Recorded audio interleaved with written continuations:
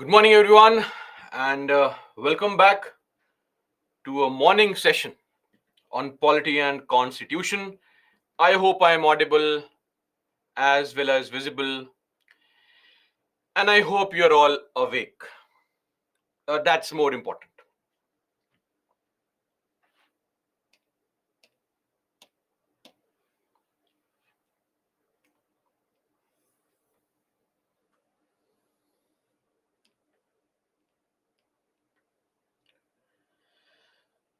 Good morning, good morning. Let's wait for others to join and then we'll begin our discussion for the day.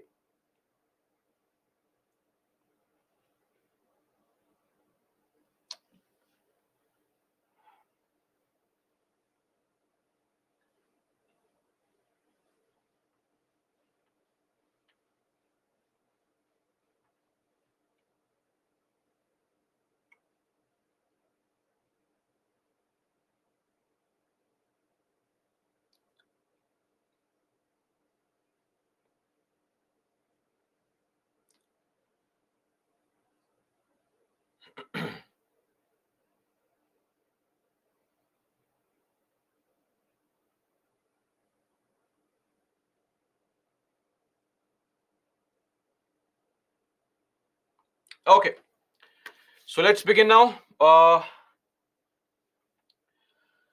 So the structure of the class will be we'll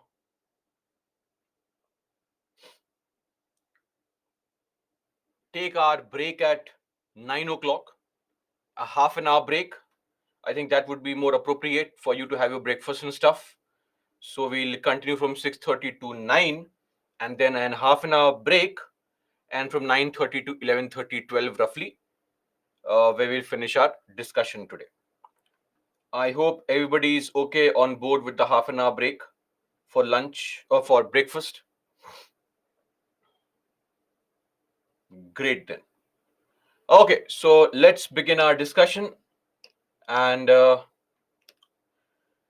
be discussing right now center-state relations, the last topic under the public administration side, part 11 of the Indian Constitution. And what better photograph than this, the amazing bond that these two great leaders share, right? The center-state relations. Okay, so let's begin with our very first topic. And the center-state relations are basically categorized along three lines: the legislative relations, the executive or the administrative relations, and also the relations with respect to the financial matters. So, first up is the legislative relation. And in that, we need to know what are those areas. See, I don't think I need to explain Article 246, right? And Article 248. All of you, I'm sure, would be aware of these two articles. Article 246 talks about the list, the Schedule 7, the three lists. And Article 248 talks about what? It talks about the residuary powers, meaning topics which are not mentioned in any list. They find a mention in the which list? Or no list. They are called residuary remainder powers, and center controls these powers. Anyway, see, yesterday we were discussing certain areas where the center has the power to make laws on stateless subjects. One was Article 249, which we have seen earlier as well. Article 249 allows the Rajya Sabha to authorize the parliament to make laws on stateless subject. Simple. Second is Article 250. This is the one that during national emergency, the parliament can make laws on stateless subjects. The state list tends to behave like the concurrent list where both have the powers to make laws. We saw this yesterday. Excuse me. Now, Beyond this, there are two other ways in which the center can make laws or the parliament can make laws on stateless subjects. One is very simple. If at any point of time two or more states come together, pass a resolution, and ask the state center, please make laws on these topics for us, then in that situation also the parliament can make laws on state list subjects. Tejaswini, am I not audible or what is it? Sir, I am not getting you. Audible or topic is difficult? Anyway. So, I'll give a simple example. Public health. The matter of public health is a stateless subject.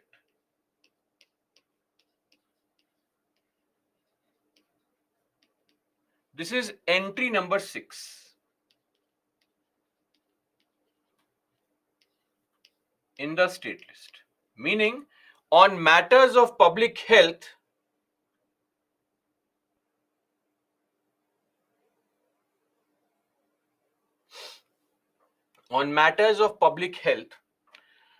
states have to make their own laws. It's a stateless subject. But states like Sikkim, Himachal Pradesh, Arunachal Pradesh,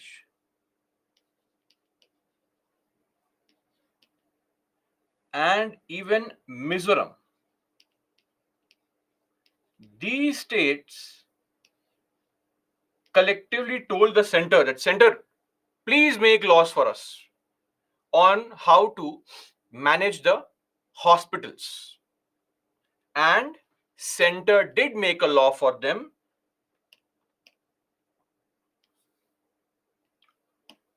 The law is called Clinical Establishment. What is a clinic? Hospital, clinic, clinical establishments. Registration and Regulation Act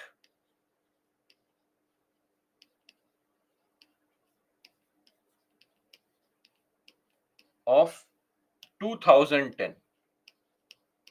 This is an example of a law made by center on the stateless subject for a few states. So this requires two or more states to ask the center, right? At least two states. That is the criteria. So no other option here. Now, in future, any other state also can ask the center that, center, I also am okay. I will also use this law. That's possible, of course. Giving up your power is very easy. The whole point is, can the center make laws or not? Encroach upon the state's functions or not? Yes, it can if the states allow. So this is a situation where the states are allowing the center, please take this subject and make laws on that topic. Okay. Now, center can, of course, parliament can make laws. If the states request, parliament is not bound to make laws. It may not. It may say, no, no, I am not interested. Sorry, I have bigger things to do. I have to abuse my fellow members also. Sorry, please. So that may not be possible. And the laws made are not applicable to all the states. It is only applicable to those states which have accepted this. Why would other states be involved here? Are you clear? Everybody? So only those states which have approached, the law is applicable to them only, not to other states. Simple. And one more thing. See, center controls lot of topics and areas. Sometimes for and center also goes to various places and signs all these treaties and conventions. When you sign some convention, sometimes under the convention there is some obligation you have to fulfill. Example, So there is a UN convention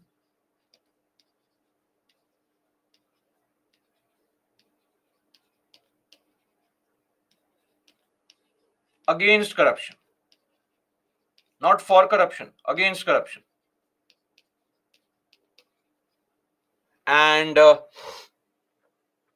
this UN Convention Against Corruption requires the member states, requires the signatories, people who have signed this, to create a body which will keep a check on the government employees. So the mandate is basically here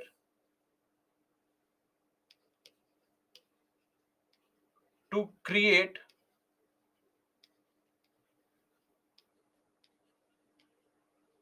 ombudsman, and we have created one through a law called Lokpal and Lokayukt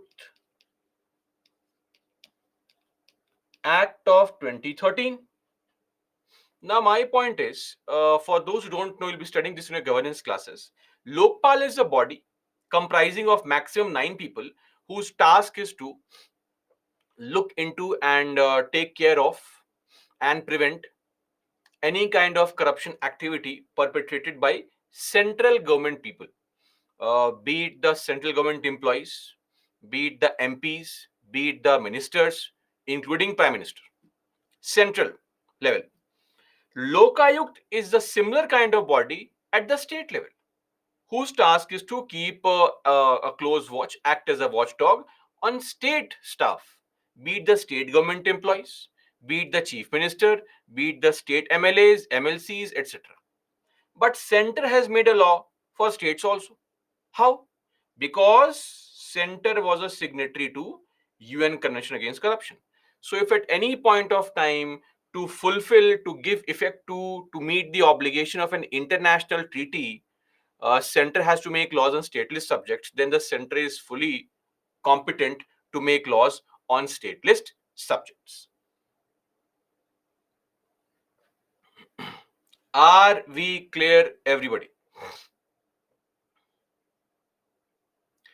Kavanayan, in this case, guys, once the state has given up this power to the center to make laws, there is nothing in the constitution which mentions a procedure to take back this power. It's like this is a gift. If you give a gift to somebody, asking the person to give back the gift, uh, I don't think that is possible, right? Similarly, uh, the same concept here. The states can give up the power, but how to reclaim it? The constitution is silent on that. They have explained nothing on that, so we don't know whether it is actually possible to take back this power or not. Clear? That's it. Now, to improve the center-state relations, back in 1983, yes, once given, gone, gone forever, never ever to come back again. Now, back in 1983, a commission was set up to improve the center-state relations. That commission was called the Sarkaria Commission. I hope you all know this. Sarkaria Commission comprised of course, Ranjit Singh Sarkaria, Sivaraman, S.R. Sen, Rama Subramaniam, all these members. And this commission gave some recommendations to improve center-state relations. And Sarkaria Commission 1983 to 1988 gave over 247 recommendations. If you remember, we saw some of them under our topic governor, right? A couple of recommendations under the president's rule also. So Sarkaria Commission said, so basically what happens is when you have such commissions to improve center-state relations, the first thing the commissions do is to ask the states, what's your problem? Please share your concerns. Then only will I be able to look into the concerns and prepare a report and give some recommendation or advice. That is where the commission went wrong.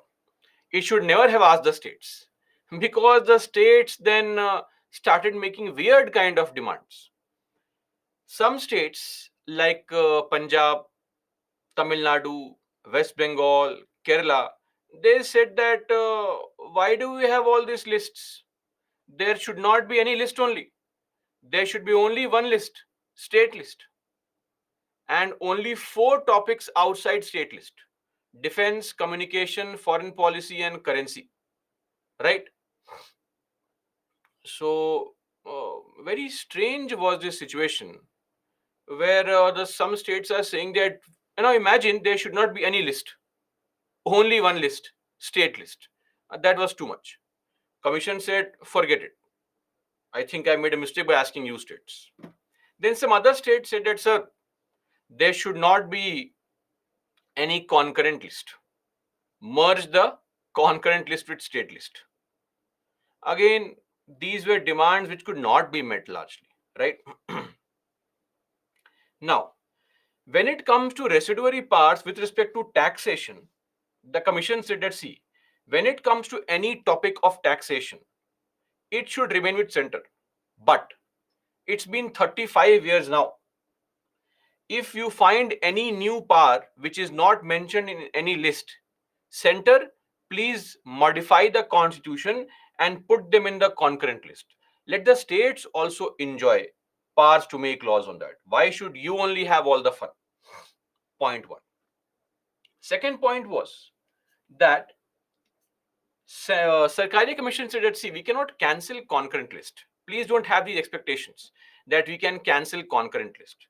But yes, center ideally do not interfere in concurrent list. Let the states make the laws. Let them enjoy. If at any point of time you feel the need to have nationwide uniformity, then you interfere. Otherwise, don't. Let it be. Let it be. Let the states make laws. For example, IPC, the Indian Penal Code, is actually a topic which is under criminal law, is a topic under, and the penal code is a topic under concurrent list. Now imagine this law is modified and say in a state of Tamil Nadu, to commit a crime, say murder, the punishment is 10 days of jail, and in UP it is death sentence. If the states amend the laws and amend the punishments differently, then don't you think all the people who want to kill somebody will drag them to Tamil Nadu and kill them there? That's possible. So certain things need nationwide uniformity. In those areas, center should make laws. Otherwise, on the concurrent list topic, let the states make the laws. Okay. Then one more thing. Article 200.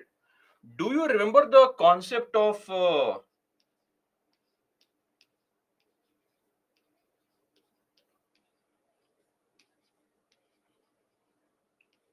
referential veto by any chance?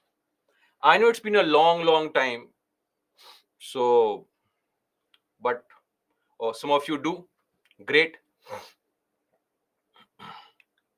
So, referential veto. What is this referential veto? The governor will reserve the bill for the consideration of the president. So, the Sarkari Commission said that governors, firstly, don't uselessly reserve bills. The bill should genuinely be such that it requires center's approval. Randomly, don't reserve every bill for the center. Don't do it. Secondly, center, when you get this bill, actually tell me something. When such bills are sent to center and the center sends back the bill to the states pass the bill again, is the president bound to give his assent? Tell me. Is it mandatory for the president to give assent? Of course not. Now, what was found was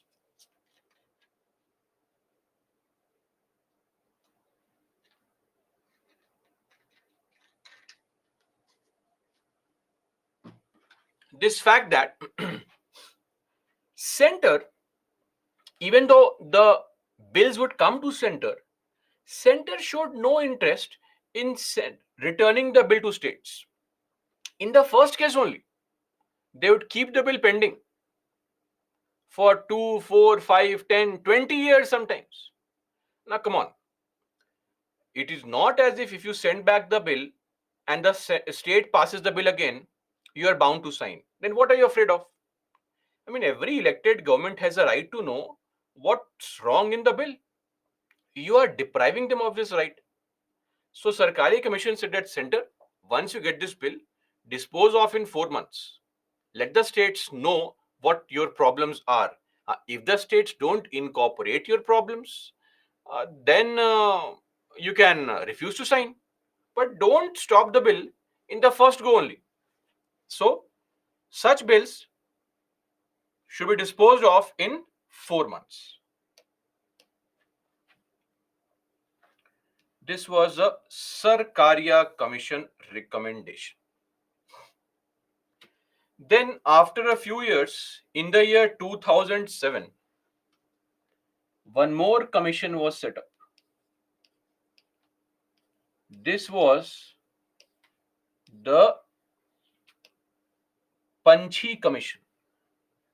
Former Chief Justice of India, Madan Mohan Panchi. He was a Chief Justice in 1998-99 period. In fact, a very interesting backstory about him is that when Madan Mohan Panchi was supposed to become the Chief Justice, just before that, J.S. Verma was the Chief Justice.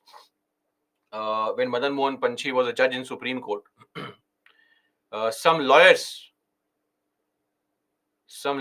wanted to raise a concern, raise a removal procedure against him.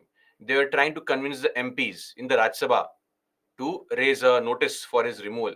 I think 20-25 MPs had already accepted that they will sign this notice. But then he became the CJI and the plan was dropped. Anyway, so Panchi Commission gave 312 recommendations. Now, some of the recommendations were outrightly rejected by the government. For example, Panchi Commission said that, see, in our country, we talk about federalism, right?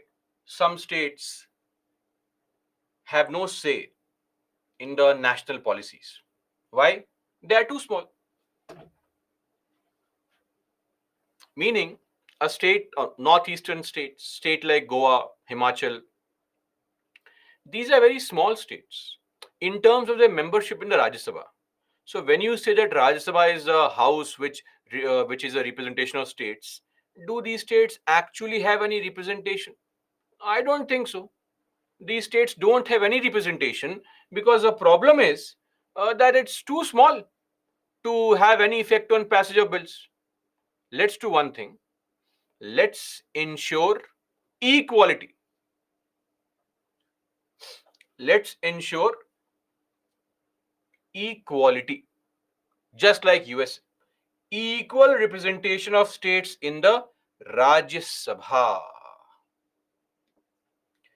This was already rejected by the government. That no, not possible. Why? Because in our country, some states are too small.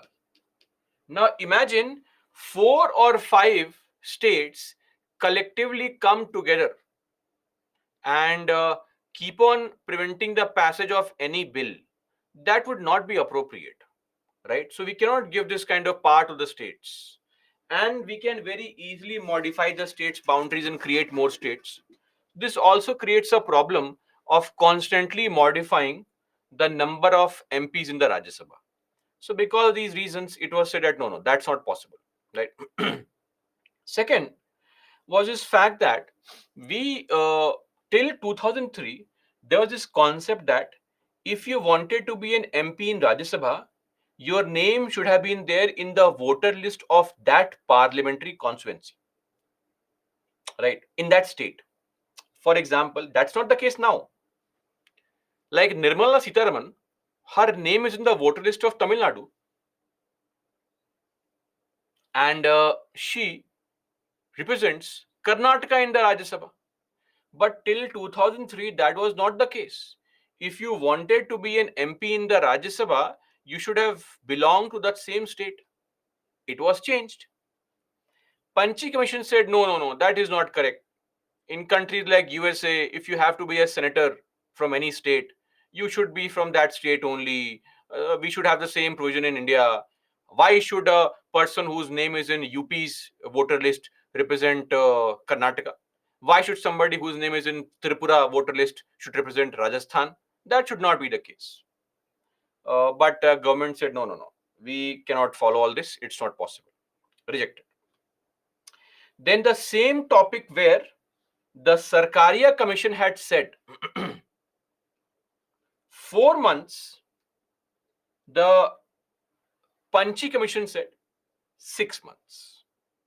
Why 6 months? They gave the logic.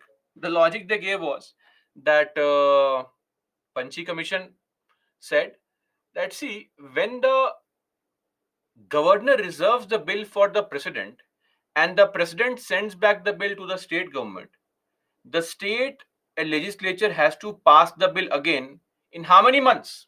Tell me. In how many months should the state legislature pass the bill again? 6 months. Otherwise, the bill is dropped, the bill becomes dead. Right? So, if the state is getting 6 months of time, center should also get 6 months of time only. And for the concurrent list, again, they said the same thing that, whenever center wants to make any law on the concurrent list, there should be a broad consensus before you actually jump on and make a law on the concurrent list. So the idea has always been the same, that on concurrent list, let the states make laws, let them enjoy. But if at any point of time the center feels that there is some problem with the laws, or there is non-uniformity in laws, then the center can intervene. Are we clear? Manaman Vijay Raghavan, sir, these are just commission's recommendations. The government may or may not accept recommendations. Are we clear? These commissions have given 200 and 300 recommendations. It is not possible to uh, add all these recommendations. Like sometimes the government rejects it outrightly, that no, not possible. Sometimes government says that we will look into it. In fact, for most recommendations, they say we will look into it. But sometimes some are rejected at no, not possible. But these, the government have said that, oh, we'll look into it, don't worry, we'll follow it. But they don't make any change in the law. Because if you change the law, then you have to follow it. So they say that, oh, don't worry, we'll try to do it. Okay. Just like you try to write answers. Always. Same thing. Government also says the same thing, that we'll try to do it. Right?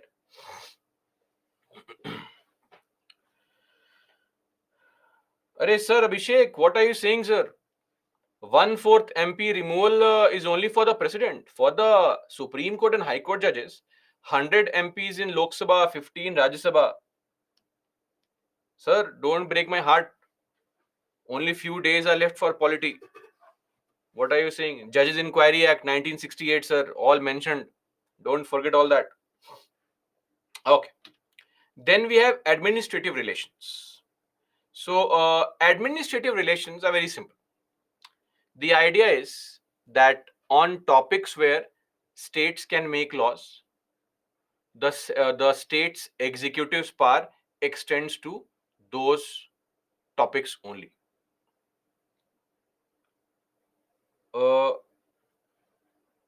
Sarkaria Commission gave recommendation to improve what? Madam to Madhuri, to improve center-state relations. That's what we are studying, right? So they gave recommendations to improve center-state relations. Gautami, government normally sets up these commissions to give them recommendations, comprising of experts who can delve deeper, get the state's opinion, and give recommendation to which may or may not be incorporated by the government. Now, administrative relation number 1.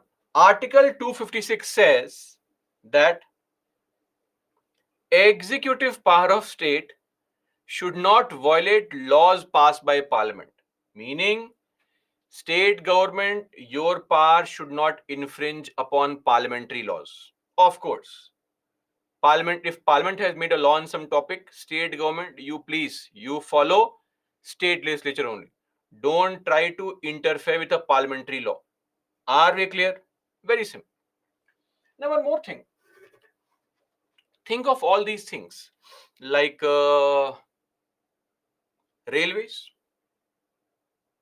means of communications like national highways, national waterways. All these means of communication of national importance, of military importance, they are spread all across the country. Like railway tracks are spread all across the country. Yes or no? Now, center cannot micromanage all these things. It's impossible.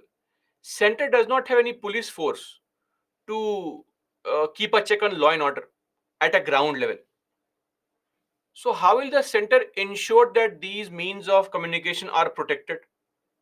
How? Center cannot. It has to ask the states.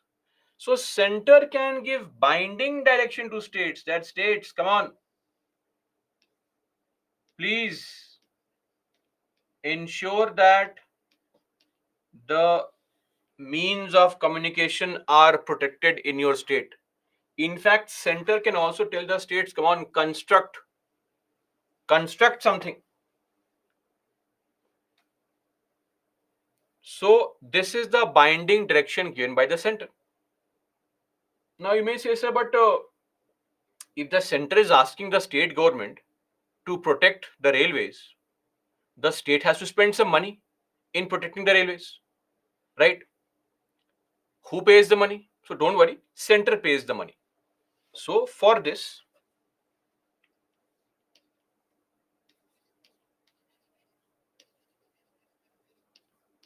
an amount is paid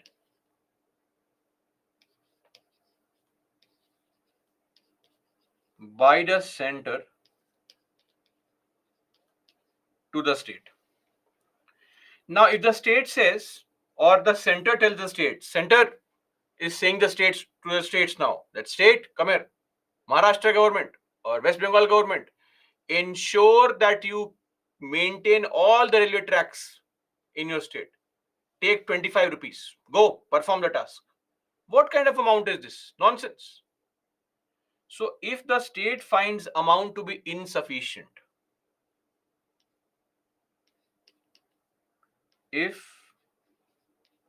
amount is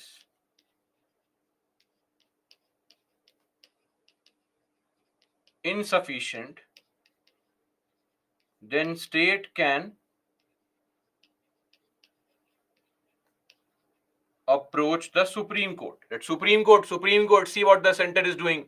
It is asking me to perform all these things and giving me a 5-star only. Sorry. So here, Supreme Court will appoint a person called arbitrator. This arbitrator's task, this arbitrator's task is to fix an amount.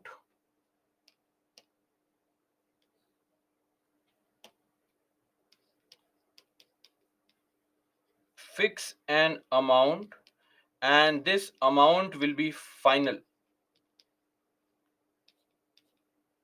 will not be challenged anywhere. Are we clear?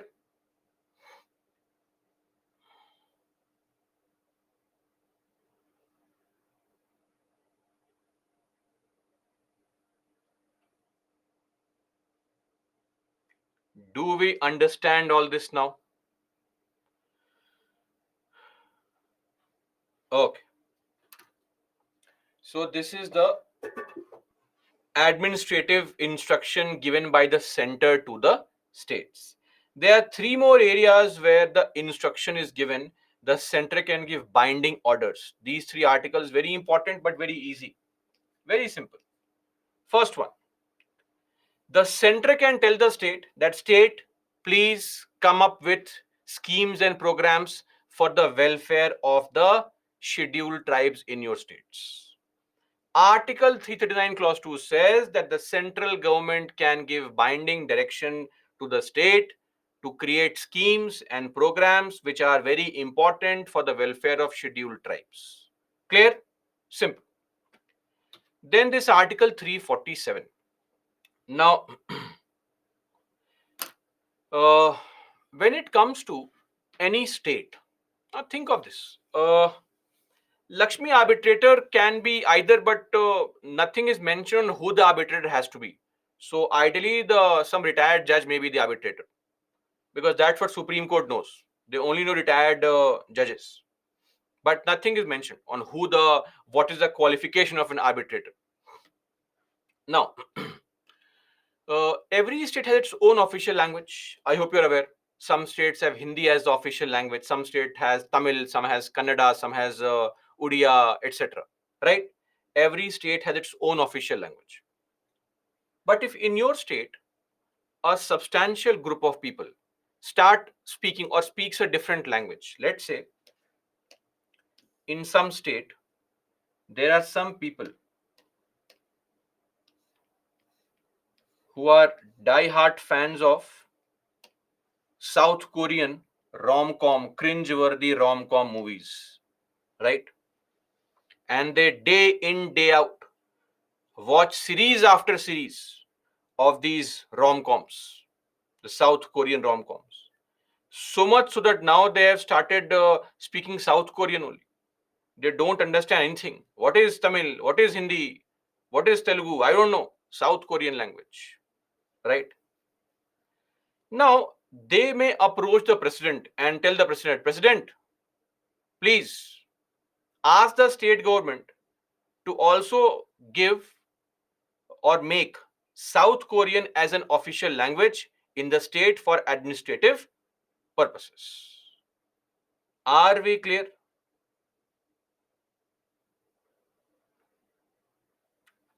Now, let's read.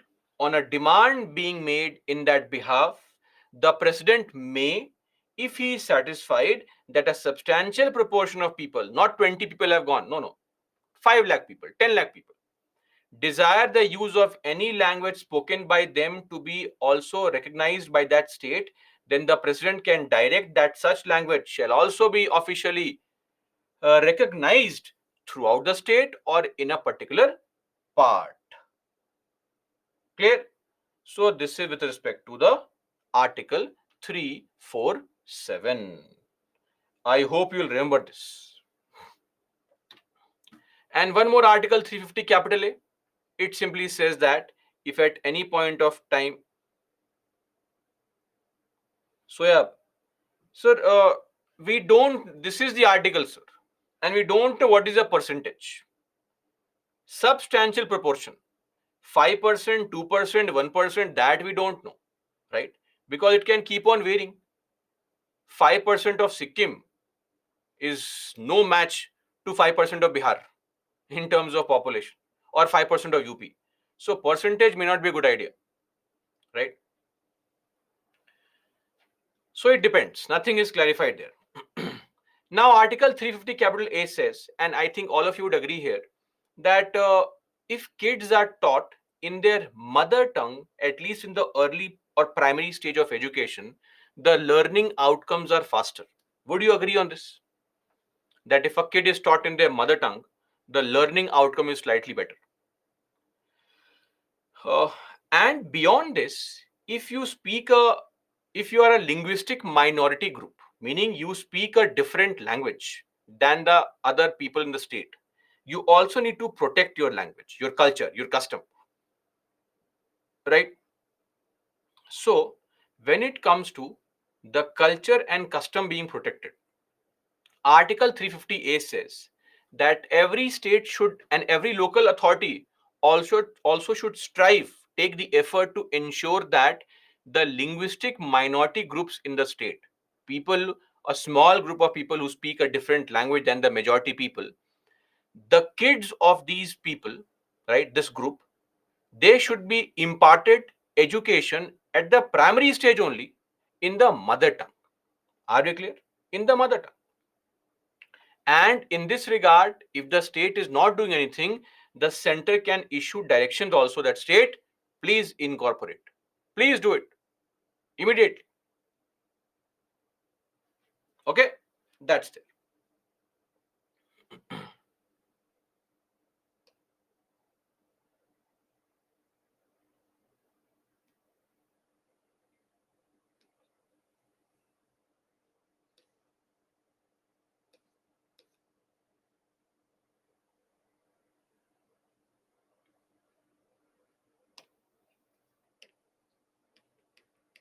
Are we clear so far? Neha, sir, we have two official languages, Hindi and English. We'll discuss that later on. We have two official languages for the central government, not for states, right? There are some states where it would be uh, more than two, four, five official languages. Should I need to mug up these articles of 350A? These articles of 350A, this is only one article. And what is there to mug up? Have I ever told you to mug up articles? I tell you at least know the crux of the article. I don't think it's difficult. Maybe it's early morning and some of you are not morning people clearly. So that could be a problem. But it's very simple that we want the linguistic minority groups to impart their kids to have their primary education in the mother tongue. Simple. And the state should take the effort for this. And if it is not being done, then the center can give binding directions. Okay. Dhanya Abhishek, I will discuss languages later on. Don't worry. Not right now.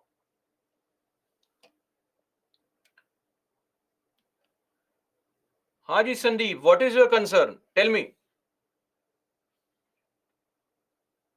Do they need to give written requests? So, what kind of request will they give, Sandeep? Tell me. On WhatsApp. At least to raise a viable concern for me to respond to your concern. The request needs to be in a proper format, right? We are talking about a resolution being passed by the states. We can't give a WhatsApp forward to the center that make laws for us, right? What else is the doubt? Tell me. Joy Paul, when such demands are made, does center check its real ground or just fund the states randomly? In respect of 339, though there is no funding involved in 339. I think you are getting confused here. There is no funding involved here. You have to make schemes. Simple. And for how much time will the law operate? Forever. The law will continue forever.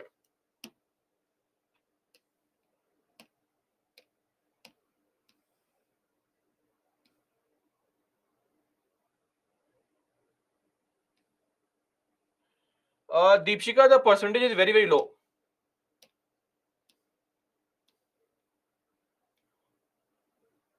Yes, Ananya. Ombudsman means watchman or a watchdog, rather.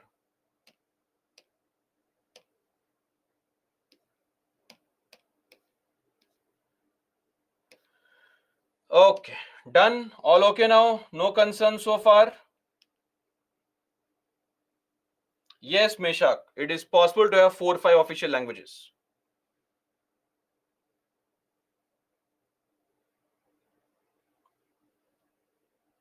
Pihu will discuss that later on. Don't quote fundamental rights right now because the knowledge of rights that you may have is very limited. Once we have information, then we can make informed statements.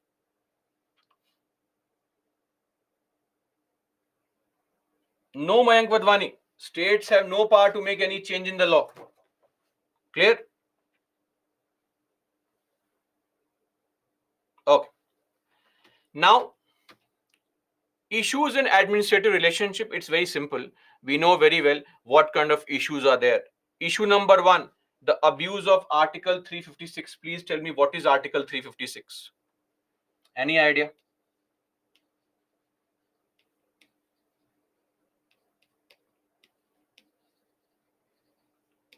President's rule. Article 356. Though it has come down since 1990s,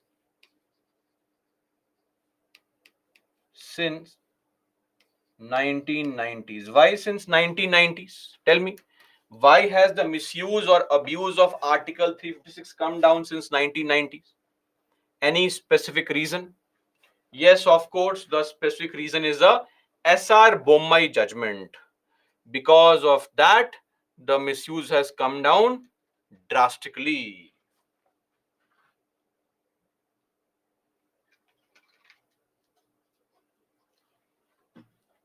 Okay. Second is the role of governors. I think we have no dearth of examples here. States like West Bengal, states like Kerala, etc. I would not say Tamil Nadu because I don't find the governor of Tamil Nadu particularly being against the state government. A well traveled, extremely educated person is a governor. So I don't see his actions to be completely out of sync. Maybe a couple of issues here and there, but not a very serious concern, right? Uh, Sometimes it's also uh, the state governments, right? Tamil Sai Rajan, I don't feel that she is particularly very insistent on doing things. She has been ill treated also by the Telangana government. They did not allow her to give a governor's address, right? So let's also understand that you need to show respect to the governor's position, right? But anyway, these issues and friction will always happen, and it depends on uh, largely what information you are able to understand and how biased you are, because the governor is an outsider, so a local person may always view them as some external central agent. And also it largely depends on how your state government is trying to present this in front of you, right? Then the center state conflict with respect to AIS. What is AIS?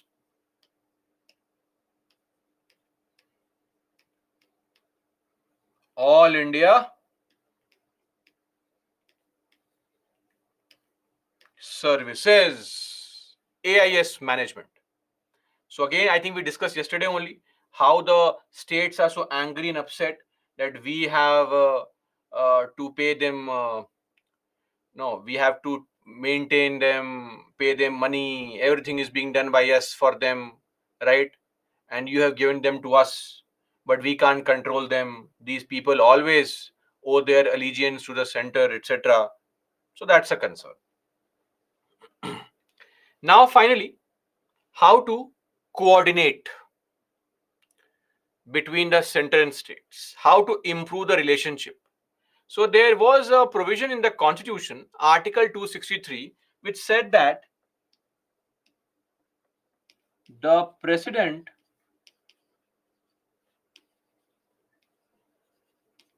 can create an interstate council, and in 1990, based on Sarkaria commission recommendation,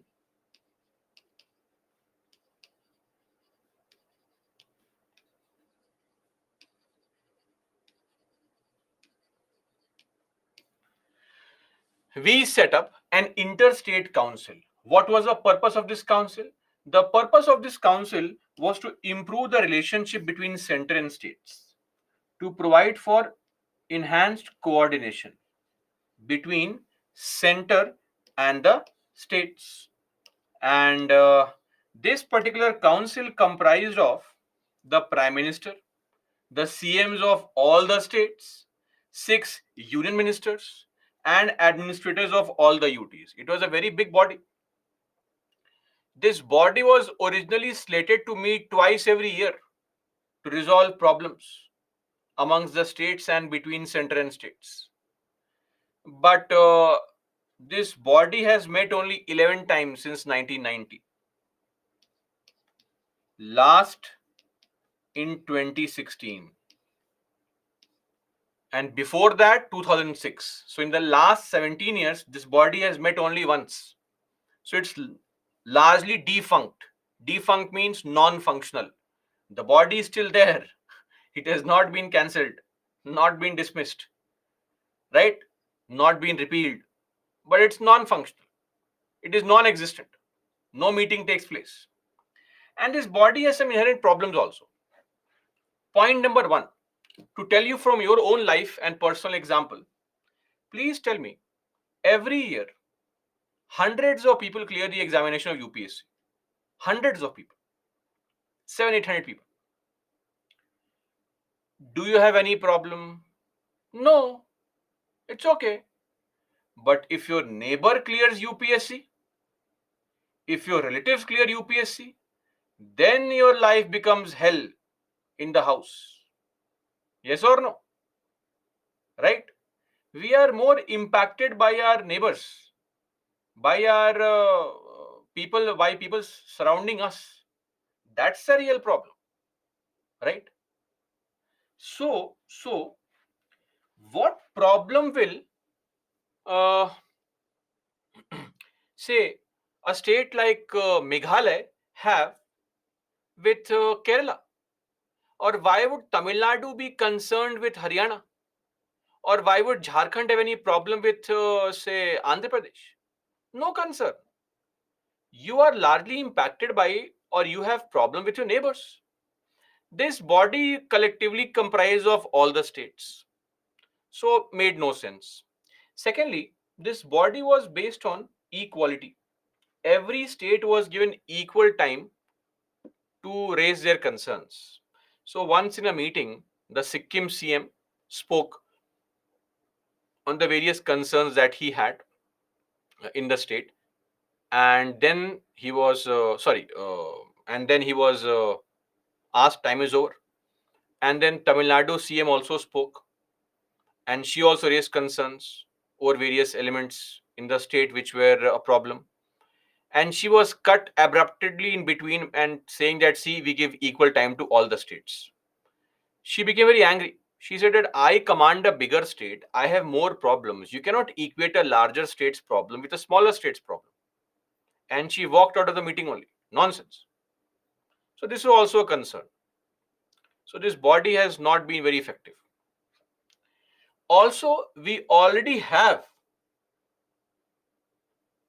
these meetings are held in Delhi or any place as the governments may think fit, right? So there is no such location, there is no official building, interstate council building. They can be held anywhere. Now, one more reason for the failure of this body was that we already have certain bodies in the country to promote coordination. We call them zonal councils. These are statutory bodies. So back in 1956, through the Seventh Amendment Act and the States Reorganization Act, zonal councils were formed.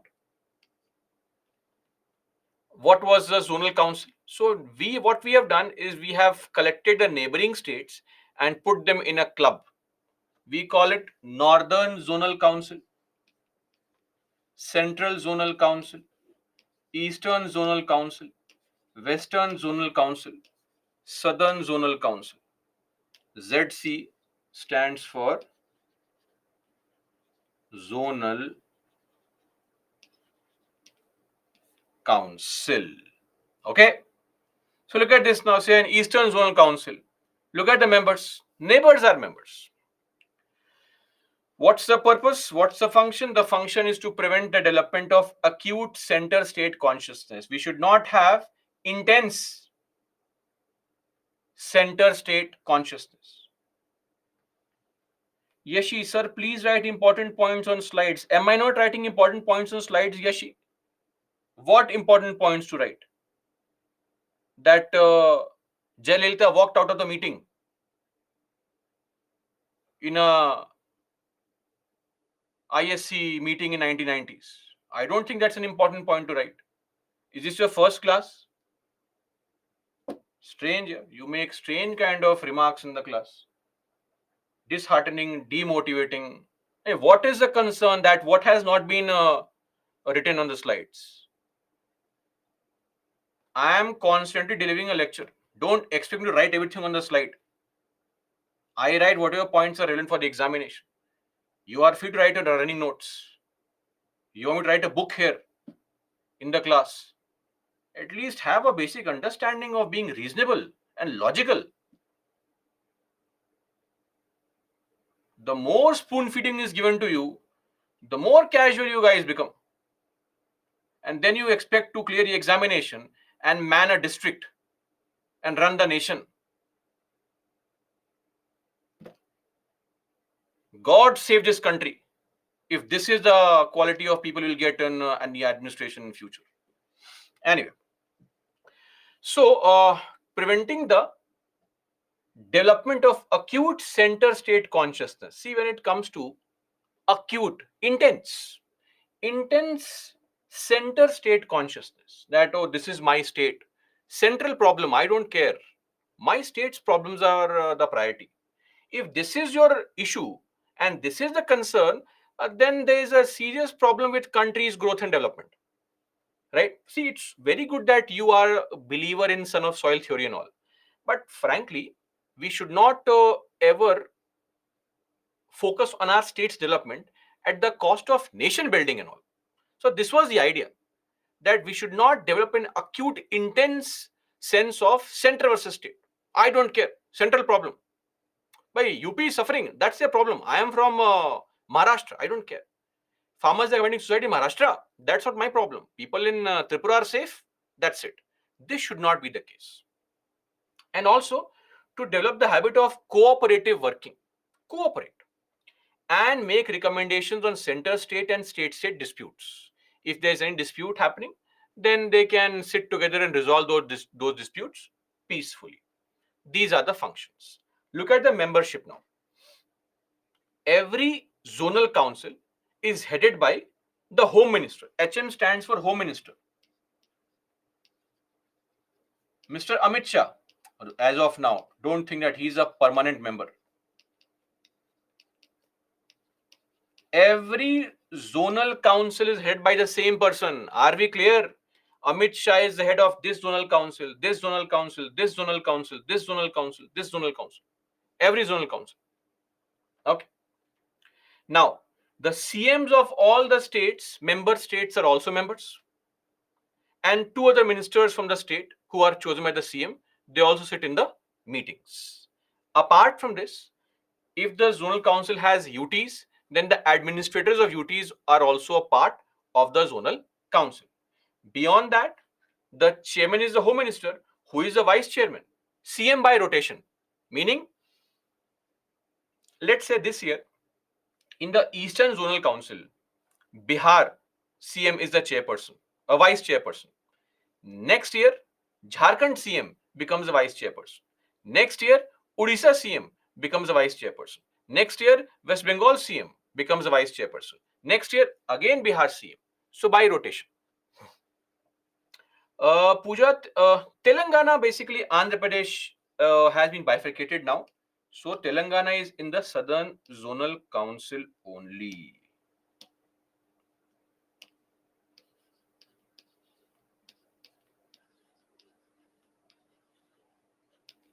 Okay.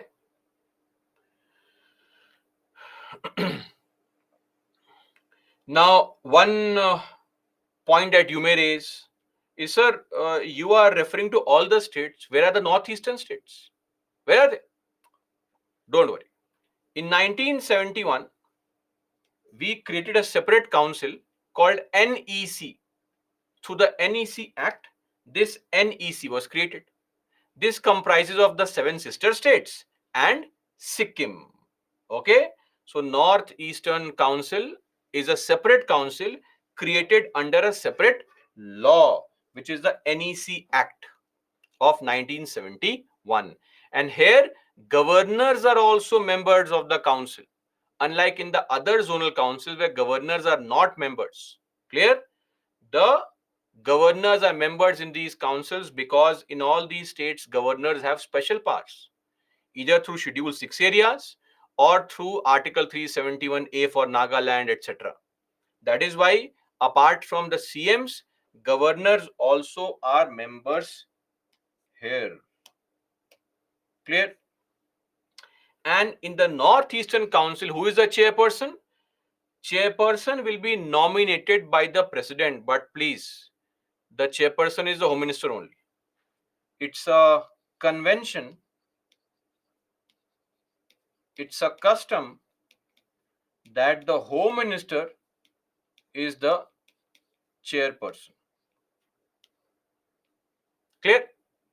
One small point. No, Asif, that's not the case. Nobody comes there. Center is already sitting. In these zonal councils, you also have advisors. Who are these advisors? So, in your state, what is the highest post of an IS officer? Any idea? At the central level, it's the cabinet secretary. But in your state, what is the highest post of an IS? We call them chief secretary.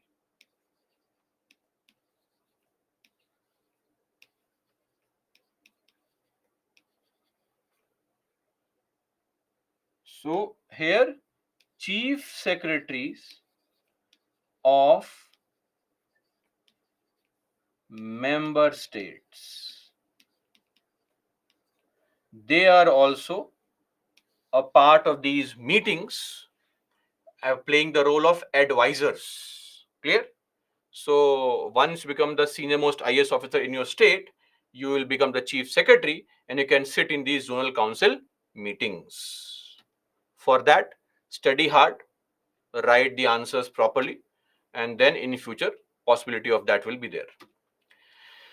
Now coming to financial relations, before we discuss the financial problems, one question that we need to address is, what are the limitations on the state's power to collect taxes? Limitation number one, states cannot impose tax on import export. Yes or no? Import export. Who will impose the tax? Center.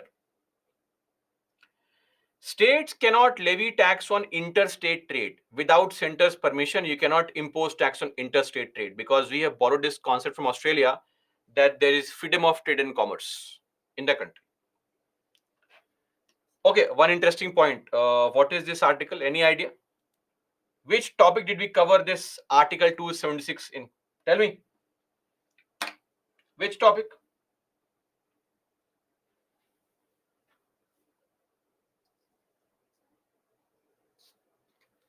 No idea.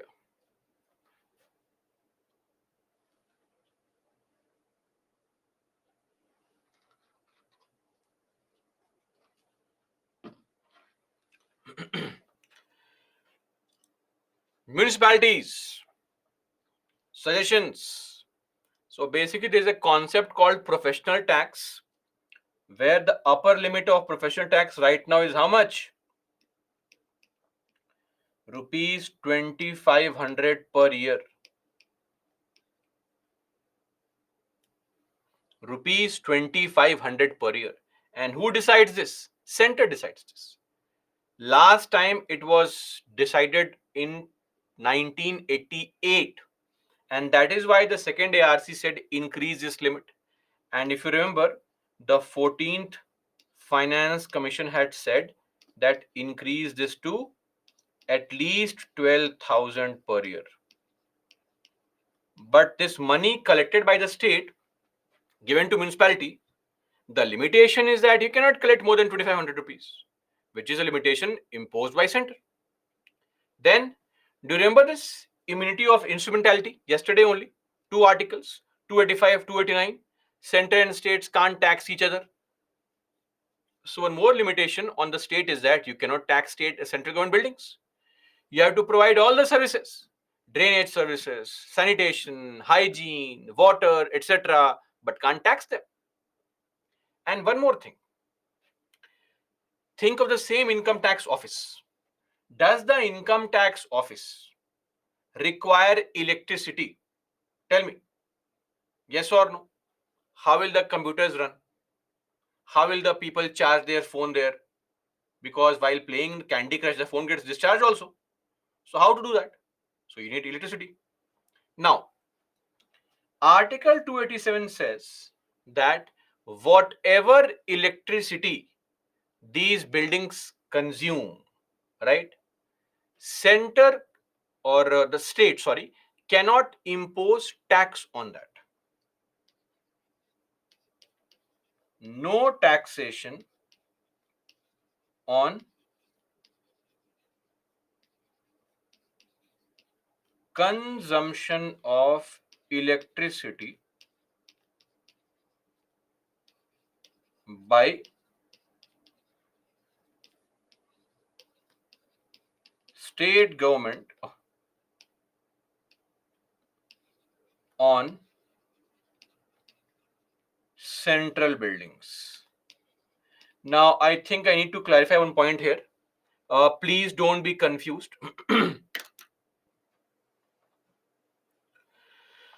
uh,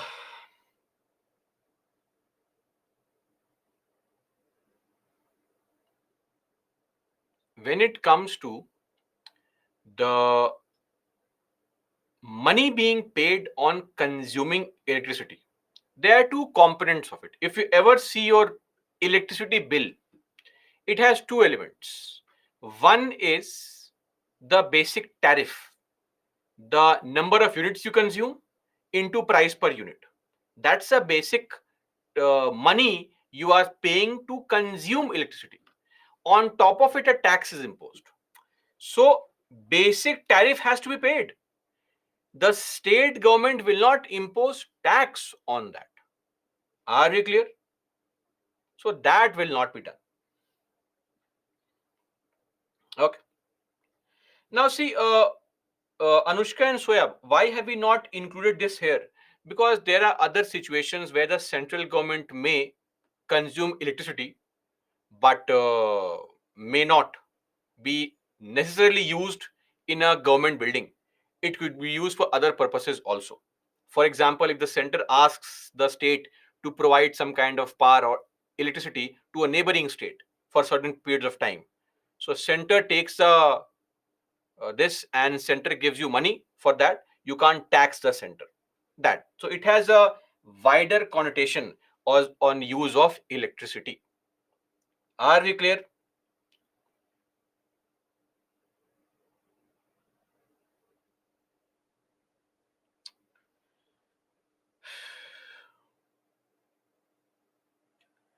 Uh, Lakshmi, this CM means chairman. I never thought that this could also be a concern. And this CM means chief minister.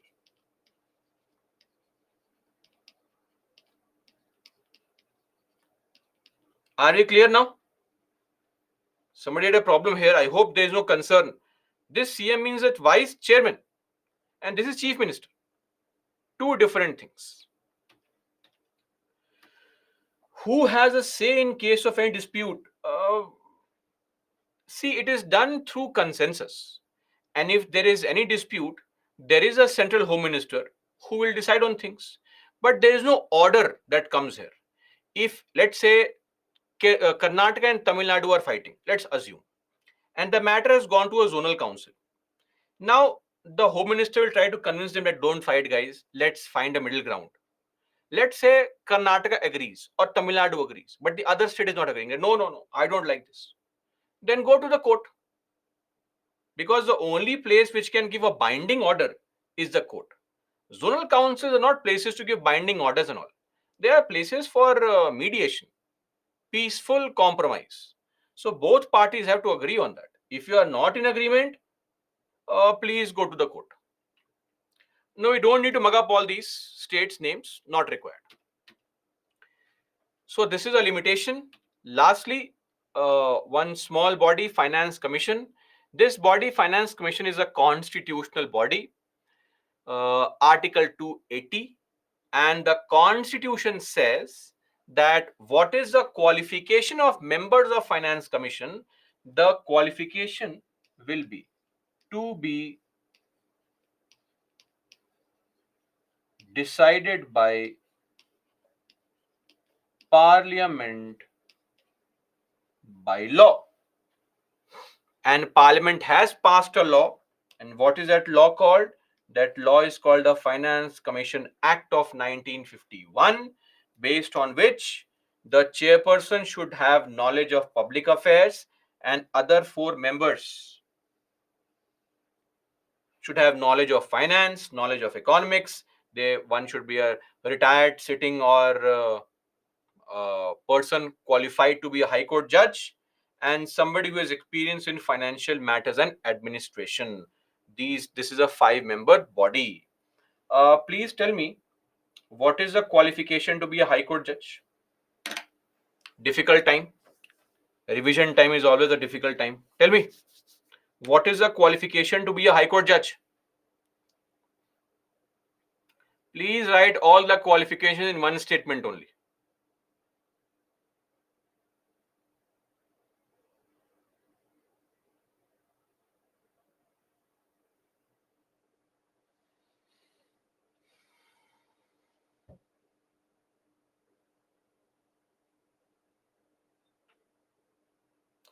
Krishika Ananya, Kavana P. Chandranath.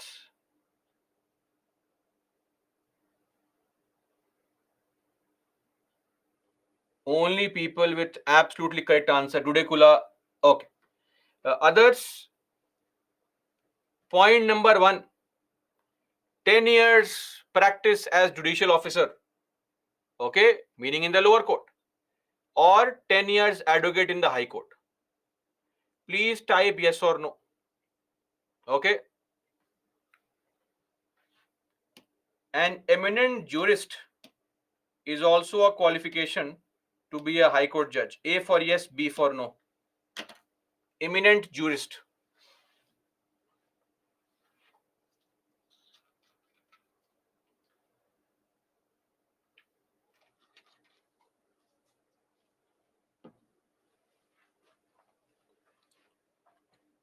That is surprising.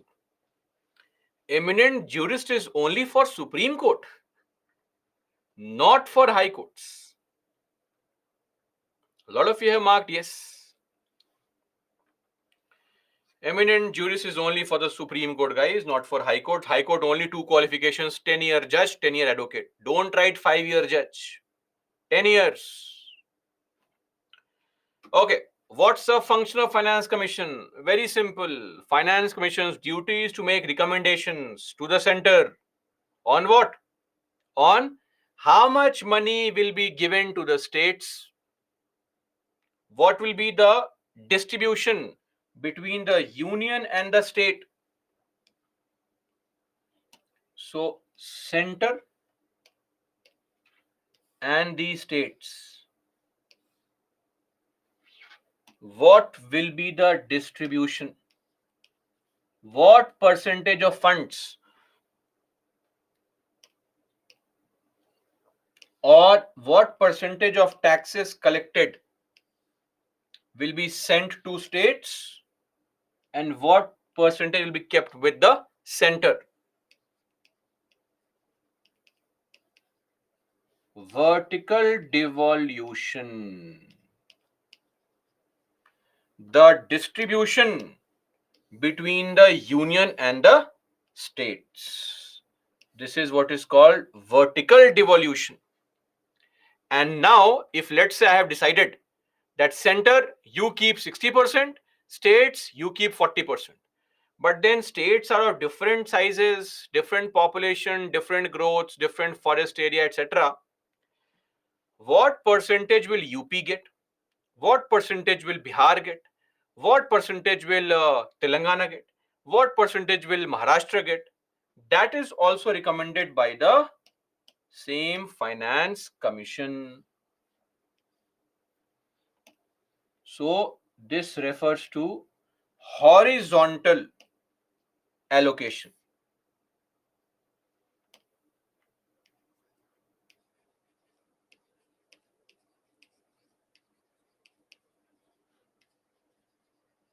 Amongst the states, how is the money being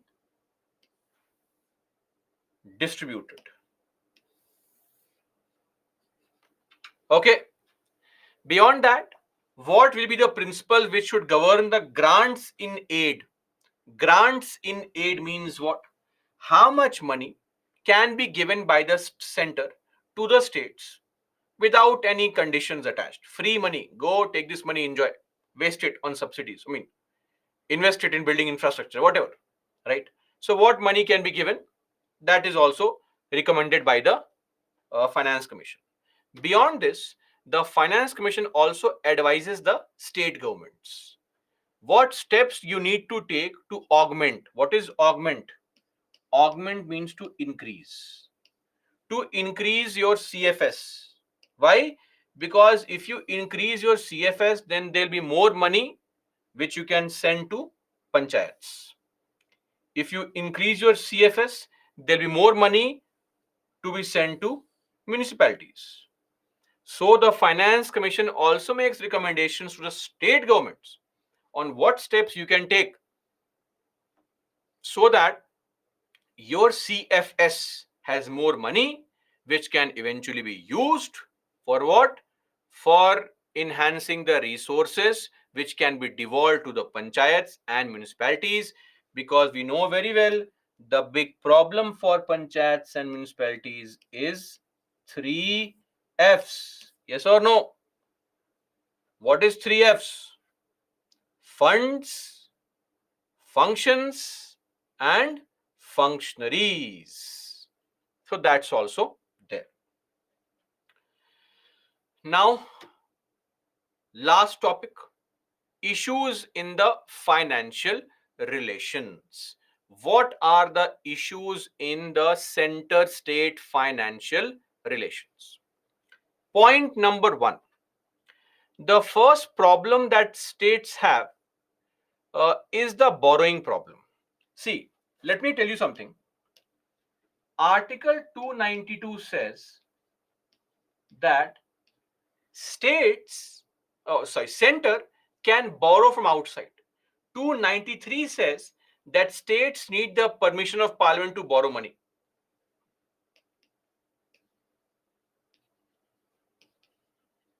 Center can borrow from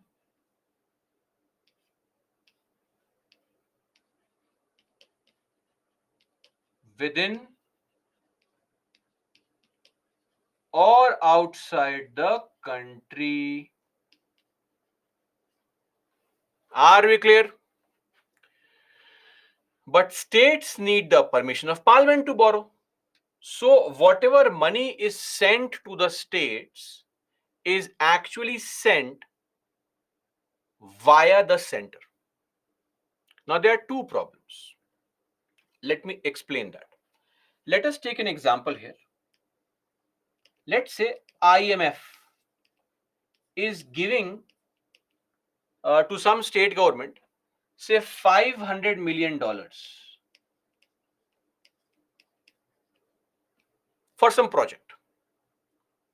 Normally these loans are given at very soft interest rate. What is a soft interest rate? Soft interest rates are low interest rates. Let's say 3%. This money is actually given to center because center will act as a guarantor. So this money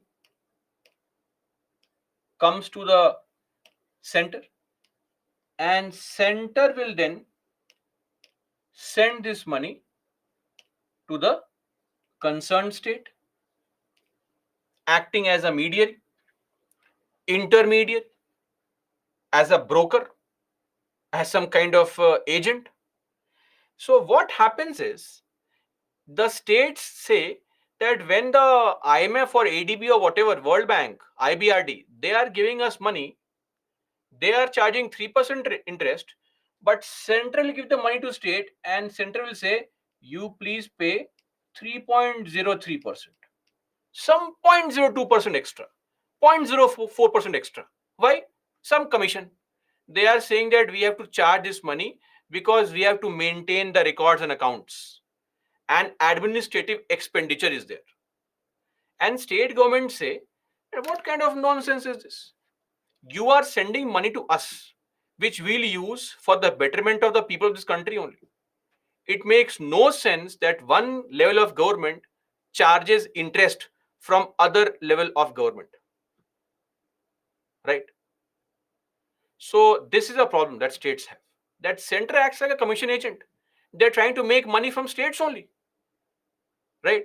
Maybe some crores of rupees can come as commission, and they will say, we have to maintain the records and all. We have to for administrative expenditure, because we have to hire somebody, or we have to allocate the task, purchase one computer, and then enter the data when the money came, when the money was sent. We have to maintain records. For that, some money is spent.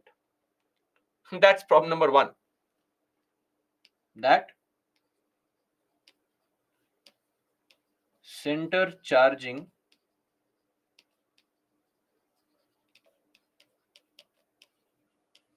additional interest. Second thing, states also say that this money has come to us, but center will never give this fund at one go. What will center do? This $500 million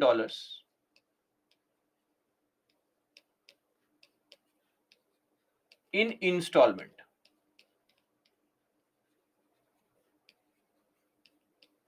20 million now. Then the state says, sir, now please give money, some more money, take 20 million more. Sir, please give more money, take 20 million more. Now, center says that we have to keep a track of whether the states are misusing money. States say two things. Number one, what track, what keeping a track of this expenditure? You already have a CAG who will give annual report on where the money is being spent. Then what's the problem? Number one.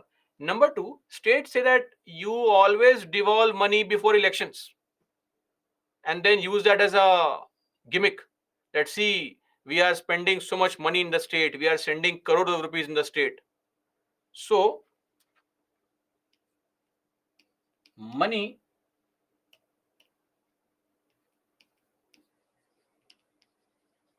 being sent in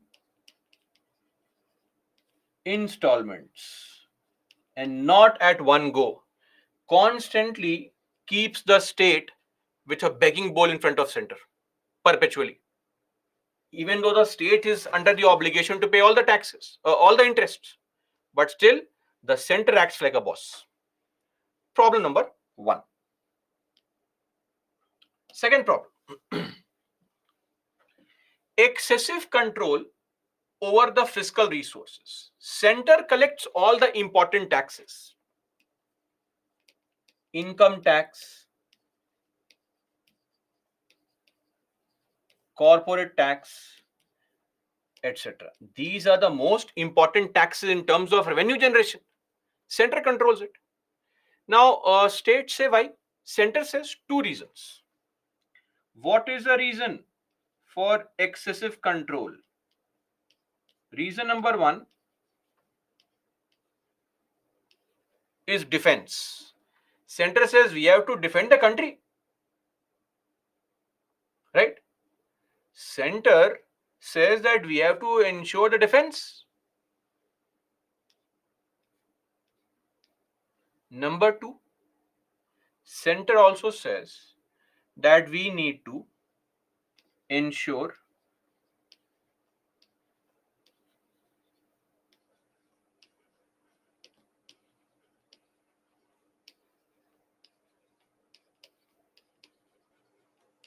balanced regional development. Now, states are very upset at this. States say that what is this balance that you're talking about? If states like Gujarat, Maharashtra, Tamil Nadu, Karnataka, these handful of states comprise 50% of industrial production in the country, where is the balance? Let me ask you a question. Do you think that we have a balanced regional development in the country? Tell me. In the previous few years, how many new projects have you seen coming up in a state like Bihar? How many new industries are being set up, say in West Bengal or in Madhya Pradesh or in, say, Chhattisgarh, compared to, say, a state like Telangana or a state like Tamil Nadu? State like Maharashtra, Gujarat, where is the balance? There is no balance. It is mere lip service. We have pockets of underdevelopment in this country. And sadly, the states which have not seen development are constantly lagging behind. And the gap is ever widening. It is very difficult to, fill this gap now, right? And the more you don't take care of the states lagging behind, there'll be a bigger divide in terms of industrial growth. And then you say that we want to ensure balance in the uh, country. So this is an utter nonsense. So states don't agree with this concept. That is why the excessive central dominance which the states claim, the reason for this is these two. This is not visible in the country. This is the allegation made by the states, that you are saying that this is a reason, but this is something that is not possible, right? Now, point number 3, pay commission. Girish, but the interest is of particular period is on only the released amount. How does that matter, Girish? On the released amount, the interest is charged, not on the total amount.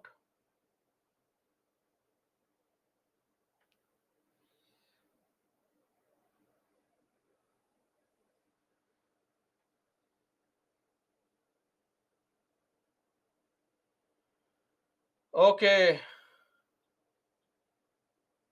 Sandeep, from which fund salary of AIS officers are charged? Don't use the word charge, Sandeep, please.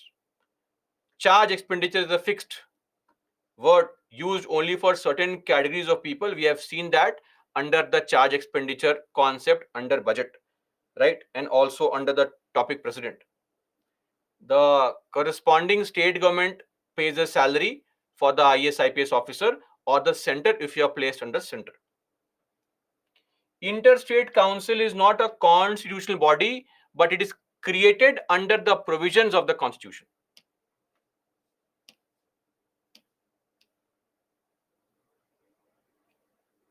Vice chairman in zonal council is a chief minister.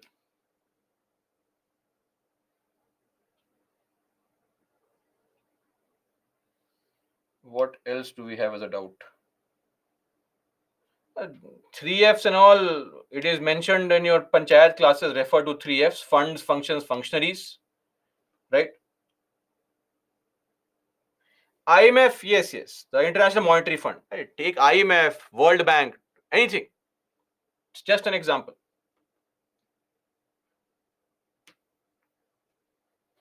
Sibam, sir, maybe reason pandemic. What pandemic?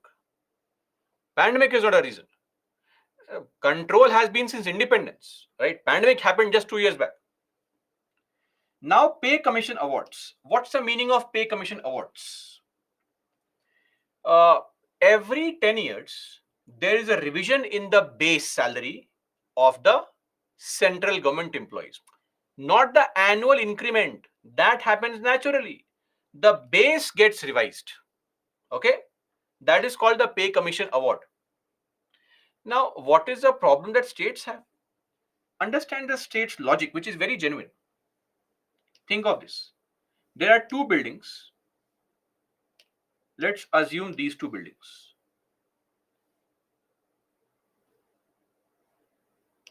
This building is an excise department building,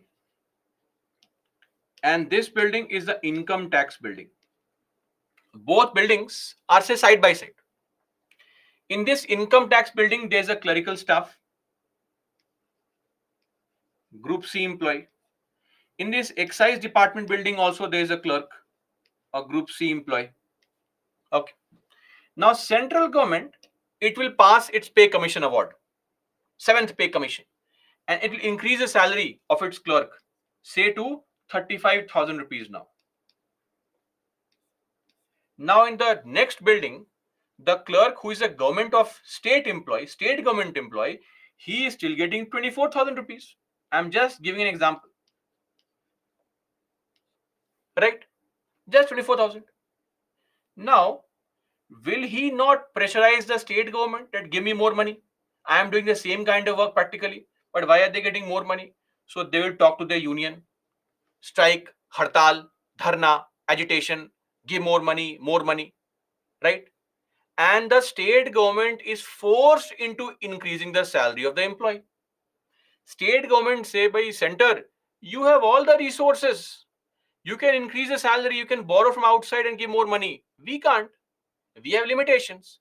We don't control revenue resources. You control the major revenue resources. So states say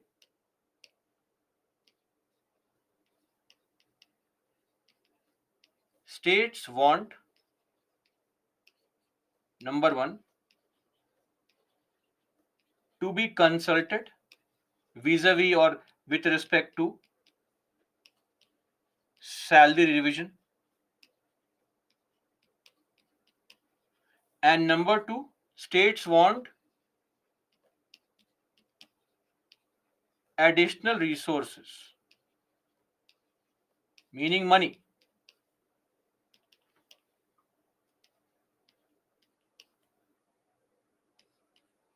for salary revision of their employees. Because the state government say that if the center has increased the salary of their employees, we will have to. We simply cannot ignore it. It is not possible only. The state government will force us, the state government employees will force us into increasing the salary. So we cannot ignore this. Simple. Did you understand this point? Everybody, is it clear? Okay. Lastly, I'll ask you a simple question here. Please tell me, what topics do you think are revenue generating topics? What is an area which gives money to the government, any government? Give me a broad area.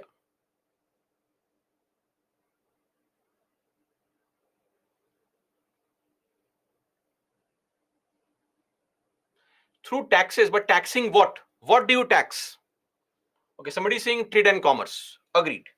You can tax trade and commerce. Okay. Taxing goods. Goods are made through what? Industries. Okay. Taxing industries. So we can simply say that industries, a very good source of revenue.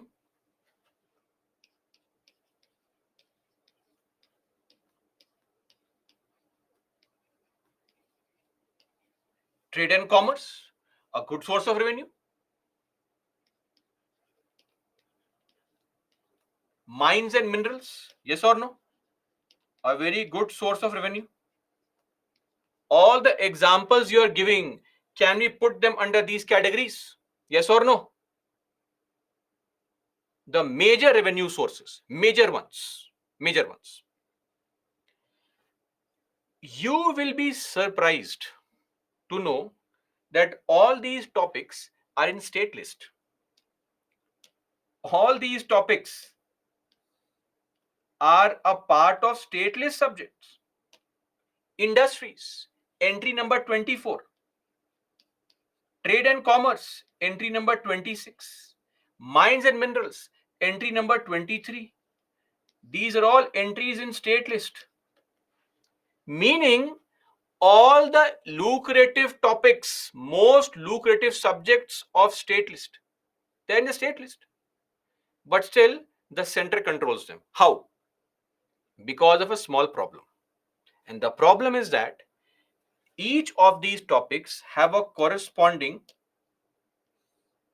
union list entry.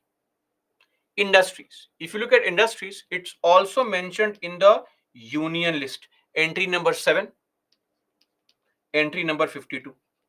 If you look at mines and minerals, it's also in the union list. Entry 53, entry 54, entry 55. Or trade and commerce. concurrent list, entry 33. And what it mentions here is that the parliament can make laws to control industries if it is urgent in national interest. Now tell me, if you make this kind of statement that if it is very urgent in national interest, then the parliament has the power to regulate industries. Don't you think the parliament will say, yes, yes, yes, it is very, very urgent in national interest? Then everything is urgent in national interest only. What is national interest? It is not defined anywhere. The problem with these words is that you can't define national interest. It is very subjective.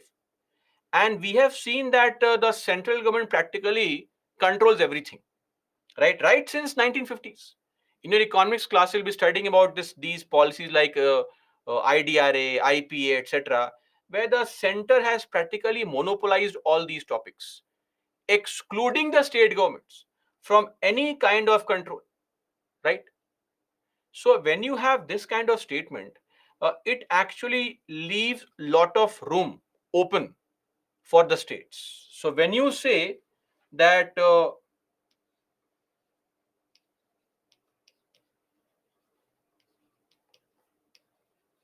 in public interest, center can regulate, then center will always regulate it. Always regulate it. That is why the last point, now you read the last point, it will make more sense to you. Most lucrative topics, right, of the state list have been practically monopolized by the center in the garb of this right center state, in the garb of these unionist topics, right? That's it. Okay, but Rajan, the control is always with the center. The ultimate decision making authority is the center, despite the fact that the state should have been the decision making authority. That's our concern. These are issues in the financial relations. We are done with the, but since 1991, it need not pass. All the old laws favor the center, and center controls everything. So why do you need to pass new laws to harass the states further? Not required, right? Look at even the GST devolution. Is the GST devolution being done on time? Tell me. Are you following the newspaper? Don't you read all these things that states are constantly crying, "Why give our GST share, give our GST share," right? When has it ever happened that the states are always doing all these things regularly? Not. In most center is doing these things regularly. In most cases, not. So eventually, these are genuine concerns that the states have. That brings us to an end of our discussion on the topic center-state relations. Easy questions being asked. Things like, how far do you think cooperation, competition, confrontation have shaped the nature of federation in India? Give some recent examples. What is confrontation? We saw yesterday cooperative features, cooperative federalism, competitive federalism. What is confrontational federalism? Tell me, what do you write here? What kind of features cause confrontation? Don't give me meaning of confrontation. Okay, yes, somebody wrote this. Unitary features, right? Please give examples of unitary features which cause confrontation, cooperation. You can give examples of in the pandemic also how the center and states cooperated. The All India services, competition, various lists are being released, good governance index, e-governance index, etc. Confrontation, again, governor's role, misuse of president's rule, control over resources, right? Improper allocation of GST, then issues that we have seen here, confrontation. Are you clear? So you can watch.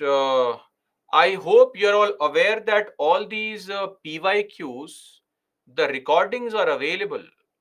Please take some time out to watch the answer discussion in the tablet, right? And it is perfectly all right to watch the recording first and then solve the question. Competition example, Pallavi. Various indexes.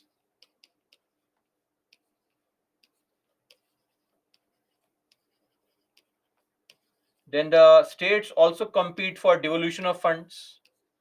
Then international projects. Why would any company come to Bangalore to invest money, or go to Tamil Nadu or Gujarat to invest money? Why not Bihar? Why? Because because the state governments of Tamil Nadu, Gujarat, Maharashtra, Karnataka, they have provided ample opportunities and avenues for setting up of these industries, which certain state governments have not provided.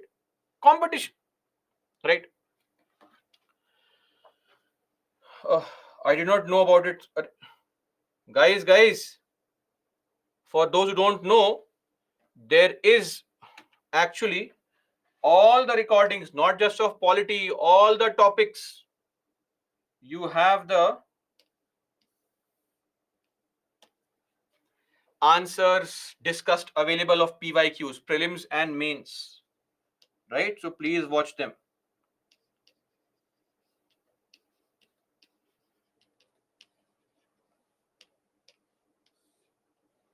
Important articles: 249, 250, 252, 253.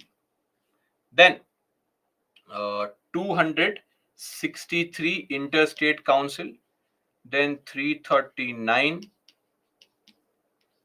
347, 350 capital A, 280. No schedule, no important case to be known here. In case you want to read Lakshmikant, please follow chapters 13, 14, 15.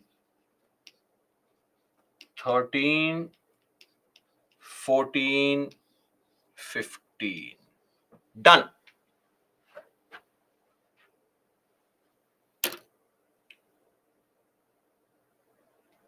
Skilled labor force is the main reason. Sir, in most of these states, it's not the locals who are only working. Most of the people are outsiders who are working, right? It's never skilled labor force. Skilled labor force will move to areas where there are job opportunities. Don't you find people from northern states working in huge number in these southern states? Tell me, yes or no? That is never a very genuine concern. Okay, now let's begin our discussion on fundamental rights, but let's take a quick break. We'll come back, not a long break, just 5 minutes. Freshen up, and then we'll be back at 8:20 to discuss the fundamental rights. We'll have a proper break at 9 to 9:30 for your breakfast. Are we clear? Break, please, guys.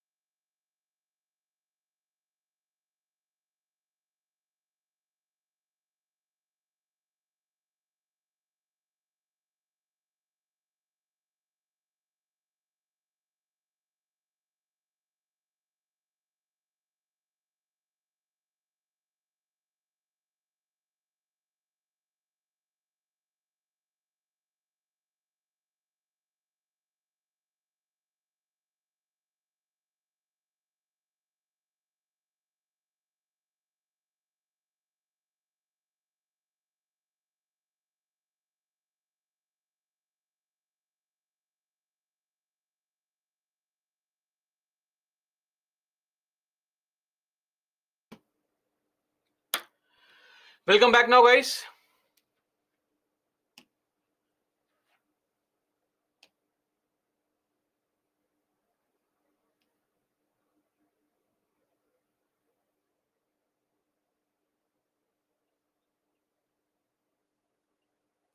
Dvayapayan, entry number means the entry in the state list.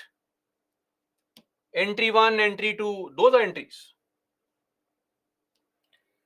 It is available in the app, Gaurav.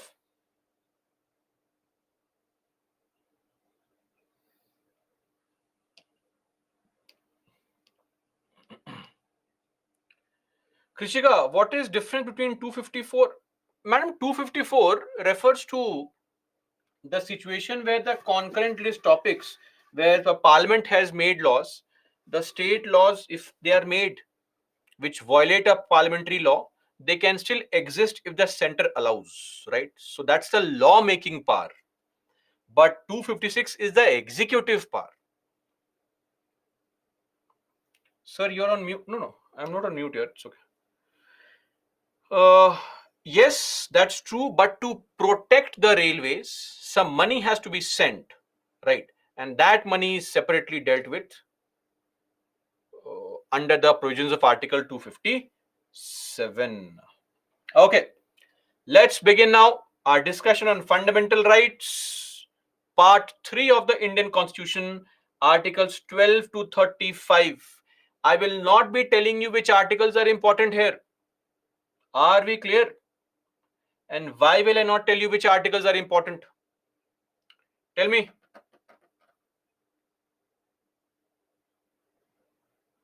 Because every article is important. Right from Article 12 to Article 35. But before we discuss, I need to know your opinion on rights in general. What do you think? Please mark the answer for this question. I'll give you a minute. Think properly and then mark the answer.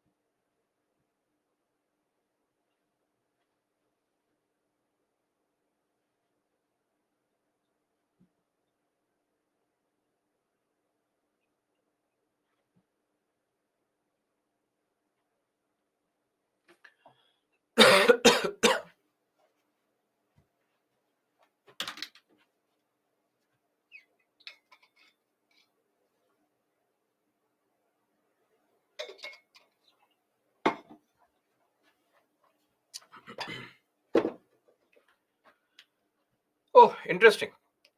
Rights are claims of the state against citizens, of course, nonsense. Rights are privileges of few against many, nonsense. Now, rights are privileges or rights are claims? Rights are claims. They are entitlements. They are not some benefit or privilege given by the state, a benevolent state in a feel good mood gives you some benefits. No, no, no. These are some things that we have as entitlement. Don't ever think of right as your privilege. It is your claim, it is your entitlement. You need all these things, you deserve all these things. Clear? So, rights are never privileges. And secondly, not all rights can be incorporated in the constitution, right? Few rights may not be mentioned in the constitution. So, that may also be there. Now, before we discuss rights, firstly, I need to clarify the categorization of rights. Categorization of rights. There are various laws in the country which provide for various types of rights. If you take an example of a law, say RPA,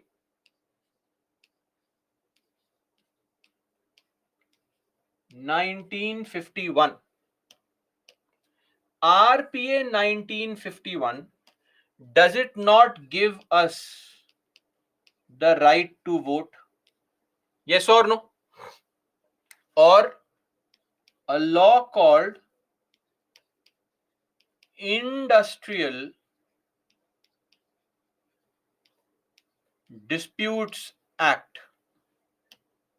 This law gives us the right to strike. And then you also have the Constitution of India. Is the Constitution of India a law? Yes or no? Tell me. Is the Constitution a law? Yes, of course it's a law. Is it not a law? Some of you are writing no. Is the Constitution not a law? It's the most important law in the country, the fundamental law in the country, the supreme law of the country.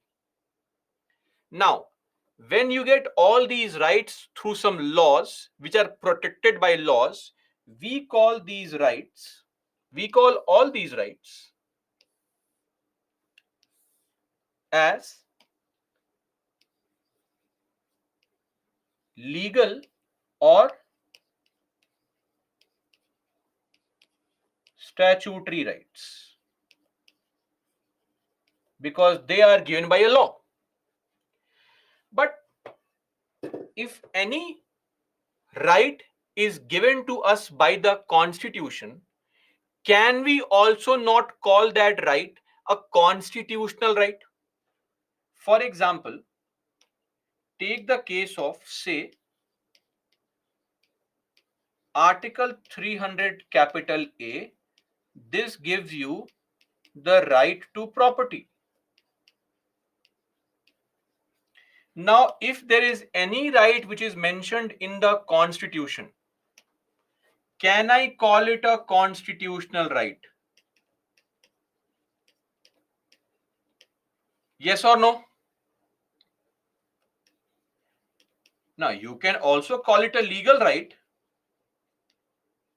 or a statutory right, but a more appropriate word would be calling it a constitutional right. Now, inside the Constitution, there is a specific part which is called Part 3. This Part 3 gives us various kinds of rights. For example, the right to life. Now, all the rights mentioned here in this part, they are referred to as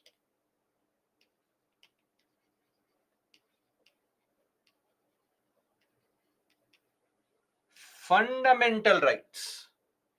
Can we call these rights as constitutional right? Tell me. Yes or no? Yes, we can. They are all in the Constitution only. Can we call these rights as legal rights? Yes, of course. They are given by this law called Constitution. We can also call them legal or constitutional rights, but a more appropriate word is a fundamental right. Can we call ourselves inhabitants of the earth? Yes or no? Can we call ourselves inhabitants of the continent Asia? Yes. We can also call ourselves inhabitants of the country India. All three things are correct, but a more accurate thing would be that we are Indians. Same thing here. So it is just like this diagram.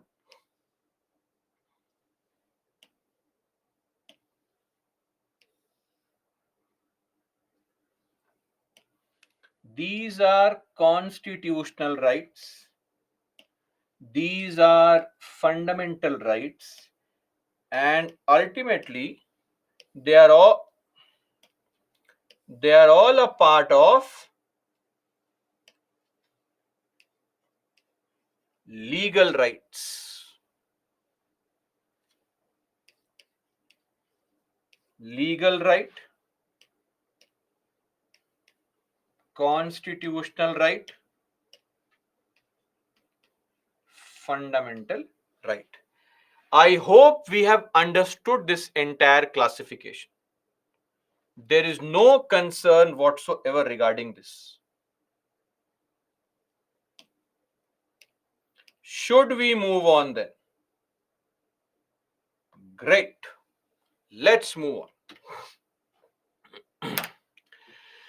First question would be, why are we calling these rights fundamental? Now you'll say, sir, because they are very, very important. They are very essential for the all-round development of an individual, right? All-round development. They are essential for the overall growth. They are essential for the social development. They are essential for the moral development. They are essential for the ethical development. They are essential for the educational development, overall development. But let me tell you, this is not the very accurate reason why we call them fundamental. We call these rights mentioned in part 3 as fundamental rights because they have been guaranteed and they are being protected by the constitution.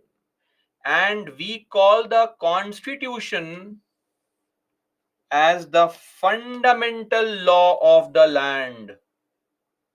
So why are we calling this constitution the most fundamental law? Why? A fundamental law is the most basic law, the original law. But there are so many laws which are older than the constitution but still exist. Yes or no? IPC, CRPC, the old one, CPC, Indian Evidence Act, Indian Police Act, Negotiable Instruments Act. Dozens of laws exist. Still, we are insisting that no, no, no. Constitution is the most fundamental law. Why? Please always remember there is an article on this which says that why we call this rule book as the most fundamental rule book is because all laws in the country can only exist because the constitution allows them to exist. All laws derive their authority, the power, from the constitution.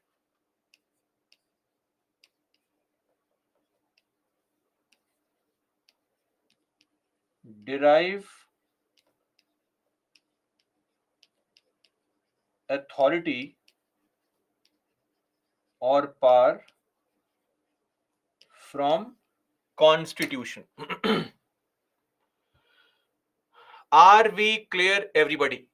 This is why we call these laws as the fundamental, these rights as the fundamental rights because they have been protected by the fundamental law of the land, which is called the constitution.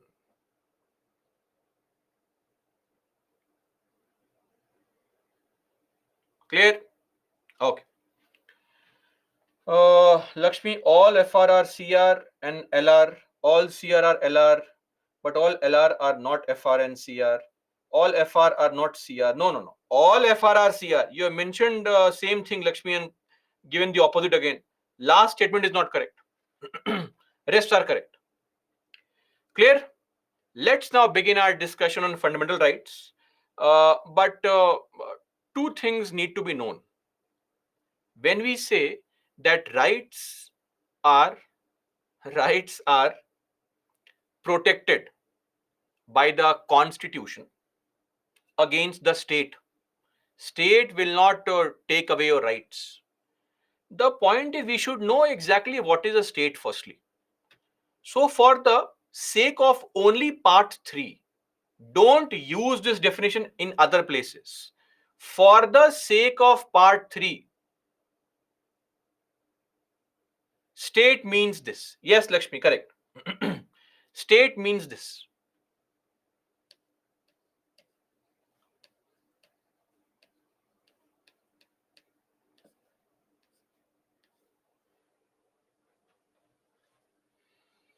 The parliament, the assembly, of course, the council also, the very useful bodies called the legislative councils. They are all a part of state. The government of India, government of state, part of state. All the local bodies, panchayats, municipalities, part of state. And the constitution says other authorities. What the hell is this other authorities? Such a vague kind of word. Let me ask you a question. Is Byju's a part of state? Tell me. Is Byju's a part of state? Or you are saying no? Is SBI a part of state? State Bank of India? You are saying yes. Strange. Is police a part of state? Police. Okay. Is a guard in front of an ATM, is he a part of state? No. Okay. So somehow you are making this assumption based on certain facts. What are those facts? So the idea is that you feel if the state, if the government controls the body, it is a part of state. That is what your assumption, right? But the point is, how do you determine whether government controls the body or not? This matter actually came up for discussion in 1981 because of a problem in Jammu and Kashmir. So this case is called Ajay Hasia case, where Supreme Court has clarified what is the meaning of Article 12, other authorities. So what is the case story? The case story was that we had this REC Srinagar. What is REC? Regional Engineering College. Basically, now you know these colleges as NIT. So earlier NITs were called REC. So REC Srinagar, there was a problem there. Some people, Ajay Hasia and other people, complained that they had scored very good marks in the written examination, but were given very poor marks in the Viva Voce interview. And some of them claimed that we were not even given adequate chance. We were called inside the room, our names were asked, and we were said, leave. Just 1 minute of interview. It was not fair. It was violating the right to equality. So they went to court. REC Srinagar said, don't claim all these rights against us. We are not a part of state. We are a private body. We are registered under the Jammu and Kashmir Registration of Societies Act 1898. It's a private body. Don't claim all this. But Ajay Hasia and their other people claimed that REC Srinagar, which is now NIT Srinagar, was one of the 15 colleges in the country which was sponsored by Government of India.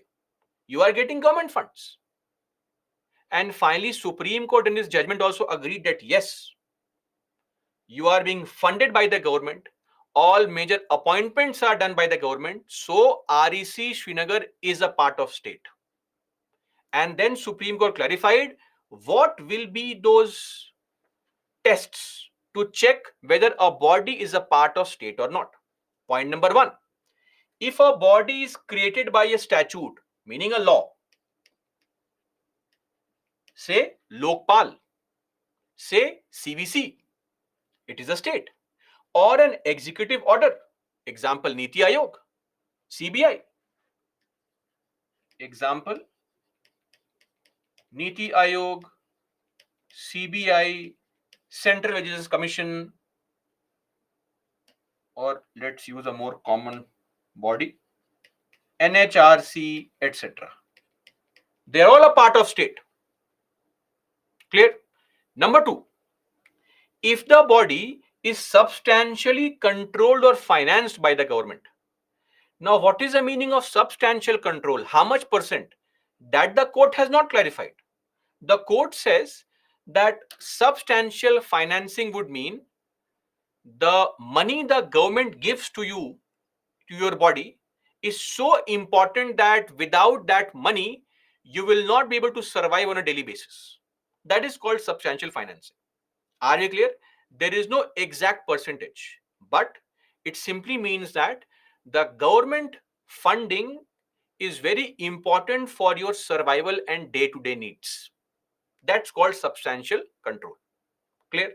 Number three, if you are performing any public or sovereign function, example, police, example, armed forces, these people perform sovereign sovereign functions, ensuring the protection of the sovereignty of the country, integrity of the country, maintaining public order, law and order, etc. Excuse me. And lastly, if you enjoy government monopoly, government gives you a monopoly. For example, if today the government says that only RSS can manufacture orange colored clothes, nobody else in the country will be allowed to manufacture orange colored clothes, then insofar as that task is concerned, RSS has been given the monopoly. So RSS can be called a part of state for that task only. Or if tomorrow government says only Byju's will be the UPSC coaching institute in the country, all other coaching institutes please shut down, then Byju's will become a part of state.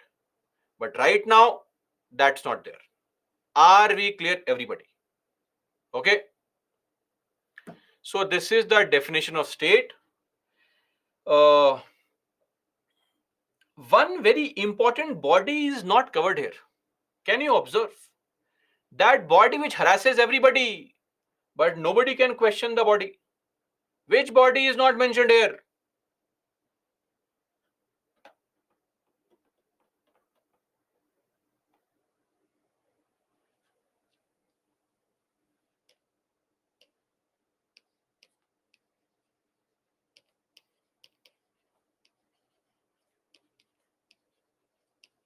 Judiciary is not covered. Are we clear? And Supreme Court has said that we are not a part of state. Please keep us out of it. Are we clear?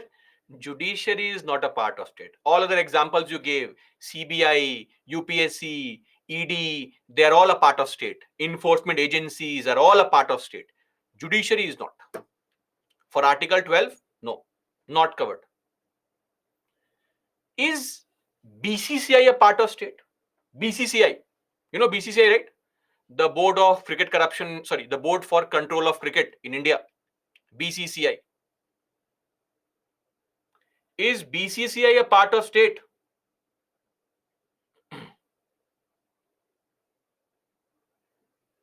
No, BCCI is not a part of state. There are two Supreme Court judgments in this regard. Z Telefilms Limited 2005 and the Cricket Association of Bihar 2015, where Supreme Court has said that functionally, financially, administratively, BCCI is not dominated by the government. It is not a part of state. Are we clear? Okay. That's it. Let's move on now.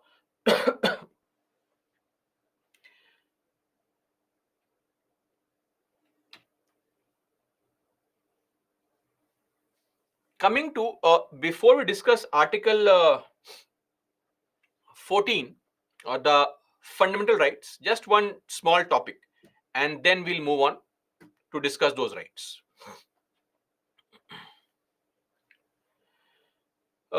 See, the current situation in BCCI is because of Supreme Court's activism. Supreme Court has interfered to control BCCI, and Supreme Court has said that BCCI is not a part of state. We are ensuring the control of BCCI so that there is fairness. Why? Because cricket impacts the society at large, and secondly, BCCI is practically the largest body which controls cricket in the country. It enjoys an almost a monopoly, not gained by the government, but based on its own performance. So we need to regulate it. They are just regulating it, nothing else. So don't ever have the feeling, okay, that BCCI is a part of state. The government just regulates it at the behest of the Supreme Court. Are we clear on this?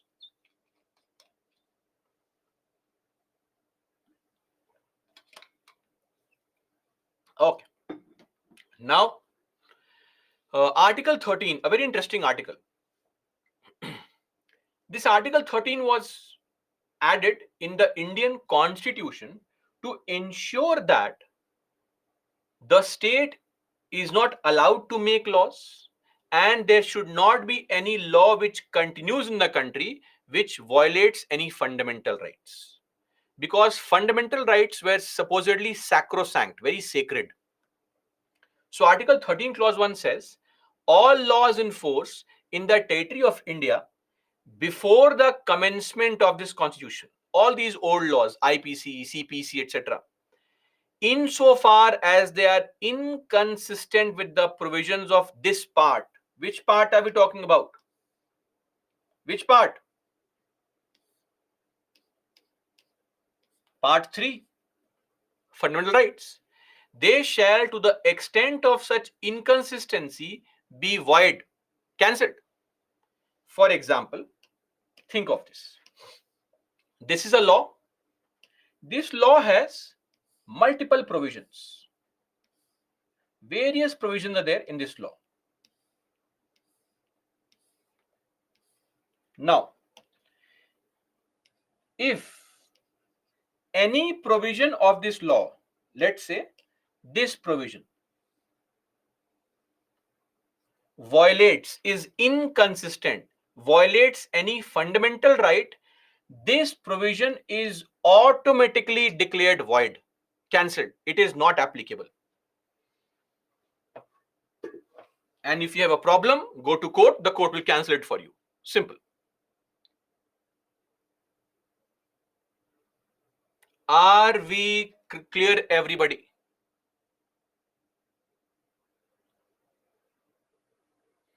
If there is any law which used to exist before the constitution, like say IPC, and any provision of IPC, let's say, violates any fundamental right, that provision of IPC, that provision only is cancelled. Other things are okay. Are we clear? To the extent of inconsistency. Clear? Not the entire law. Why will you cancel the entire law? Makes no sense. Are you getting my point? If your fingers are paining, you will not chop off your entire arm only and throw this arm. Useless. Of course you will not. You will solve the problem. Right? Are we clear? So this is how we have to understand it. That if there is only a small part which violates the rights, that part will not be applicable. You cannot violate fundamental rights. Second, the state also, this state shall not make any law. You are not allowed to make any kind of law which will take away or abridge. Abridge means to reduce, lessen the rights conferred by this part. Are we clear on this point? The state is not allowed to make any law which can take away your fundamental rights. And if you try to make any law which is in contravention of this clause, which goes against this clause, which violates your right, that law will be cancelled. That provision is removed. Did we understand this point? Everyone?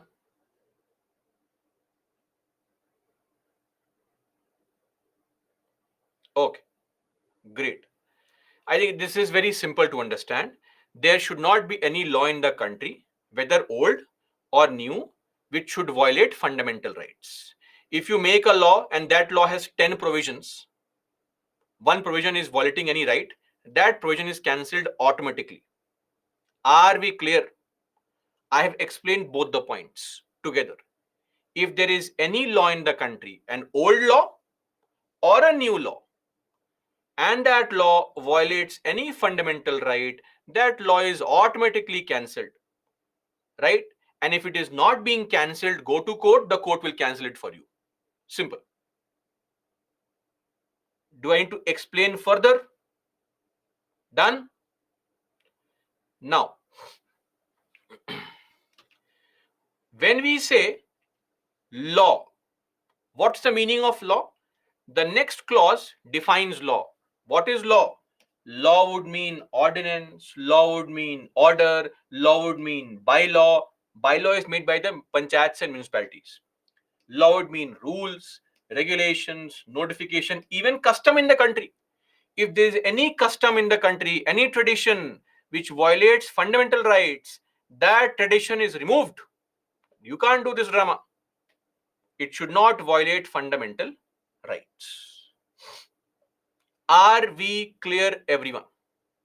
So the state has no power only to take away your fundamental rights.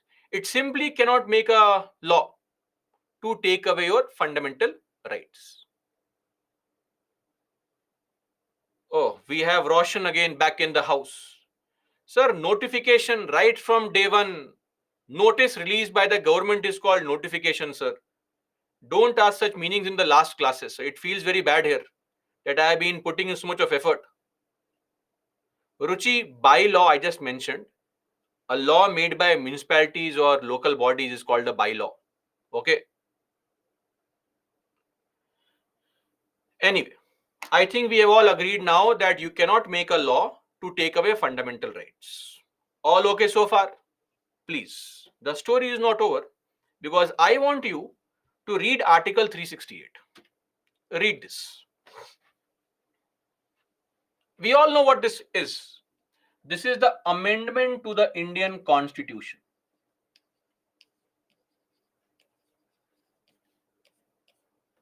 Right? Let's read.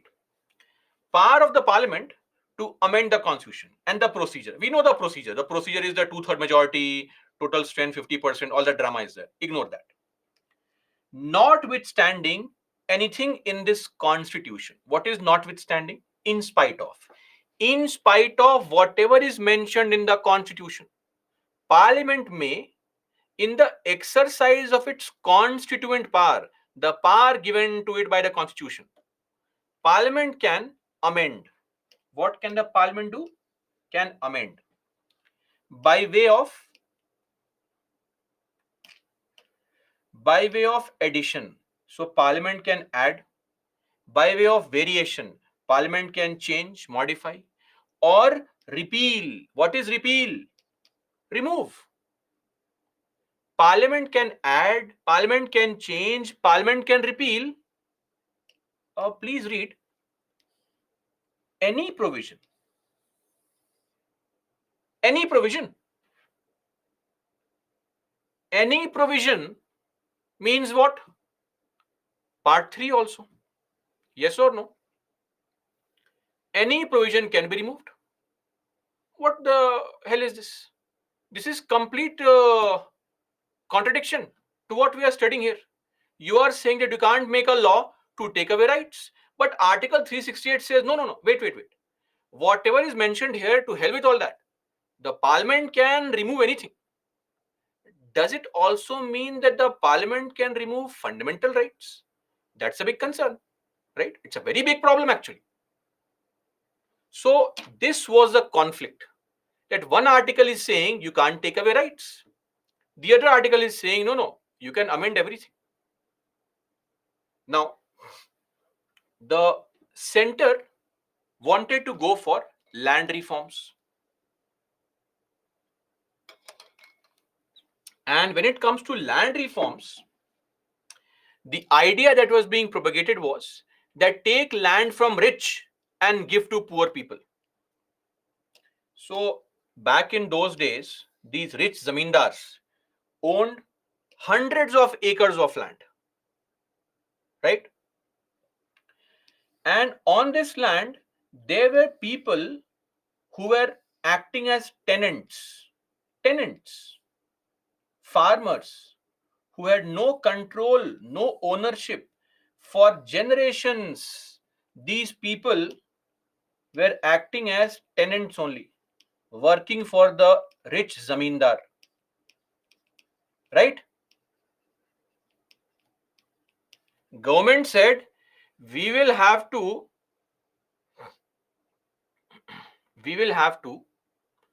take this land away from you. Why do you need 100 acres of land? Take the land away and give to poor people. Make the tenants permanent owners. But when you are taking away somebody's property, you are violating the fundamental right to property. Back in 1950s and 60s, the property right to property used to be a fundamental right. It was under Article 19. It was getting violated. The problem is now how to do it. Government came up with a simple solution. Government said, wait. What can we not do? We can't make a law, right? You cannot make a law to take away rights. And law means all these things. I am not making a law. I am amending the constitution. What I am doing is I am doing an amendment. Amendments are allowed because this word amendment is not mentioned here. And Parliament passed the First Amendment Act of 1951 to allow the Parliament to take away land from the rich people. Did you understand this point? The Parliament said that, see, you are saying that Article 13, Clause 2 says we can't make a law. We are not making a law. We are making an amendment. And amendment is not a law. Is it a law? It is not mentioned here. Please cross check yourself. I'm not lying. Amendment word is not used here. So we are amending the constitution. Are we clear? So this play of words happened. This matter, Soyab, I did not understand your question only. How many laws would be made for one fundamental right? Is there any limit? I have no idea what you are asking actually. So please rephrase the question.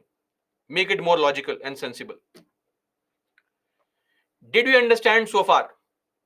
Of course, the zamindars were very upset. Zamindars were very, very upset. They ran to the court immediately. What is this nonsense?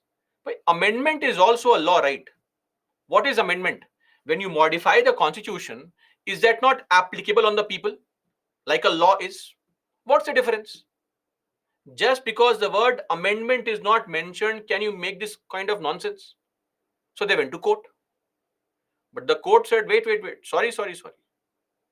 The parliament is right. Amendment is not mentioned and amendments can be done. And in the Shankari Prasad case, the parliament very clearly said that zamindars, fundamental rights are amendable. Whether you are liking this approach or not, the government is right. Fundamental rights are amendable. And interestingly, the Supreme Court held this opinion. Zamindars used to run to court that court, please save me. My property has been taken away by the government. The court said, sorry, the parliament has amended the constitution. Article 368 says, in spite of whatever is mentioned anywhere, the parliament can repeal, modify, add any provision. Fundamental rights are amendable. Don't be a crybaby. Get lost. This was being done.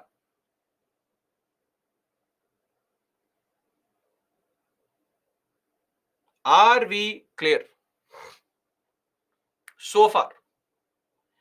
But then back in 1960s, a very interesting thing happened.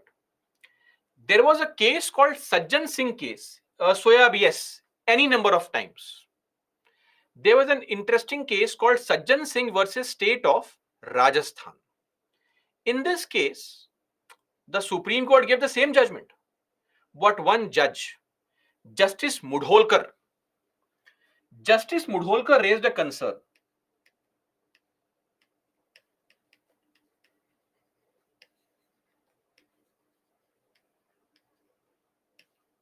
Justice Janardhan Raghunath Mudholkar. He asked a question that we are allowing the parliament to amend everything. Is that appropriate? Should there not be some limitation on the parliament's power to modify things? I mean, if you allow the parliament to amend everything, what if tomorrow they amend the democratic nature only? Other judges said, sir, you please relax. Don't disturb this right now. The topic is on whether parliament can take away the land of the zamindar or not. Don't confuse us. So his point was observed but not taken too seriously. In fact, just a couple of years back in the Pakistan Supreme Court, in the Fazlul Qadir Chaudhary case, 1963, the Pakistan Supreme Court had given a similar kind of observation that you cannot, the state cannot claim everything. Limitation on the power of state. And if you remember, in the Berubari Union, the Supreme Court said the same thing. Article 3 does not allow the parliament to do everything. There are limitations on the parliament. So everybody was talking on some limitations on the parliament. But the ultimate judgment was the same, that rights are amendable. Finally, in 1967, judgment came, the Golaknath case. This judgment completely reversed what the court was saying. An 11-judge bench, 11-judge bench together claimed that what? Fundamental rights are sacrosanct. How dare you amend the fundamental rights? They are not amendable. This judgment is very interesting because this Golaknath, who is Golaknath? Golaknath were two brothers, William and Henry Golaknath, and that was their name. These people in Punjab, they owned around 500 acres of land. 500 acres of land. And the government took all their land, took 88% of their land, and told these Golaknath brothers, William, take 30 acres. Henry, 30 acres. Go enjoy. Imagine you have 500 crore rupees and that money is taken by government and government says keep 30 crore each, go, get lost. Of course they're upset. They had gone to court. So basically what used to happen was that the government had some kind of list, a list comprising of names of all the zamindars whose land was slowly and steadily being taken away. Whenever any zamindar's land was taken away, he would run to court. That court, please, my land has been taken away. And what would happen? The court would always say, please leave. But finally, when Golaknath went to court, the Supreme Court said, no. Rights can't be amended. Government is very unhappy. They're going back crying. Golaknath is parting that, yes, my land is saved. But court said, wait, Golaknath, don't be happy. What has happened so far has happened. Your land is gone. Sorry. From this date onwards, the rights will not be amendable. So Golaknath also went out crying only. Both the parties were upset. Unique kind of judgment.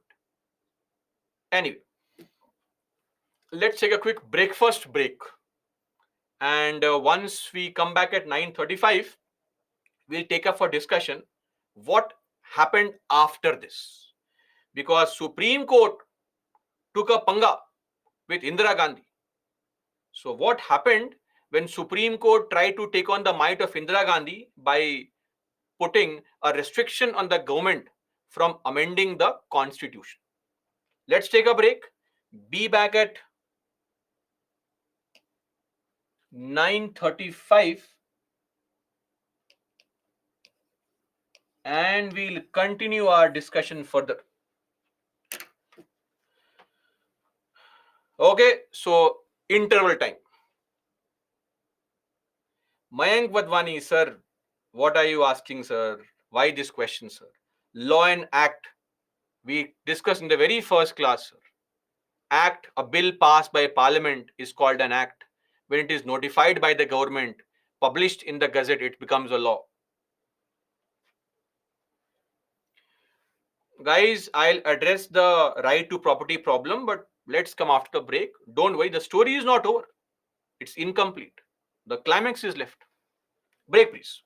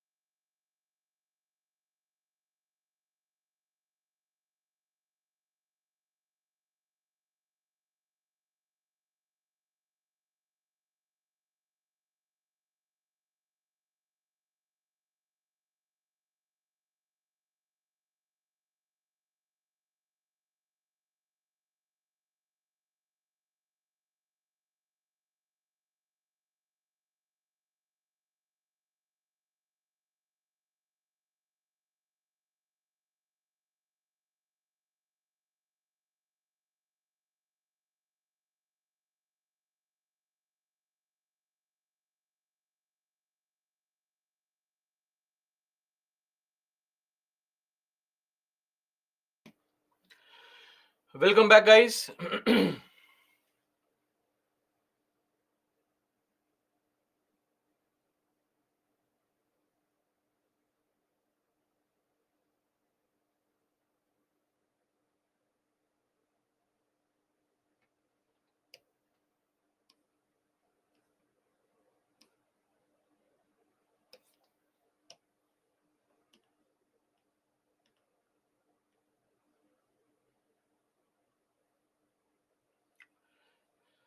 Okay, quickly. Do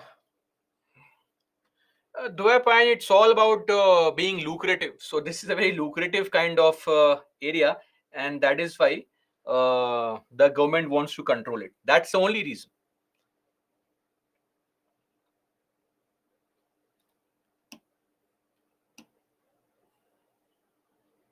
Puja bylaw. I explained that. Okay, Abhishek. Good to know.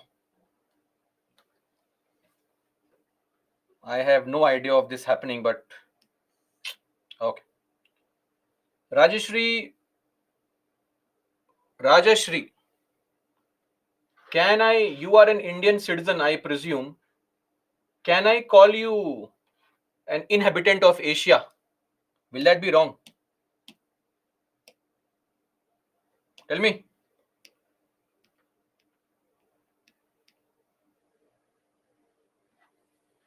Simple.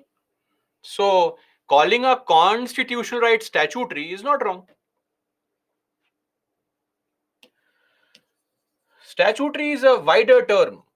Constitution is one typical kind of law, one special type of law. Anyway, uh, see, Supreme Court understood that inherently it is, but since it was not mentioned here very clearly, they went for the literal reference of it. Okay, Mayank Wadhwani. Anyway, so let me just recapitulate very quickly what we were discussing. So the story so far is that initially the rights were amendable, later on the rights are not amendable, which has placed a restriction on the government from doing what? From trying to sell the land, or rather take away the land of the rich and give to the poor. An obstacle, an impediment, an obstruction in the land reform provisions. Now, Indira Gandhi comes into picture. Indira Gandhi says that let's do one thing. This uh, whole issue is all about Article 13. This clause, this Article 13 is a problem. This Article 13 is a problem. And what is a problem? The problem is that it is placing a limitation on everything, that we can't do certain things, we cannot take away fundamental rights. Yes or no?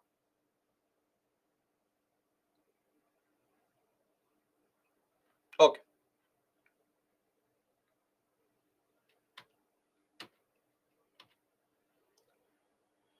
Abhishek, I can transfer the money on that behalf, right? That's what I can do. Rather than struggling for that, it would be more appropriate for me to transfer you the money if that is lost. But beyond that, it's beyond me. Who is this fellow? I don't even know that fellow. So I have no idea. Anyway, what did the parliament do? Very simple, very beautiful. Parliament made two modifications. Point number one, 24th Amendment Act was passed in 1971. And what was that? Article 368, Clause 3 was added. It said that Article 13 will not apply to amendments. Simple. What is Article 13? You can't make a law to take away rights. That is not applicable to amendments, meaning amendments can be made. The result of this was Parliament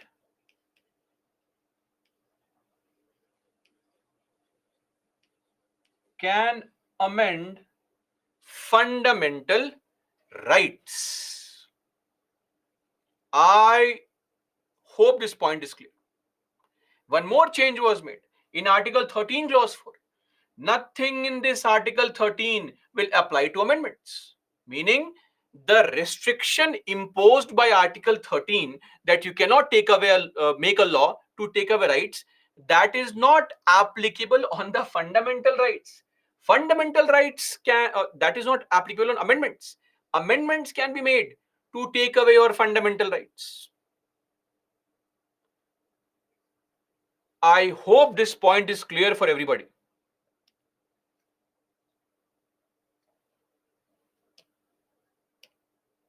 Is this point clear? Tell me.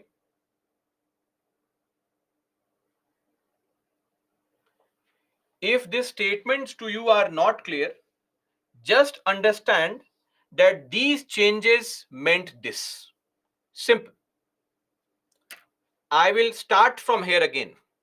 1951 to 1966, Supreme Court said rights are amendable. 1967, Supreme Court said rights are not amendable. In 1971, Parliament again modified the Constitution to say that rights are amendable. Are we clear? Rights amendable, not amendable. Because court has said it is not amendable, Parliament amended the Constitution and said no, rights are amendable. Are we clear now? Everybody? The chain of events? Okay. Now, a parallel story was running in the country. That story was of the chief pontiff, the chief priest of the Ednir Mutt in Kerala. And that was one Keswanand Bharti. Keswanand Bharti was a seer of the Ednir Mutt, the priest.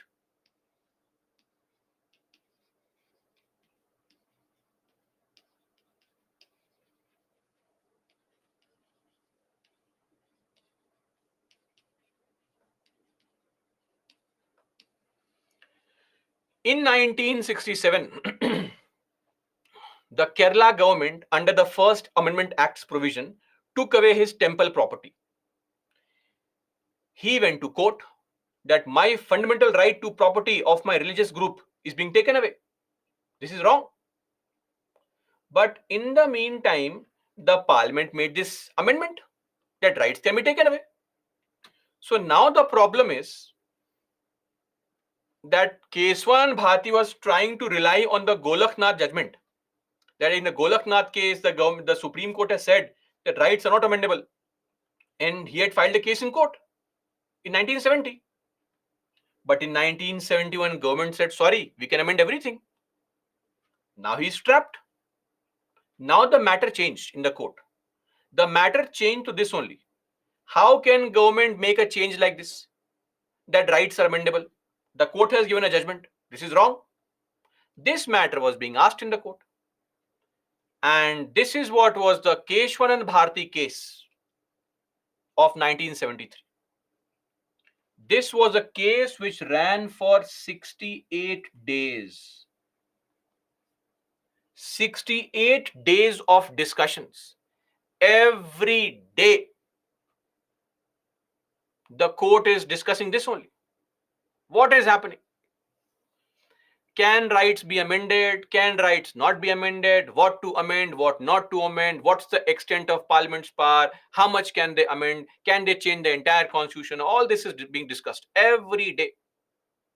This is the longest running case in the history of the Supreme Court post-independence. Second longest one is the Ayodhya case, of course, which ran for 42 days of discussion, and Aadhaar case, which ran for 38 days of discussion. Anyway, a 13-judge bench with a 7:6 majority, the closest majority possible, upheld that yes, Parliament, absolutely correct. Fundamental rights are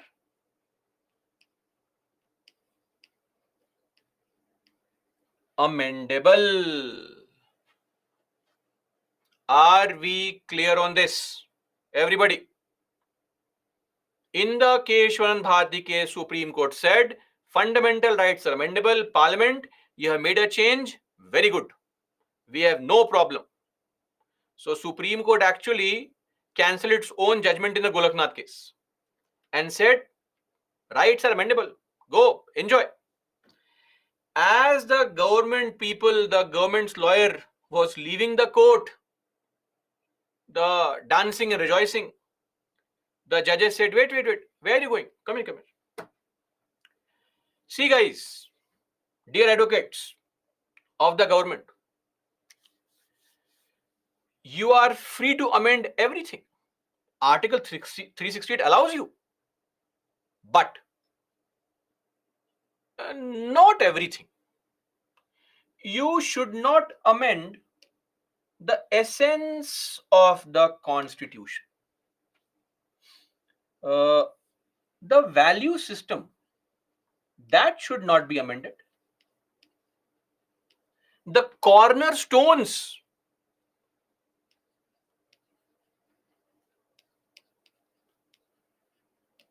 the crux, the underlying idea, the central idea, that can't be amended. The lawyer said, my lords, what is this cornerstone? What is this essence? So court said, let's see, you can amend everything, but not those basic features. The basic features of the constitution can't be amended. That would be a reference to the basic structure of the constitution. If you amend the basic structure only, then the original constitution's essence or idea is lost. This is what we are giving to the people, this concept of basic structure doctrine. The lawyer said, my lords, what is this basic structure doctrine? How to define it? Court said, we don't know that. There is something called basic structure. There are some very important elements. As and when the time comes, we'll define it for you. But understand that we have to examine the boundaries of amending power, and amendment should not alter the identity of the constitution. Are we clear? So Supreme Court said that you are free to make amendments, but amendments must not alter the identity of the constitution. This is what is the basic structure doctrine. Simple. And the court also said that, for example, supremacy of constitution, the sovereign nature, the democratic nature, the republican nature can't be changed. The secular character can't be changed. Separation of power has to be there. The federal character can't be changed. All these are elements of basic structure. There is no definition.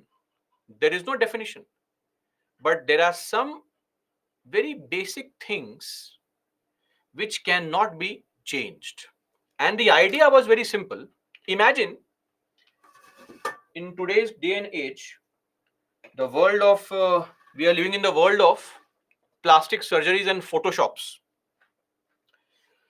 Imagine you get a heart transplant, a liver transplant, kidney transplant, face transplant, Botox injections, nose job, liposuction everywhere, hair transplant, everything is changed in your body except your right hand thumb. This remains original. Other parts, the skin grafting has been done, everything has been changed. But since the thumb remains the same, should we call you the same person? Tell me. Oh, so some of you are saying yes. Means the thumb, your entire identity is your thumb only. Is what you are saying. Your brain has been changed, your body has been changed. So for those who are saying yes, your identity is your thumb. Is that correct?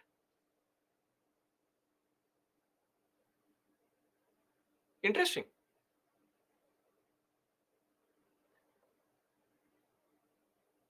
right? So if you change everything, including your face, brain, everything, and not the thumb, uh, then you are not the same person actually.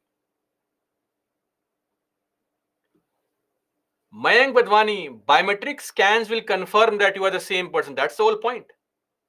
The biometric scan says that the thumb impression says that. Not all the biometrics. Iris scan will not confirm. Then what to do?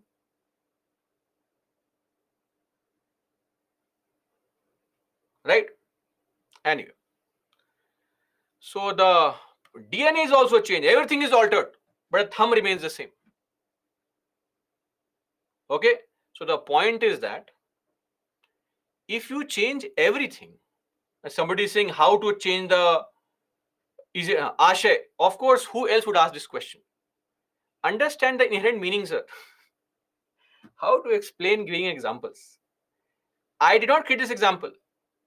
In the court, lawyers gave this example, and the judges understood the underlying meaning of the example.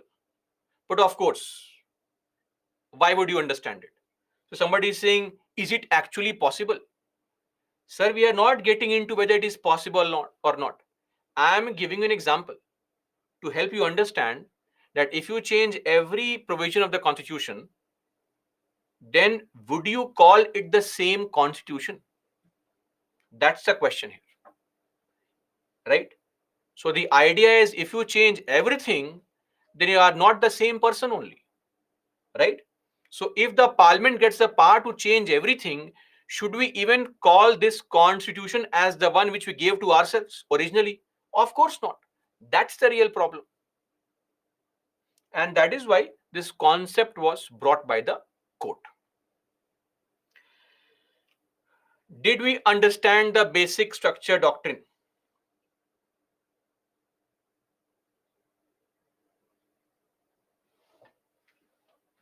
Any idea?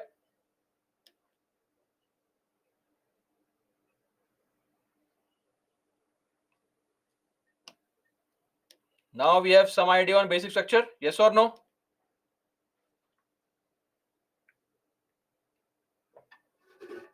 Okay. It seems that largely people have understood. That would be my assumption.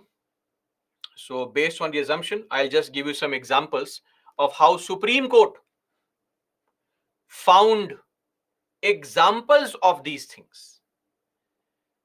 The basic structure doctrine has not been defined, but the court has given examples of what you cannot take away, what you cannot change. Look at this judicial review. So tell me, we have seen so many articles now. We have seen the LEJ. Did you find the word judicial review mentioned anywhere explicitly? Tell me.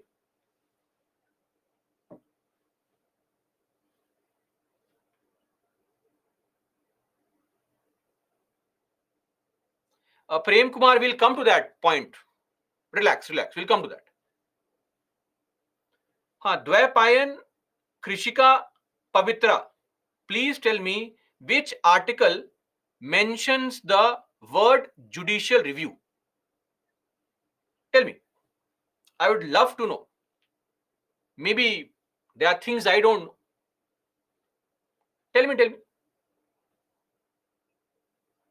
Oh, Article 21, Article 32, Article 142, Article 13, Article 50, 72. There is no article which mentions the word judicial review. It is not mentioned anywhere in the Constitution, right? It is not mentioned anywhere in the Constitution, this word judicial review. Are we clear? Though you may say that, but judiciary has the power to review because they have given the power to themselves. That is why. Are we clear? So, yes, we can derive its meaning from Article 142, Article 13. That's possible. But the word being mentioned explicitly, no, no, no, no. This word is nowhere mentioned in the Constitution. But Supreme Court now says that not only is this word important, it is also the part of basic structure. So they have also made a part of basic structure those things that are not mentioned also in the constitution. But anyway, in the Minerva Mills case, Supreme Court said that judicial review is a part of basic structure and it can never be taken away. That is why back in 1992, in the Kyoto Holohan case, when the Schedule 10 of the Indian Constitution said that the Speaker's decision cannot be challenged in any court, Supreme Court said, how dare you take away my power of review? It is a part of basic structure. I will look at it. So they use the same argument. Are we clear? So this is how the Supreme Court has widened its scope and ambit.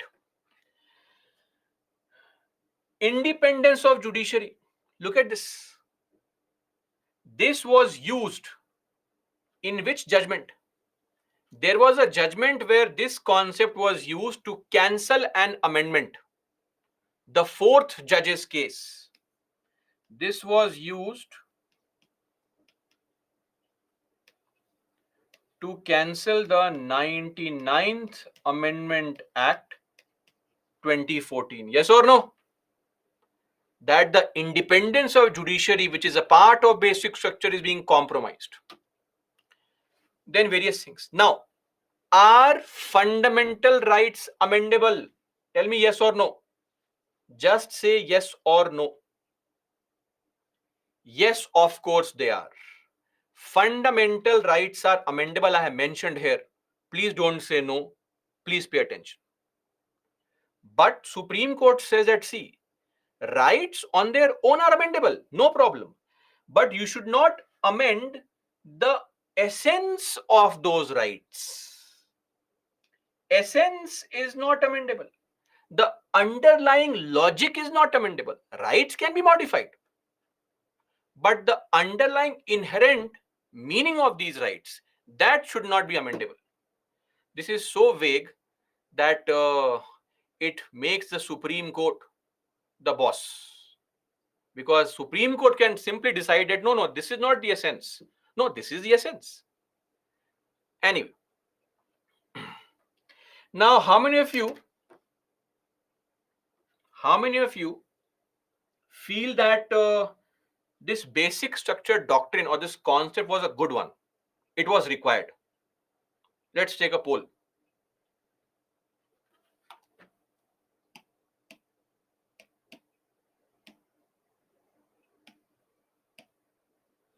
A for yes, B for no.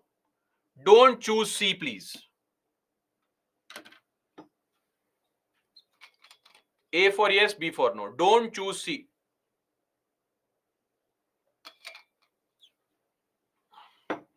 Some will choose C. Anyway. Okay, so a lot of you believe that it was good. Fair enough, fair enough. It was actually pretty much needed in any democracy. Why? Firstly, a very logical thing is that rule of law exists, meaning limitation has to be there on the powers of the state. Rule of law, limitation on state's power. Now, one more thing. If you give parliament this kind of arbitrary power, then it can do anything now. Tomorrow the parliament can say, we are amending the constitution, and back in 1973, Indira Gandhi is now the queen of the country. That would not be correct, right? So arbitrary and random action of state, you have to prevent it. Also, see, there is an inherent identity of the constitution. The ideas of social inclusion, the idea of equality, the idea of welfare, etc. We should not modify that idea. Then the essence is lost. If you change those things only, then everything is lost, right? So that needs to be protected. And lastly, Article 368 gives the parliament the right to improve the constitution, fine tune it. Here and there, loopholes need to be plugged. It does not give you the right to redraft the entire constitution from scratch. No, no, that is not the right that you have. So it's very, very important to ensure that the Article 368 is used to upgrade the constitution, not rewrite the constitution. That should not be there. So this is the advantage. But there are some challenges also, some issues. First issue is that please tell me which article mentions basic structure. Is there any article which mentions basic structure? And there is no article. Now, Supreme Court also has as a part of being an organ of the state, Supreme Court's role is to interpret the constitution.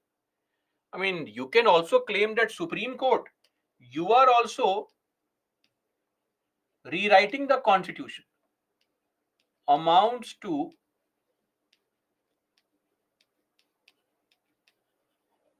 rewriting. That may not be a very good thing. And also, it depends on the subjectivity of the judge, is it not? Look at the Keshwan Bharti case only. Before the Keshwan Bharti case, 11 judges in Golaknath judgment, they gave a different judgment. Before that, the same court was giving a different judgment. Judges change, judgments change. So a lot depends on what the judge feels, subjectivity of the judge, the personal opinion of the judge. And there is no set definition. The worst thing is that there is no definition of what is basic structure.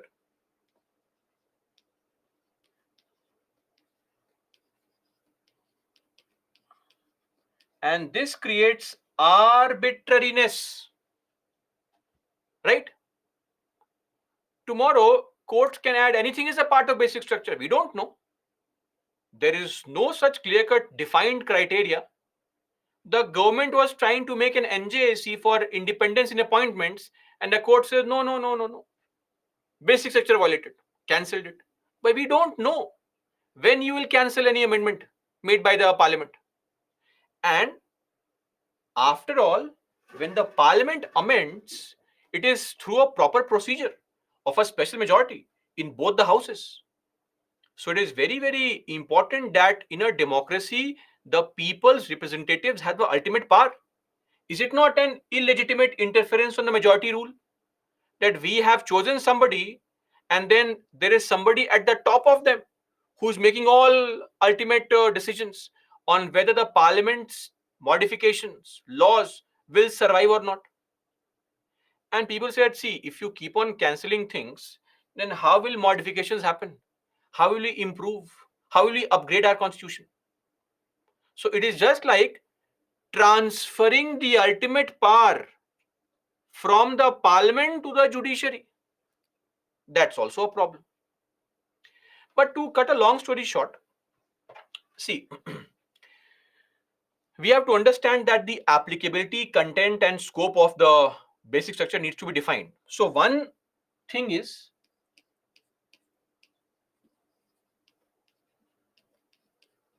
definition is required. We cannot, I'm not saying exact, but at least broader contours have to be mentioned. But also, let's just understand and also appreciate this, that courts have largely not misused this provision. They have not. If you look at it, there is no proof of misuse. Please tell me, when have you seen the last time the Supreme Court cancelled any amendment? 2014, 2015 rather. That's it. In the last 30 years, it has been used only once, and sometimes in 1970s. So it has largely not been misused. I mean, if we found that the Supreme Court is cancelling every change every 2 years, every 3 years, then possibly. But it has never been used only. Handful of times. So courts have also ensured that they don't overuse, they don't misuse it.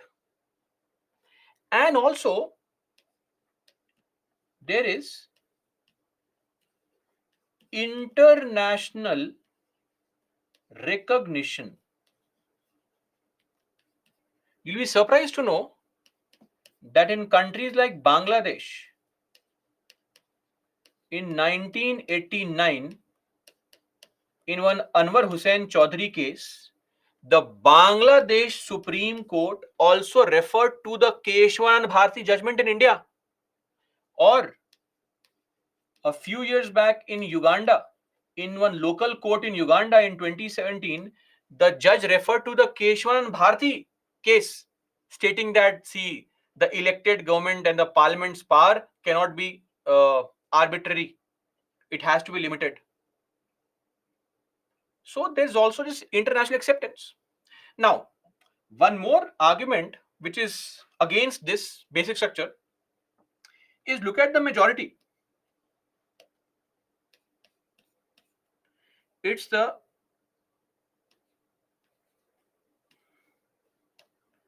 7:6 majority. What kind of judgment is this? If you say that, sir, 7 judges are saying it is important, but 6 are saying it is not required. So it does not inspire confidence.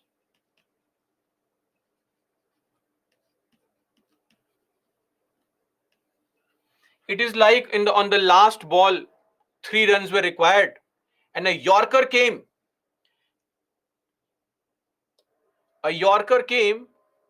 And the batsman by chance got a lemon cut and a boundary and won the match. Right? So the point is that such majorities never inspire confidence. That what if one judge had changed the side? We would not have this concept only. That's also there. Right? So this is the whole point with respect to this judgment. But otherwise, overall, this judgment was much needed and very appropriate. Anyway, solve this question asked in the year 2020. Please mark the answer. I'll give you 45 seconds to mark the answer.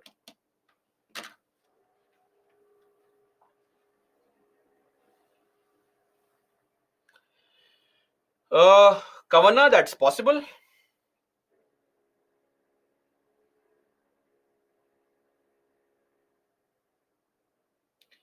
Again, Prem Kumar, I'll tell you that. Okay, solve this question first, and then I'll respond.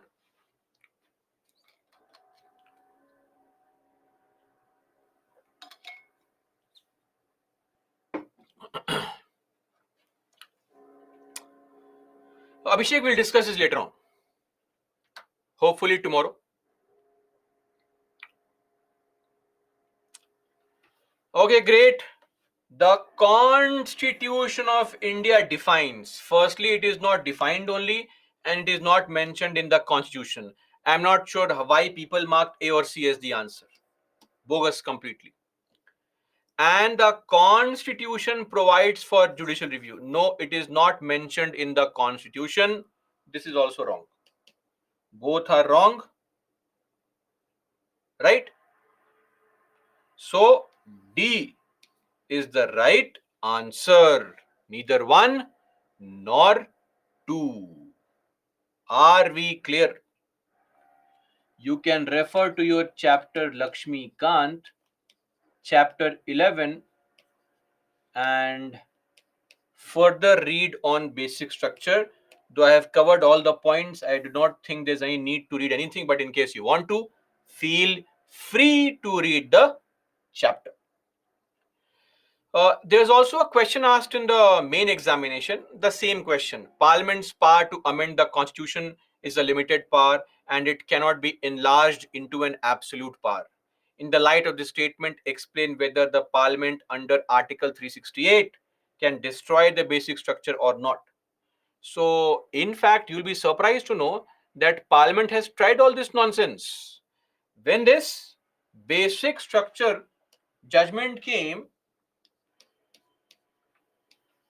Parliament did try to destroy it, already tried through the 39th Amendment Act 1975 and through the 42nd Amendment Act 1976. In fact, they added two articles or two clauses. Clause 4 and clause 5 were added. But Supreme Court cancelled it.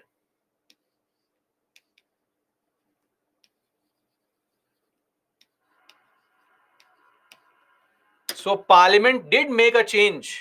So Article 368 clause 4 and 5 say that amendments can't be questioned and there is no limit on the Parliament's power to amend the constitution. Supreme Court said to hell with all that nonsense. We can question it. So Parliament tried, but Supreme Court put its foot down, put its foot down and said that no, we will not let you do this nonsense, right?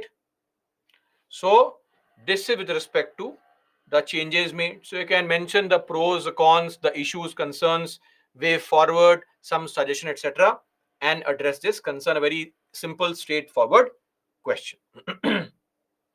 Yes, Mayank Advani. Yes, of course we can. So as somebody was saying, Prem Kumar, your question on because the Supreme Court seemingly is trying to destroy the checks and balances. The idea here to support basic structure is that it is also placing a limitation on the parliament's power. And if the Supreme Court becomes dictatorial, the judges can at any point of time be removed if there's a consensus in the house, right? So it is very important because judges don't govern the country.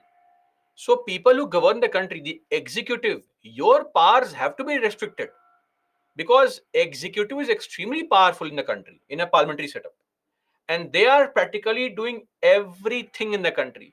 And if there is no check on the executive, that will create more trouble, right? Okay. Now, since we are done with basic structure,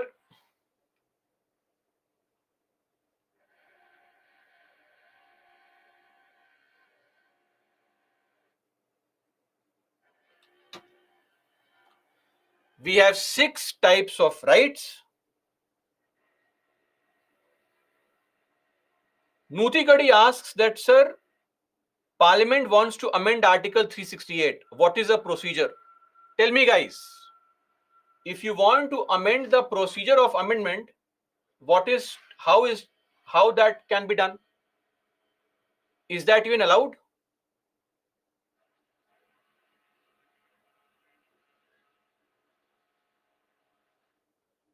We have already seen this before. While we were discussing about Article 368 in the types of majorities, we had seen that special majority is required plus half the state's ratification is required. So that is why the questions you ask have all been explained before, sadly. And it's one more heartbreak. That's it. Okay, that's there. Mayank Badwani ji, socialism is inherently not there, but welfare system is there. So India is a welfare state that is a part of basic structure. Okay. Now let's move on to the 6 types of rights. Now we'll discuss the fundamental rights. So we have 6 different types of rights. Right to equality. 5 articles are there. 14, 15, 16, 17, 18. Right to freedom. 5 articles are there. 19, 20, 21, 21A and 22. Then right against, not right to exploitation, right against exploitation. Okay. 23 and 24. And then right to freedom of religion, 25 to 28. Cultural and educational rights, 29 and 30. And right to constitutional remedies, Article 32. These are the 6 fundamental rights. One right to property has been repealed. We'll discuss it later on. Starting with the first right or first group of rights, right to equality. Venkatesh, which article will be amended? You tell me. To amend the basic structure, which article do you want to amend? Okay, right to equality. Article 14 to 18. This group of rights are civil rights. What are civil rights? Civil rights prevent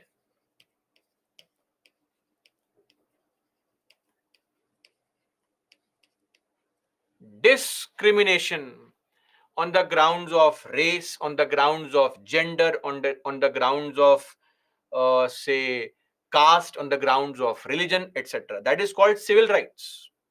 There should not be any discrimination faced by any individual on these grounds. First up is Article 14, which has two parts: equality before law and equal protection of laws. What is equality before law? So it is a part of rule of law. Firstly, rule of law. What is rule of law? Rule of law means the state will not have arbitrary powers. Limitation on the powers of state. That is called rule of law. There should be accountability. There should be impartial justice. There should be fairness of laws. Government should be transparent.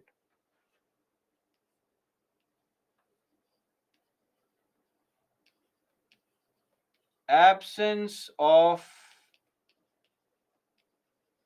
arbitrary powers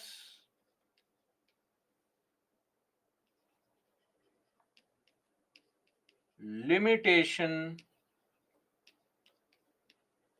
on states' powers. This is called rule of law. This concept of rule of law has always existed, but it has been formally defined by Edward Coke and later on Albert Venn Dicey.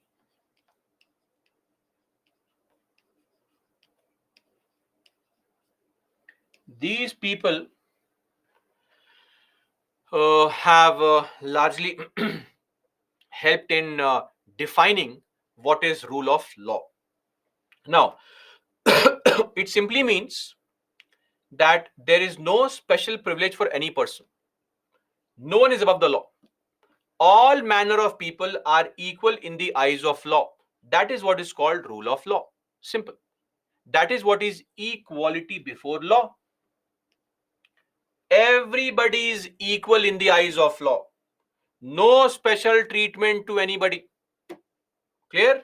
Nobody is above the law. I hope this point is clear. We say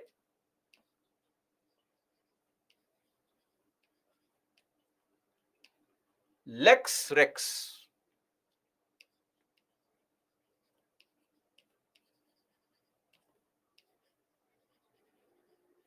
Law is the king. Law is the king of all the kings. Now, since we have started understanding fundamental rights now, let me tell you one thing. Please don't have this feeling that rights are absolute in nature. In our country, rights are not absolute. Fundamental rights, they are not absolute. Restrictions can be imposed on the fundamental rights. Are we clear? So these rights that you see are not at all absolute. They're all limited. And look at this. We are talking about equality before law. Don't we have exceptions? Article 361. What is Article 361? Tell me.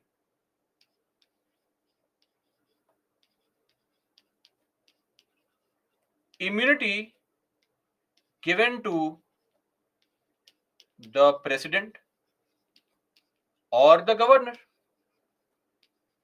This is Article 361. So if I commit a murder, why will I? You commit a murder, you are going to jail.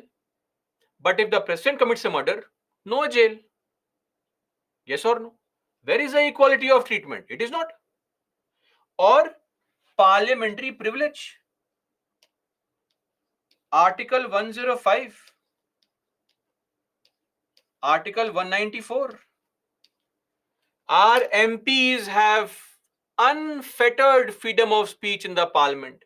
They can talk any nonsense in the parliament, right? Look at the recent scuffle between two MPs in the house, right?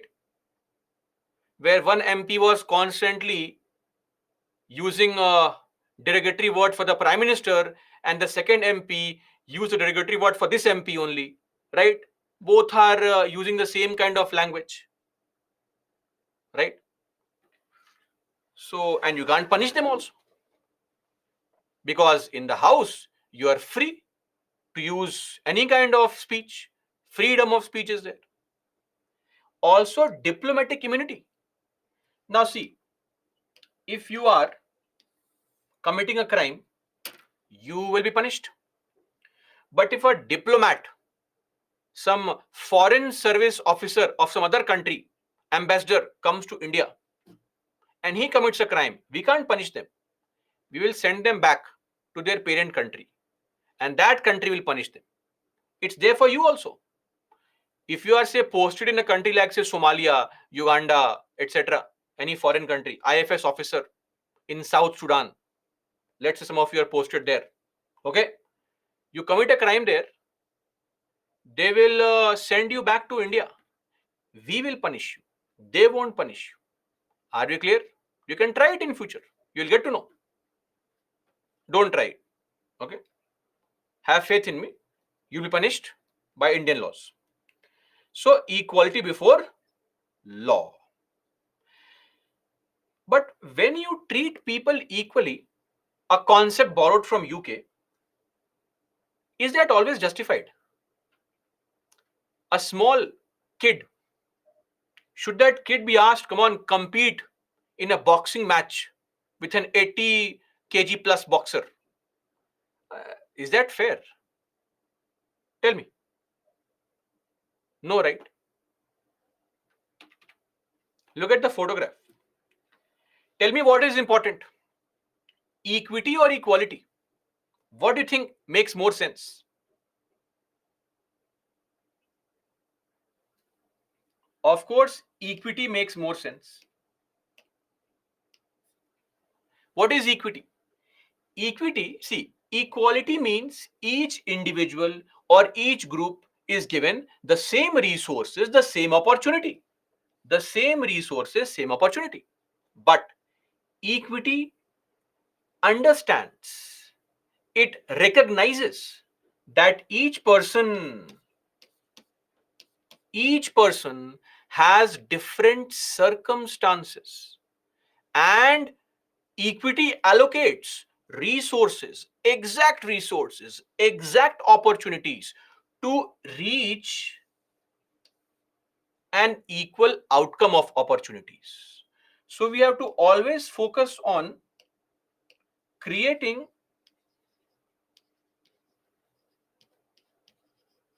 equality of opportunity so that both have the same chance of having an equal outcome. Are we clear?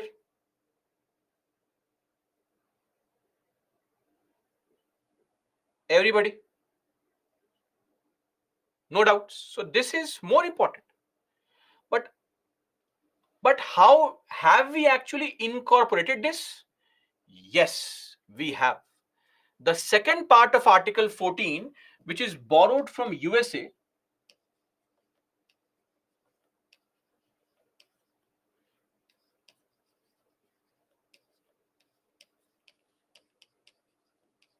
their 14th Amendment of the 1860s,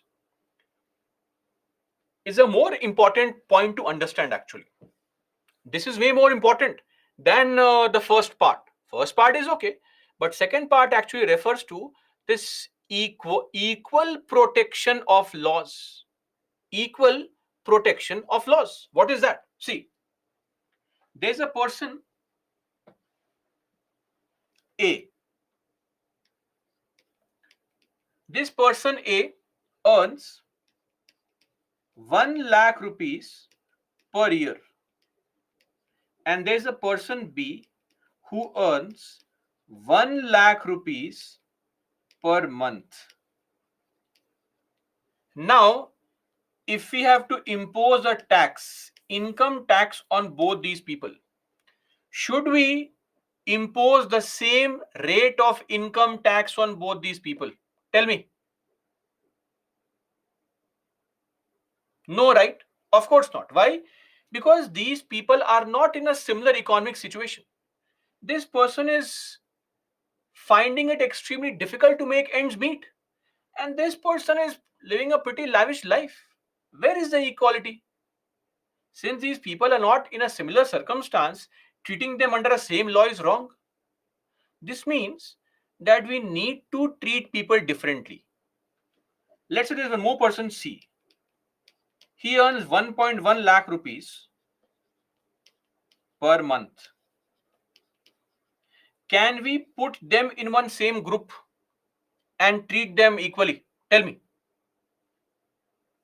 Okay, that may be possible. This is fair. These two people have almost similar circumstance, right? So this may be justified, but putting this person with these two is not justified. Yes or no? That's how it is. Or if you have a person D who is earning 1 lakh rupees per day, now putting these two with him, that's also wrong. So we have to create groups, group 1, group 2, group 3, and impose different tax rate on different people, right? So like should be treated alike. People in a similar circumstance should be treated similarly. You cannot treat everybody in the same fashion. That would be wrong actually. That would not just be stupid, it would be violative of somebody's basic rights. I hope this point is understood. This is called equal protection of laws. Meaning what? Meaning what? We can allow for a positive discrimination because we should not subject different categories of people to the same set of laws. Yes, reservation is a perfect example of this. And progressive taxation. Progressive taxation is what? The increase in the income tax rate with the increase in income. So it is fully justified. Now, let me just extend this point further. If a crime is committed, let's say murder has been committed by a person A and a person C, tell me who should be given a more harsh punishment, A or C?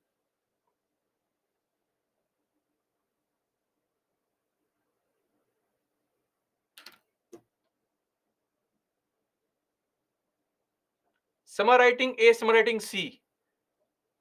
Why A and C? Both have committed a crime of murder. Should we now give them different punishment? Of course not. Same punishment. Because your economic situation has got no relationship to the moral crime you have committed, right?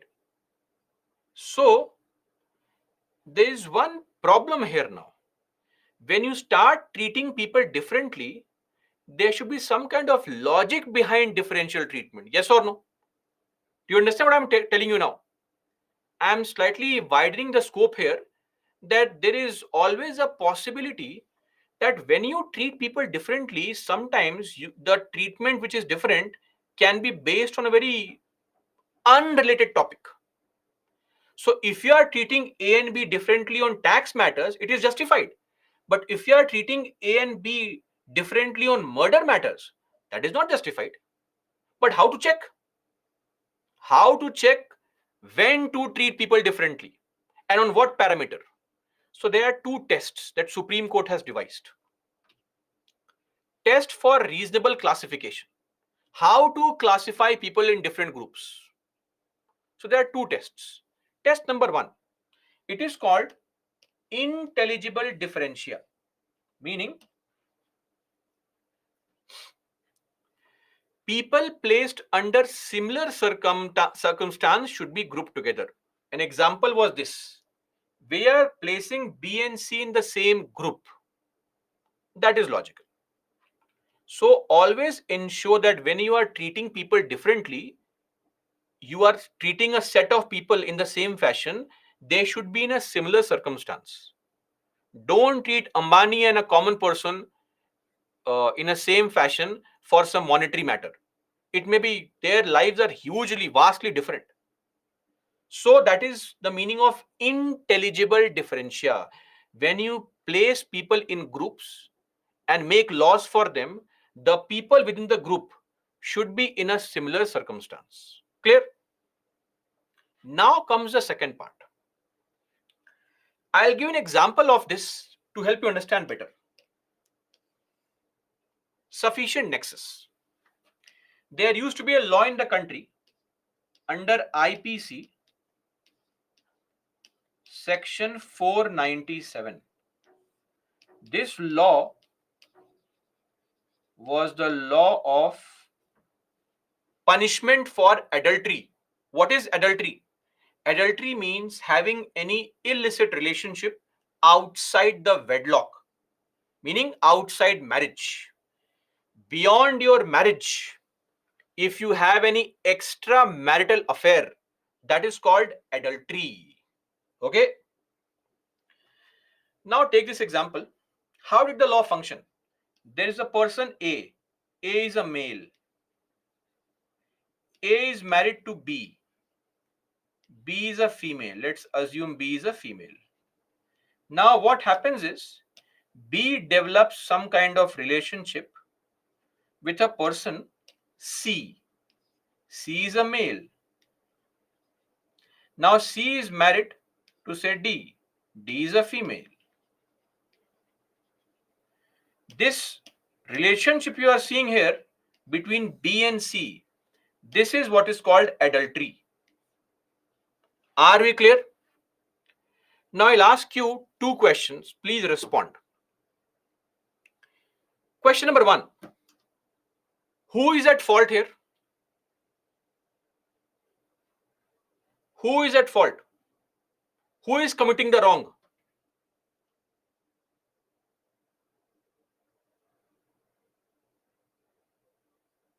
Okay. B and C. They are at fault. Some of you are writing only B. I'm not sure why. So A, Charan, etc. writing B only. I'm not sure why only B is at fault. C is also at fault, right? No?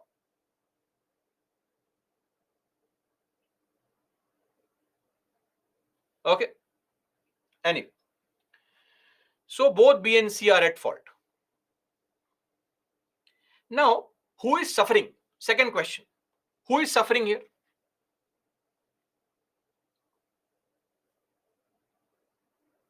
A and D. So A and D are suffering. This means that both A and D should be allowed to complain, and if there is any punishment, and if there is any punishment, then it should be given to B and C both. Are you clear so far? Everybody? Okay. This was not there in the law. The law said that only the aggrieved husband could complain. D could not complain.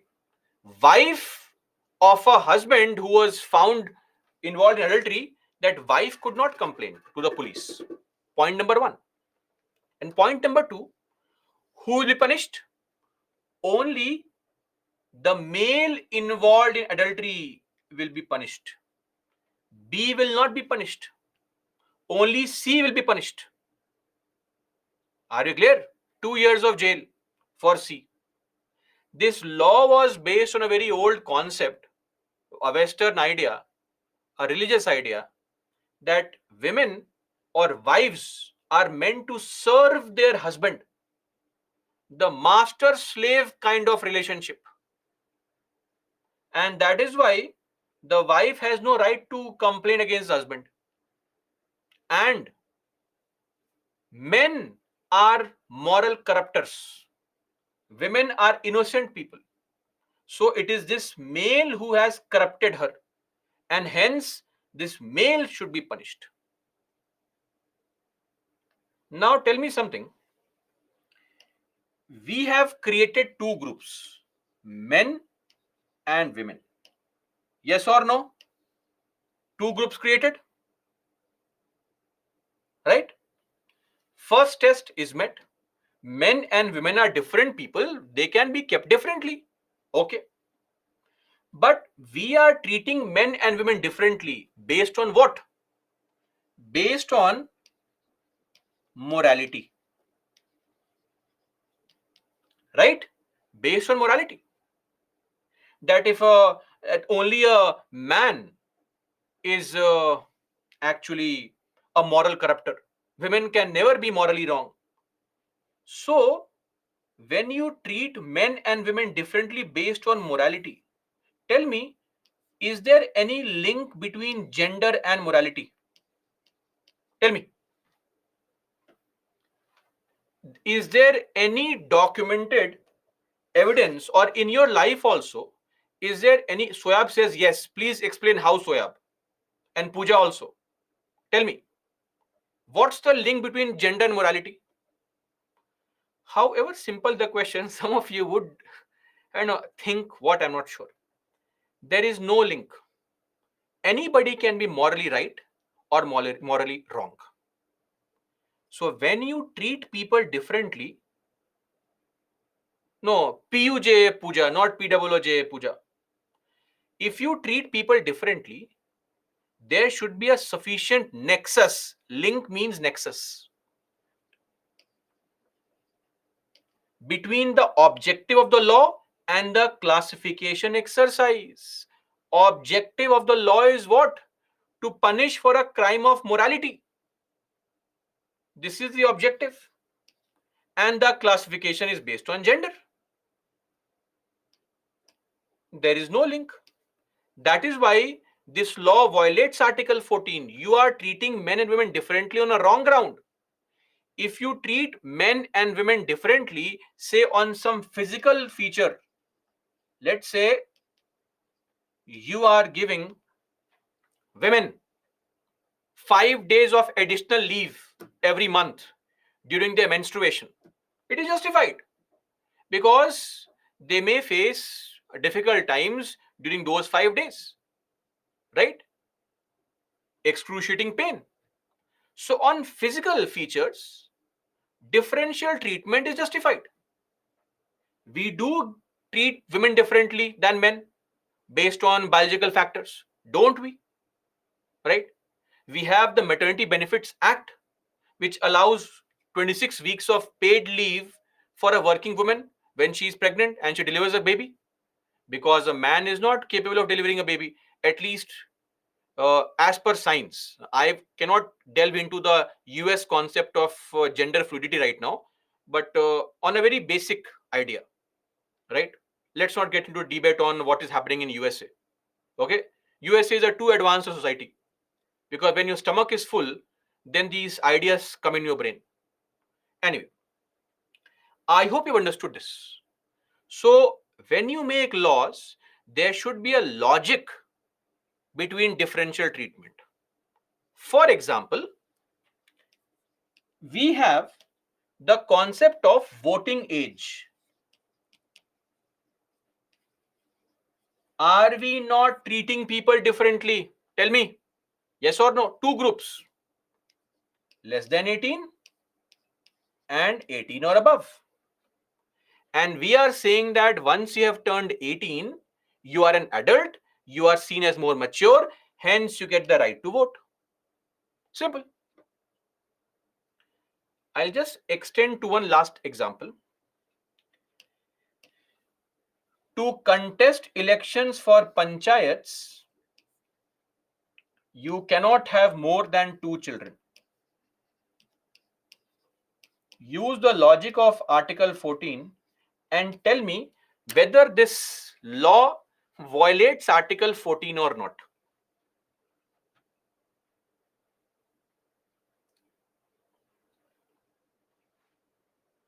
I'll tell you how it violates. We have made two groups. One group less than 2.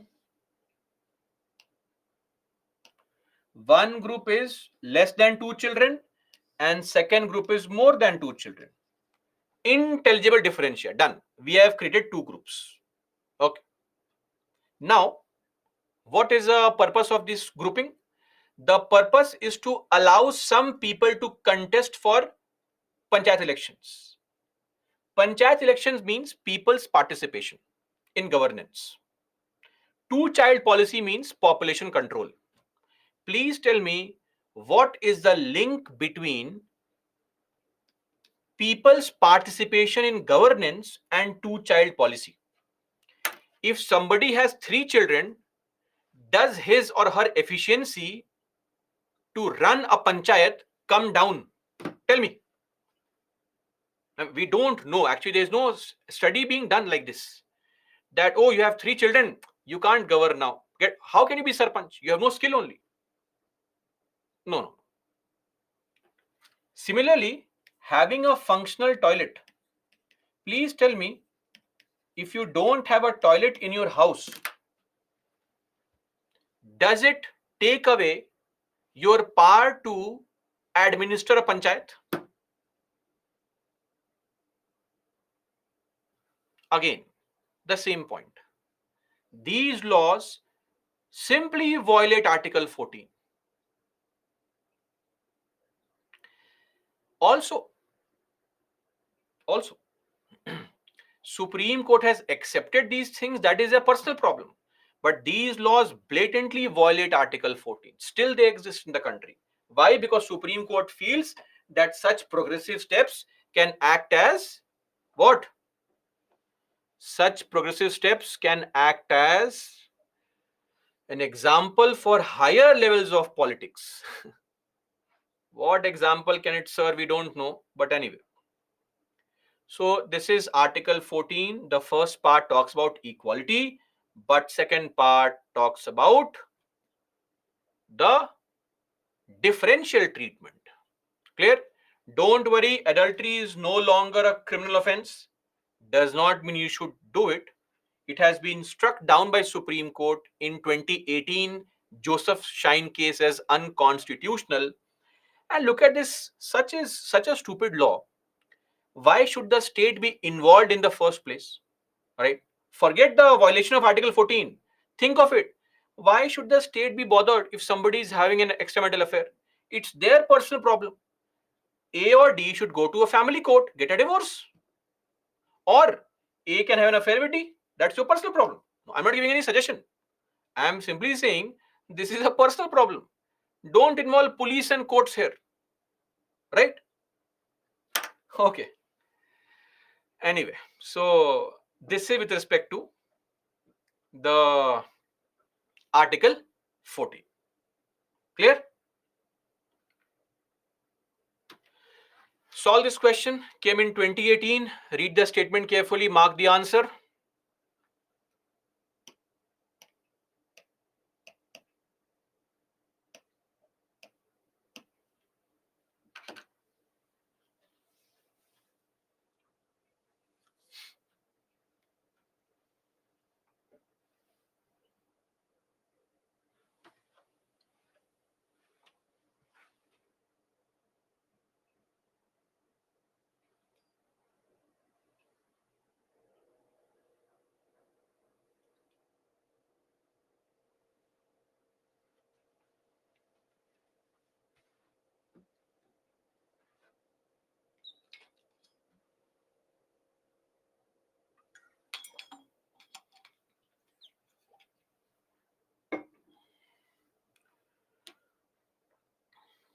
Done? Okay, great. Rule of law, limitation of power. Rule of law, equality before law. Rule of law, liberty and civil rights. 1, 2, and 4.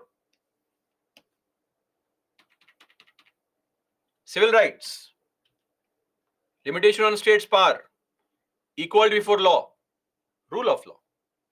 All explained right now only.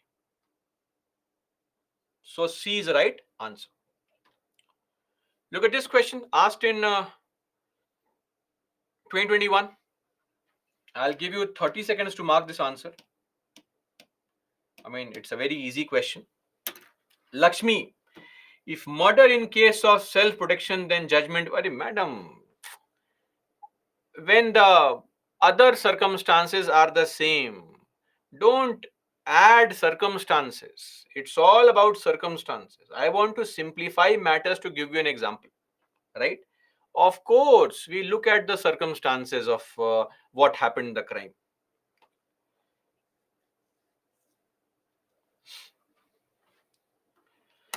Okay, see, this question is not really important. It's a very easy question, but what is mentioned is important.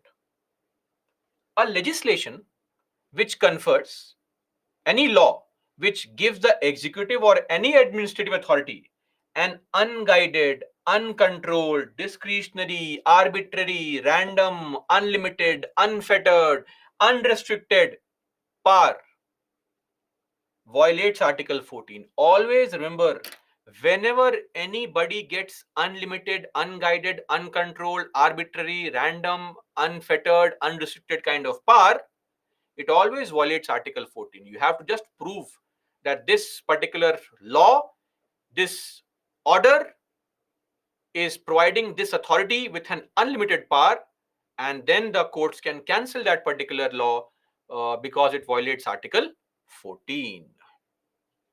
Are we clear? That was Article 14. Moving on to the next article, Article 15. Have we seen Article 15, the movie? Has anybody here seen Article 15, the movie? Don't worry. If you have not, you have lost nothing in life. Don't panic. It's okay. Basically, one more thing now. There are certain fundamental rights which are meant only for Indian citizens. Today is first day of class. Oh, Kriti, Article 15 is a movie. We don't play that in the class. We will never play in the class. Don't worry. Okay. So there are some fundamental rights which are available only to Indian citizens. There are 5 such rights only for Indian citizens: 15, 16, 19, 29, and 30. Please repeat with me. Speak it out loud wherever you are. Don't disturb other people. Don't shout. Speak it very softly with me. 5 fundamental rights available only to Indian citizens are 15, 16, 19, 29, and 30. Clear? Okay. So Article 15 is available only to Indian citizens. And what is that? The state. Same Article 12 definition. The state shall not discriminate against any citizen, on grounds only on these grounds, only of religion, race, caste, sex, place of birth. We call it RRCSP. RRCSP. No discrimination on grounds of RRCSP. Are we clear? Everybody. Uh, the state will not discriminate, but then there are government colleges for girls. Yes or no? So, what do we do? Dharna tomorrow in front of college? Tell me. Let's go and protest.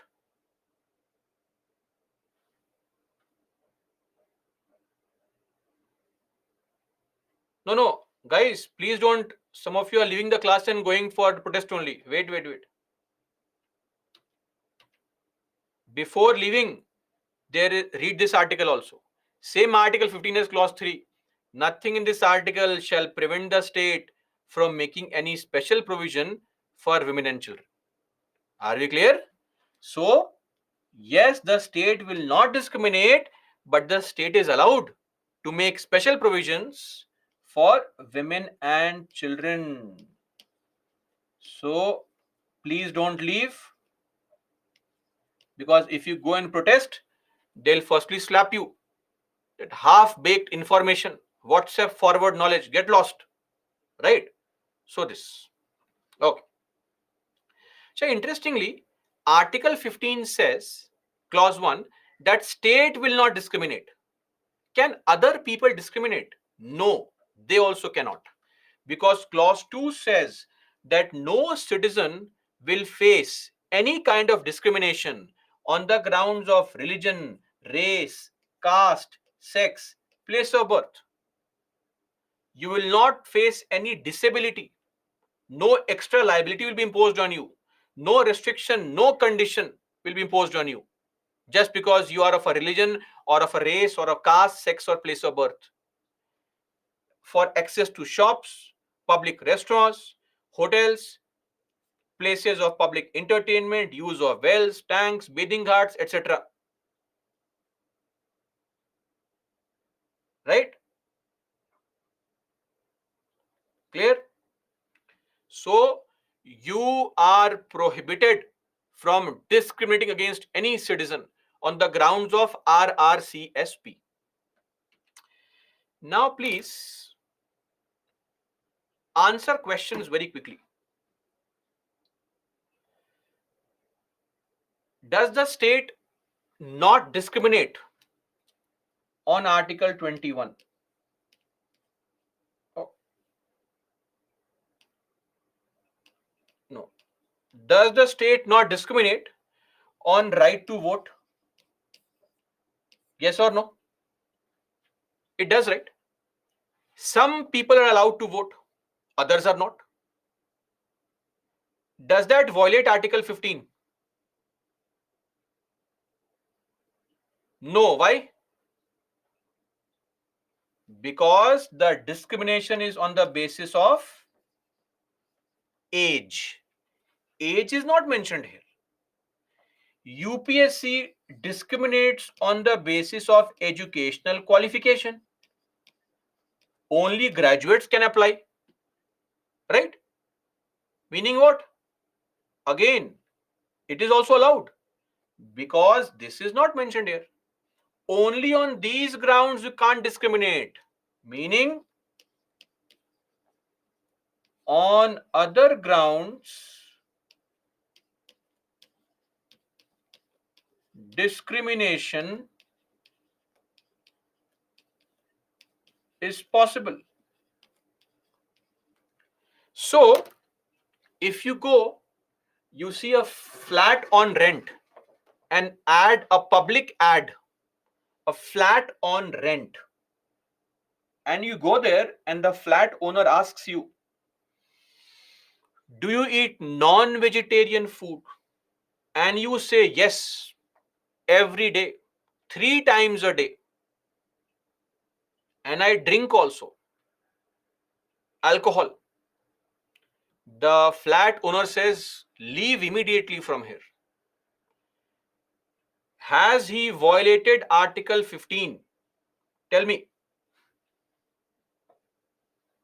Why not?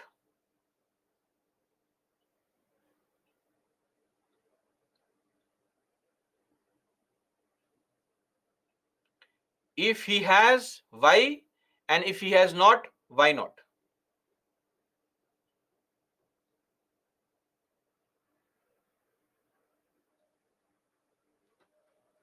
He has not violated Article 15 because food is not mentioned. You can face discrimination based on food habits. Are we clear? Okay, very good. Next, one more question. If now the flat owner asks you, what is your religion? And you say, I am a Hindu, I am a Muslim, I am a Christian. and he says, get lost. I give house only to Sikh people, only to Jains. Is this violation of Article 15? A place he has allowed everybody entry, but except a person of a religion. Yes, of course, it violates Article 15. Religion is a ground on which you cannot discriminate. Now, one more question. This is a true story. There were these kids begging on the signal. The kids that you see beg on the signal. These kids collected some money and wanted to go to some food joint, some fast food joint, KFC or Burger King or whatever, or some McD or Pizza Hut. I'm not sure. No, I don't know.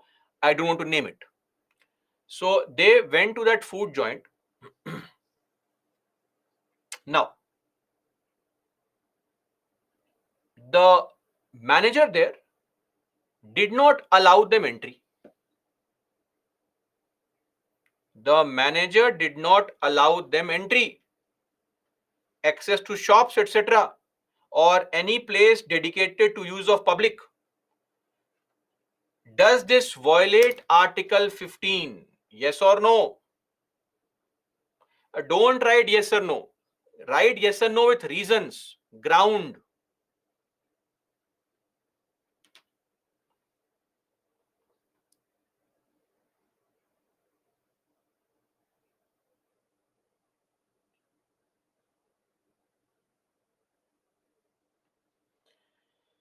Some of you are writing yes. Based on what ground? Based on caste. How do you know the caste of the person? Place of birth means the area of birth, right? So how do you know where they are born? You don't know. Race, all are of same race only.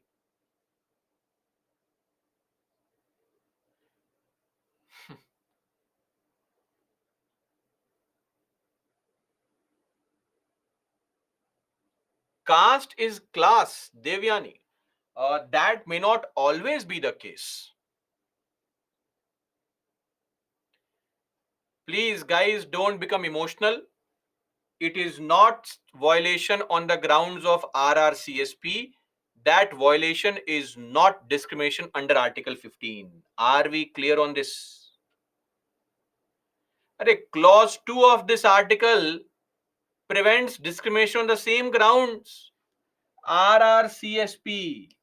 Please understand the point here I'm trying to make. The discrimination can be on the ground of only these things. That is what is called violating Article 15. If you discriminate on somebody's dressing sense, hygiene, food habit, that is not called discrimination under Article 15. Are we clear, everyone?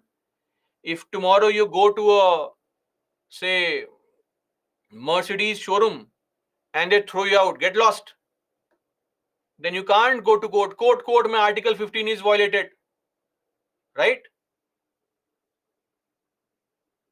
Okay. Like in Starbucks, we can't go.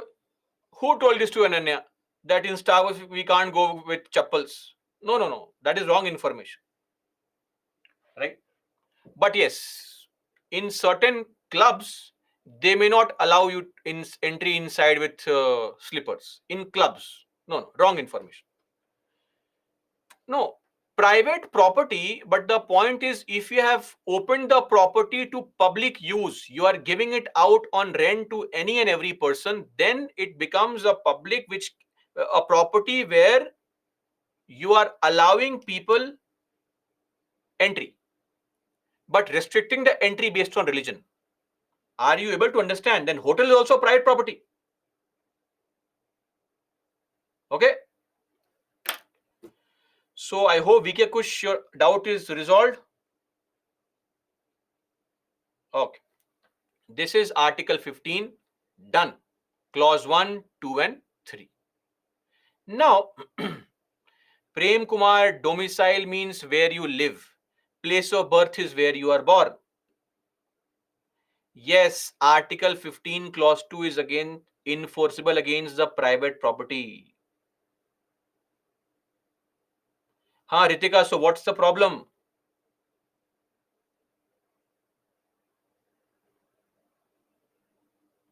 Be explain. Pavitra, you are a earlier weekend batch student. You want me to explain again? The use of wells, tanks. Now, don't say what is a tank. It is not an army tank. Please understand that these articles were made in 1950. Okay, 1946 to 49. They did not know places like motels, spas, etc. Right? Food joint. So don't say, sir, food joint is not mentioned. Sir, spa is not mentioned. Sir, salon is not mentioned. Right? They did not know all these places. The assumption is that everything is included. Don't ask such kind of questions. Okay.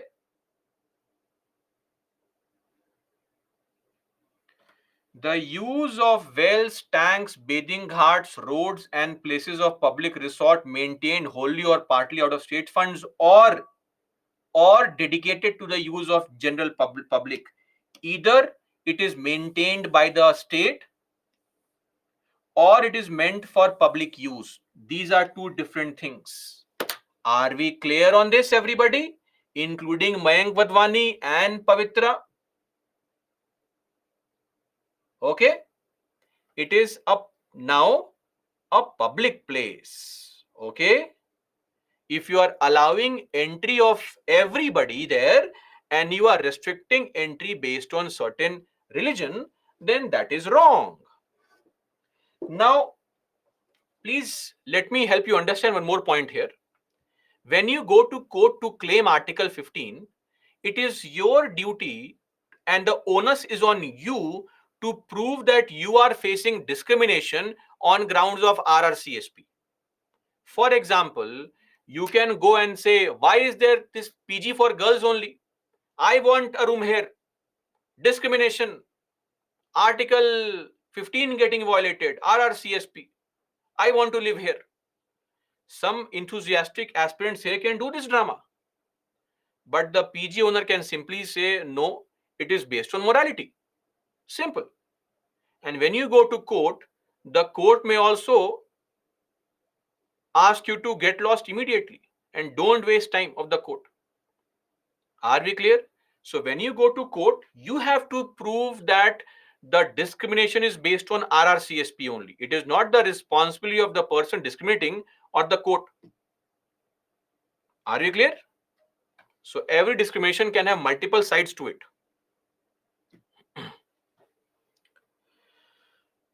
Okay. Now this was see, I will come to all the provisions slowly and steadily, including don't involve temples right now. We'll come to religion under Article 25 and 26. Let us firstly focus on this. Now, this was Article 15, Clause 1, 2, and 3. What happened later on, or rather, what happened because of something which existed in this country was some Supreme Court judgments and some changes made by the Parliament. So, back in the 1930s and 40s, in the Madras province, there used to be a communal government order. That order was called a communal government order in Madras province. According to this order, in the engineering and medical colleges in Madras province, seats were reserved. Seats were reserved for kids based on their caste and religion. For example, 6 seats were reserved for non-Brahmins, 2 were reserved for Brahmins and backward communities, 2 for scheduled castes, 2 for Anglo-Indians, 1 for Muslims, 1 for Christians. Now, if you reserve these seats for certain people based on their religion and caste, it directly violates Article 29, Clause 2. Also, Article 15. Look at this article 29, Clause 2. What does it say? Let's read very slowly. no citizen shall be denied admission into any educational institution maintained by the state or receiving aid out of state funds on the grounds of religion, race, caste, or language. So, in any government school or college, you cannot be denied admission or you will not face a discrimination just because you belong to a certain religion or a race or a caste or a language. So, the Madras government order was creating a discrimination on the grounds of religion as well as caste. One Champakam Turai Ranjan, this lady, she could not get admission in the medical college because she belonged to the Brahmin community and the seats for which were allocated for Brahmins were already filled. So she went to the Supreme Court. Supreme Court cancelled the Madras government order and said that quota in educational institutions no longer exists.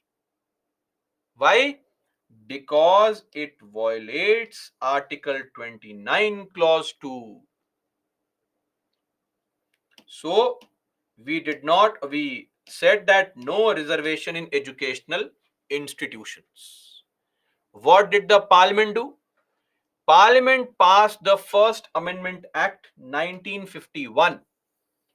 And with this Amendment Act, Parliament said nothing in Article 15 or Article 29, Clause 2 can prevent the state from making special provisions, meaning reservation, for three communities: scheduled castes, scheduled tribes, and socially and educationally backward classes, OBC, other backward classes. So the modification was made that three communities, the state will provide for reservation in educational institutions in all government schools and colleges for these three communities. Are we clear? This marks the beginning of reservation in educational institutions. Are we all okay with that? Everybody so far? Great. When this particular change was made, it was found that slowly and steadily, lot of these states started imposing reservation even in private schools and colleges. This was challenged by the people.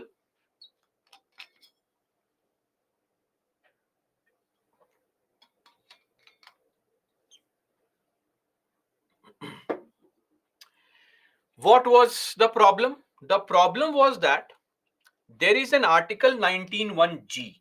Let's read this article also. All citizens have the right to practice their profession or carry on their occupation, trade, or business. POTB. Profession, occupation, trade, business.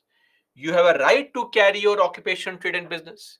If the state says, please admit certain students because I am telling you, I'll say, no, it's my school or college. Why are you telling me what to do with my school or college?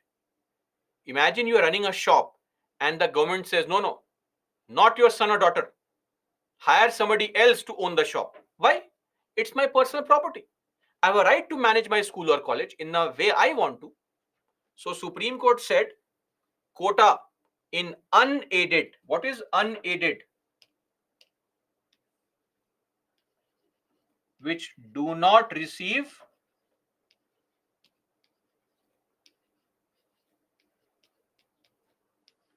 government funds.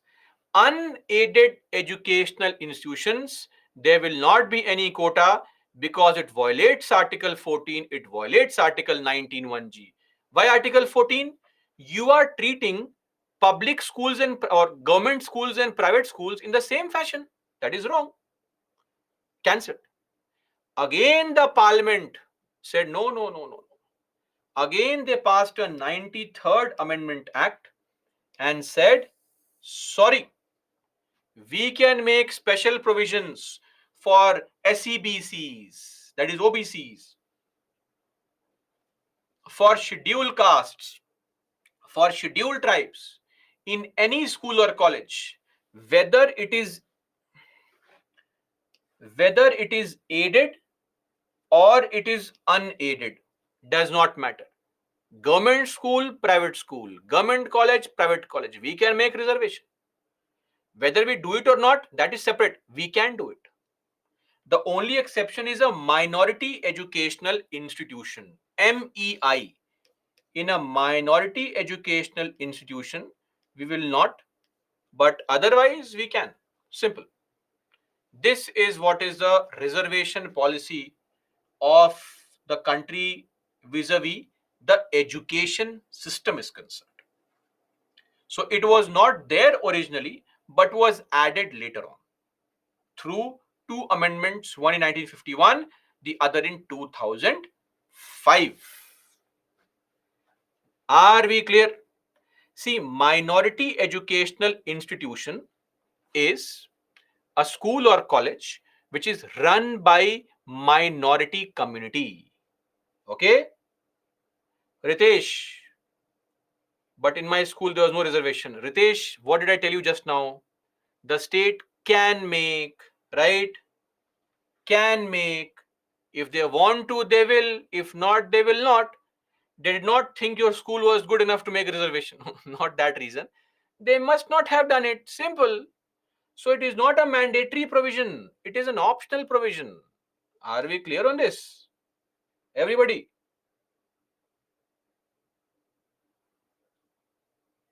Okay. Great then. Now we are done with the Article 15. Just one small point. So basically, we provide for three categories of reservations. We provided for scheduled castes 15%. We provided for scheduled tribes 7.5%, and socially and educationally backward classes 27%. In 2019, one more clause was added to Article 15. Clause 6 was added. And now one more category was introduced. Those people who so far belong to no category, the unreserved category. From that group, the economically weaker section, EWS, these people would be given reservation up to 10%. So now we have exactly 10% reservation for economically weaker sections. Are we clear, everyone? And the central government will notify who would be called an economically weaker section based on family income, like 8 lakh rupees is the current limit, and other such factors like land holding, etc. And in the Janhit Abhiyan case 2022, Supreme Court upheld the reservation of EWS to be constitutionally valid. So now we have EWS category also as a category which is there, where 10% seats are reserved for certain communities who are put under the economically weaker section. This brings us to an end of our Article 15. Did we understand?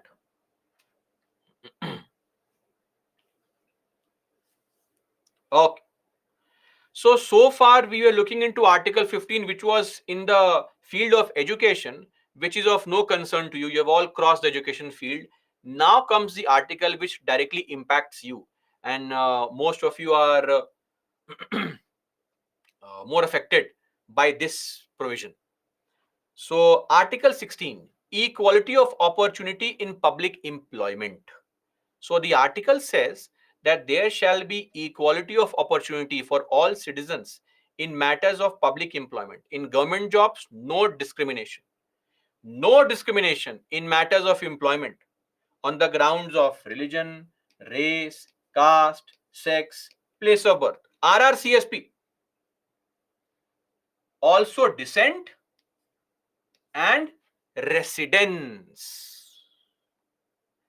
Descent. What is the meaning of descent? Ancestry. Descent.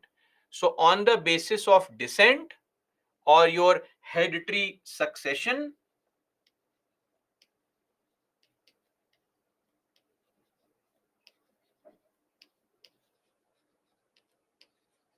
ancestry, you will not face any discrimination. Neither on the basis of residence will you face any discrimination. That is why, if you observe, residence is not a criteria in schools. So in lot of these schools and colleges like say IIT, NIT, some seats are reserved for people from Rajasthan, some for Tamil Nadu, some for UP, some for Delhi, some for Gujarat. Yes or no?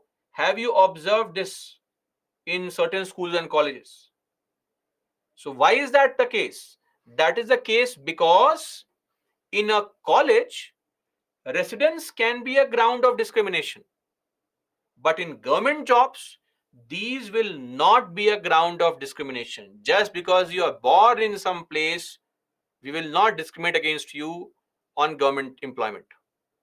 However, however, the parliament is allowed to make laws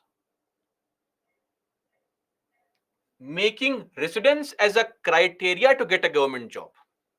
So residence can be used as a ground of discrimination, but parliament can make a law. States have no power. Are we clear? So there are various such provisions which allow certain states to provide for reservation for their local people in government jobs because parliament has made laws, not the states. And let me just clarify a very important point. So this is a large misconception. Supreme Court, what it has said. Supreme Court on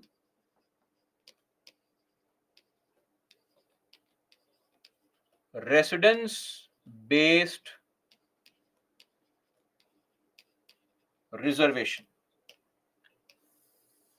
So what Supreme Court has said in the Pradeep Jain case 1984 is that residence based reservation is ultra vires the constitution.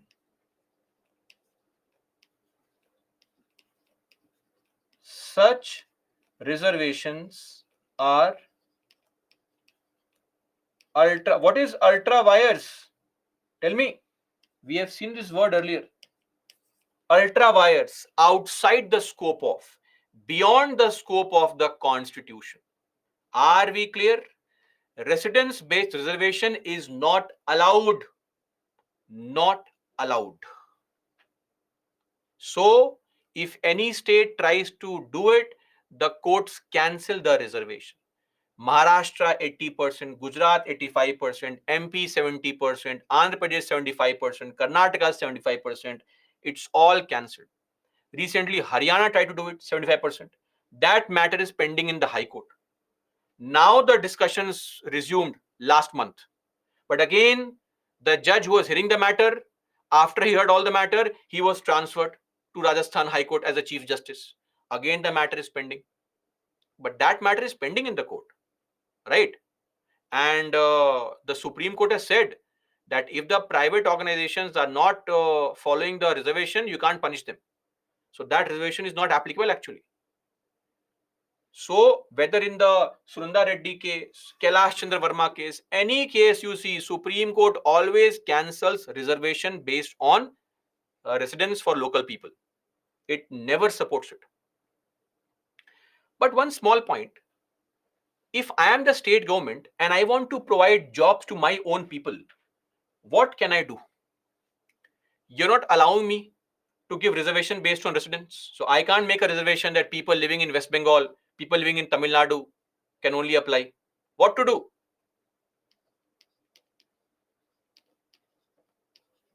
States use language as a criteria.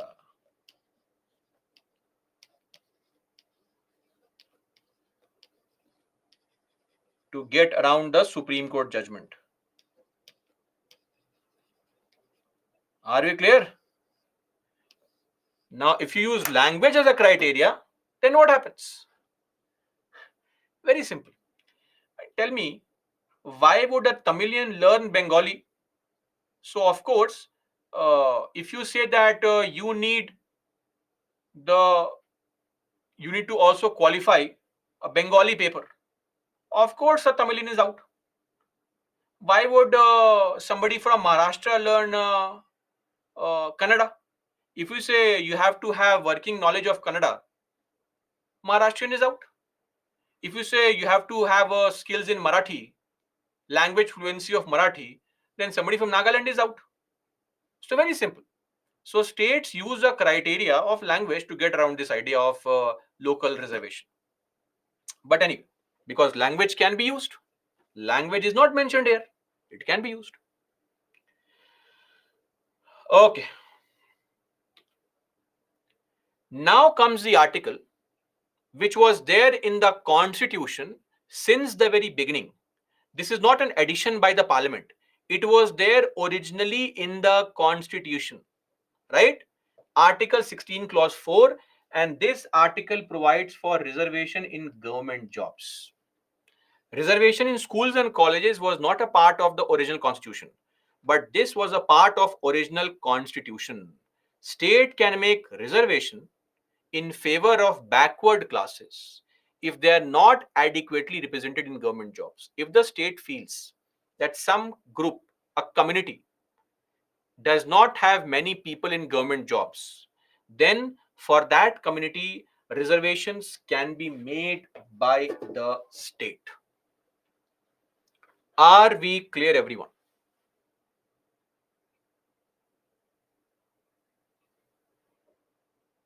Any doubt? This is the policy of reservation which was embedded in the constitution at the behest of Dr. Ambedkar. Okay, and originally, for how long this reservation, there is no limit of this reservation. The limit is till the communities are not adequately represented, we'll have to provide for reservation. Simple. That's it. That's the limit.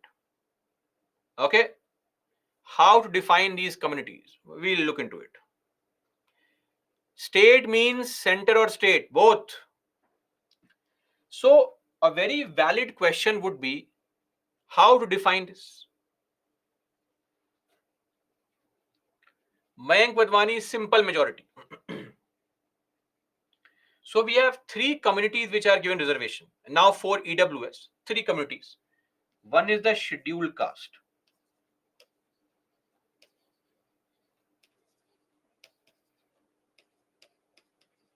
The other is scheduled tribe.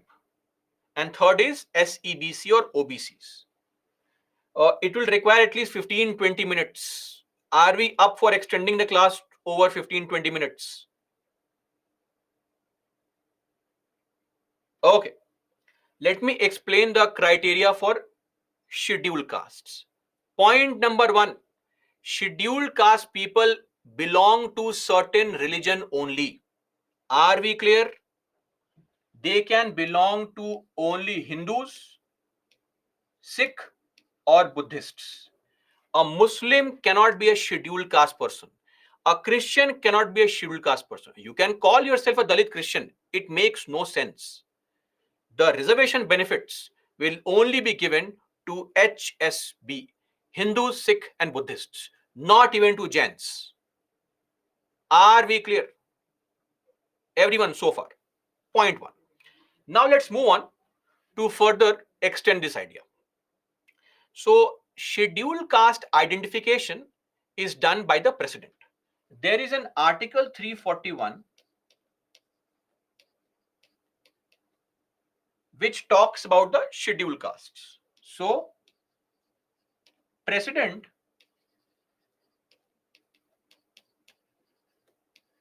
will publish the list.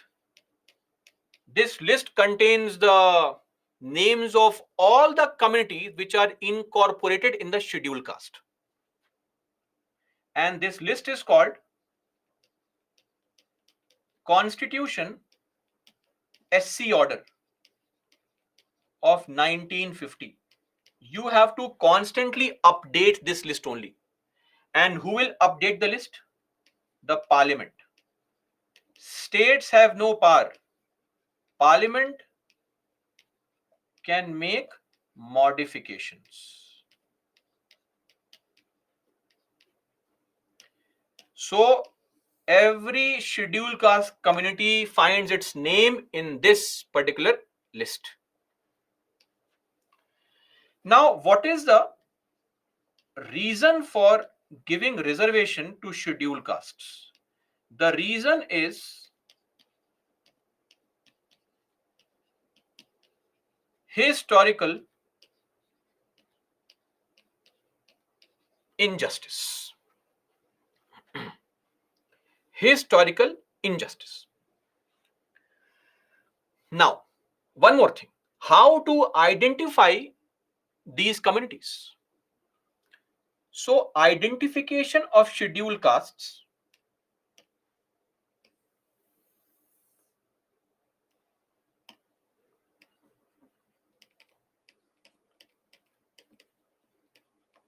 comes from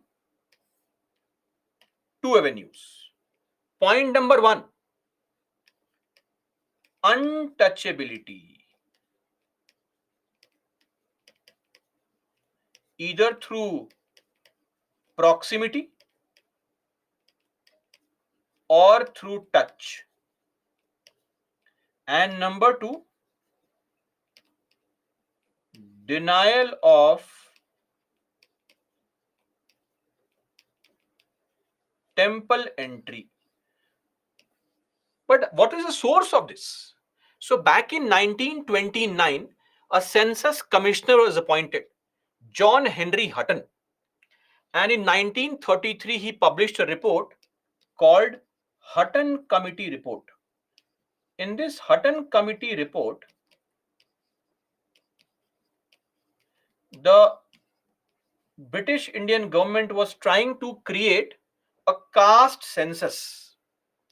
So basically, they wanted to list the names of all the people who belong to various castes. Now, I think you all know the Varna system or the Varna system. So the Varna system says that we have four Varnas: Brahman, Kshatriya, Vaishya, and Shudra. But there are certain people the Hutton committee found who were not a part of the Varna system only. He called them exterior castes, exterior, who were outside the Varna system, right? And or depressed classes. And he tried to identify what is the common trait. And then he prepared a list. The list was called a schedule, and he put all those names of all those people who were facing untouchability and were not being allowed entry into temple, and put them in the list. Hence the term scheduled caste, because it is a schedule of the Hutton Committee report, which lists the names of all these communities. And what is the origin of untouchability? The origin of untouchability was the marriage system in the country. So see, normally, Sir Prem Kumar will address the concern. You have lack of knowledge there. Don't worry. I'll correct your knowledge, but tomorrow. I got your point. Mandal Commission. You don't have information there. Let me correct it tomorrow. See, in the marriages, I think you'll all agree on this. Even today it is visible. And earlier also, an upper Varna person, boy, was allowed to marry an upper Varna girl. But upper Varna boy was also allowed to marry a lower Varna girl. It was okay. Such marriages were called anulom marriages. Clear? But what was not allowed was a lower Varna boy marrying an upper Varna girl. That was called pratilom. pratilom marriage, against the nature only. Even today, even today, no concerns are raised when a Brahmin boy marries a Dalit girl. But if a Dalit boy marries a Brahmin girl, all hell breaks loose. Yes or no? This is a reality even today. Pratilom marriages were not allowed. No, what they did was how to dissuade such marriages. They started ostracizing these people, outcasting them from the society, pushing them out, that we will not interact with such people, started treating them as untouchables. The kids of these marriages were called chandals. Chandals is the origin of untouchability, right? And what used to happen was they were sent outside the villages. They would live outside the villages, and slowly and steadily, more unique forms of untouchability were introduced. Like, don't touch these people because you get polluted. Sometimes you should not allow them near you also. If they come near you within range of say 10 meters, one hand distance, you get polluted. These were unique ideas created by us to discriminate against people for over 2000 years. More than 2000 years of discrimination. There are cases where the people had to tie a broom around their waist. They had to attach a broom around their waist. And when they walked, the idea was that the broom would sweep the road, making the road pollution free. Otherwise, when you walk on the road, you are polluting the road. And what if an upper Varna person steps on the road? He gets polluted, right? Or sometimes a pot had to be tied around the neck, right? So if the spit, saliva, fell on the road, an upper Varna person put his foot on the saliva, he would get polluted, right? Or a bell had to be tied like an animal, that when the person went somewhere, the bell sound would inform others that an untouchable is coming to the area. Don't look at him or her. There is a case of a community called Puradavannans. So this is in Tirunelveli district. So Tirunelveli, Britishers used to call it Tenne Valley. Now Tirunelveli.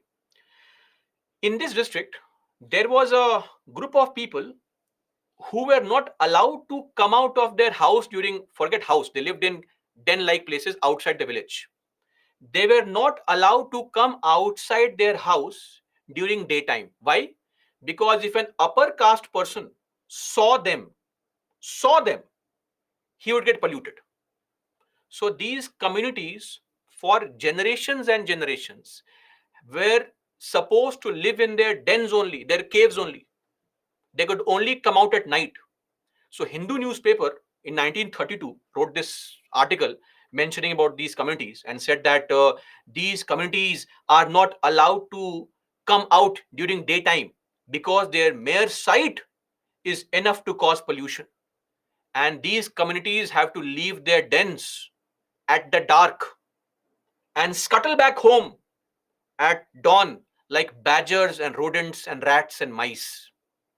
This is what Ambedkar quoted in his speeches and said that no civilization can be held guilty of a greater cruelty, subjecting people, generations and generations of people, to this kind of atrocity. And then there is a very infamous Mulakkaram, the breast tax. So in the princely state of Travancore, there used to be a breast tax. Women of the scheduled caste communities were not allowed to cover their breasts until and unless they paid a tax. Direct violation of somebody's privacy and dignity, right? For generations. And then there's a legendary story of Nanjali, who supposedly did not pay the tax. The king's men came and she chopped her breasts and then she died, right? Now, these could be legendary stories and all, but everybody agrees that there was an oppressive tax regime which was there on the scheduled caste communities. And interestingly, when you looked at these communities, you were polluted. But if you had to remove a dead carcass, dead animal's body, then you call them only. So back in the old days, we did not have toilets, the sewage system. So there used to be a pit system. You'd have an elevated platform, and on the in the ground, the hole is dug, and people would go and relieve themselves. Nature's call, right? And all the excreta, the human feces, the latrine would get dumped in that pit. The pit had to be manually cleaned. Somebody had to enter the pit, take out the latrine from the pit, and throw it outside. Who will do it? These communities. For generations and generations, the people subjected a group of people to this kind of atrocity. Where is the equality? It still happens today.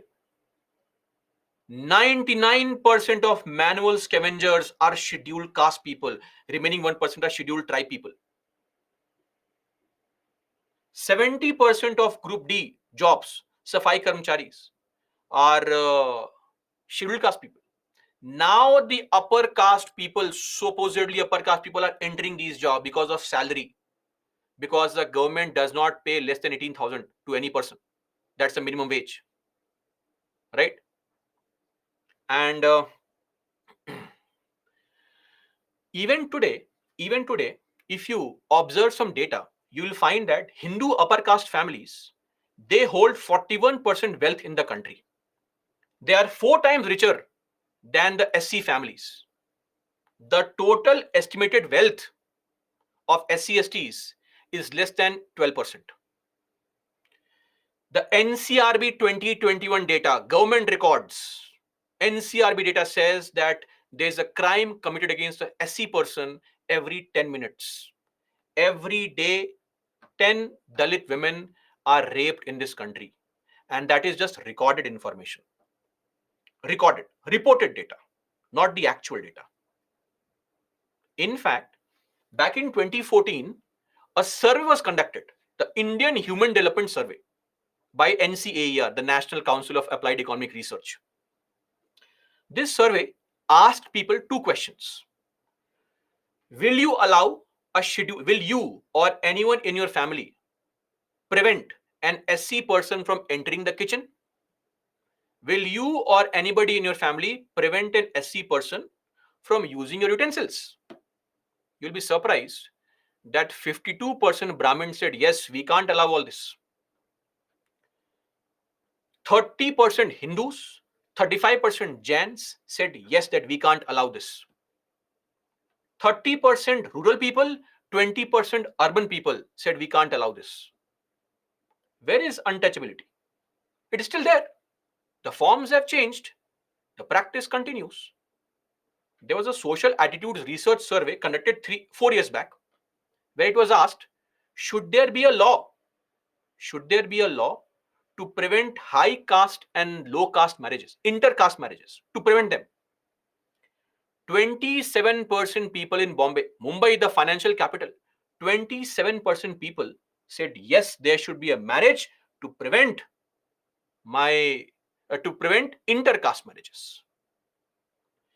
In Delhi, 40% adults said, yes, there should be a law.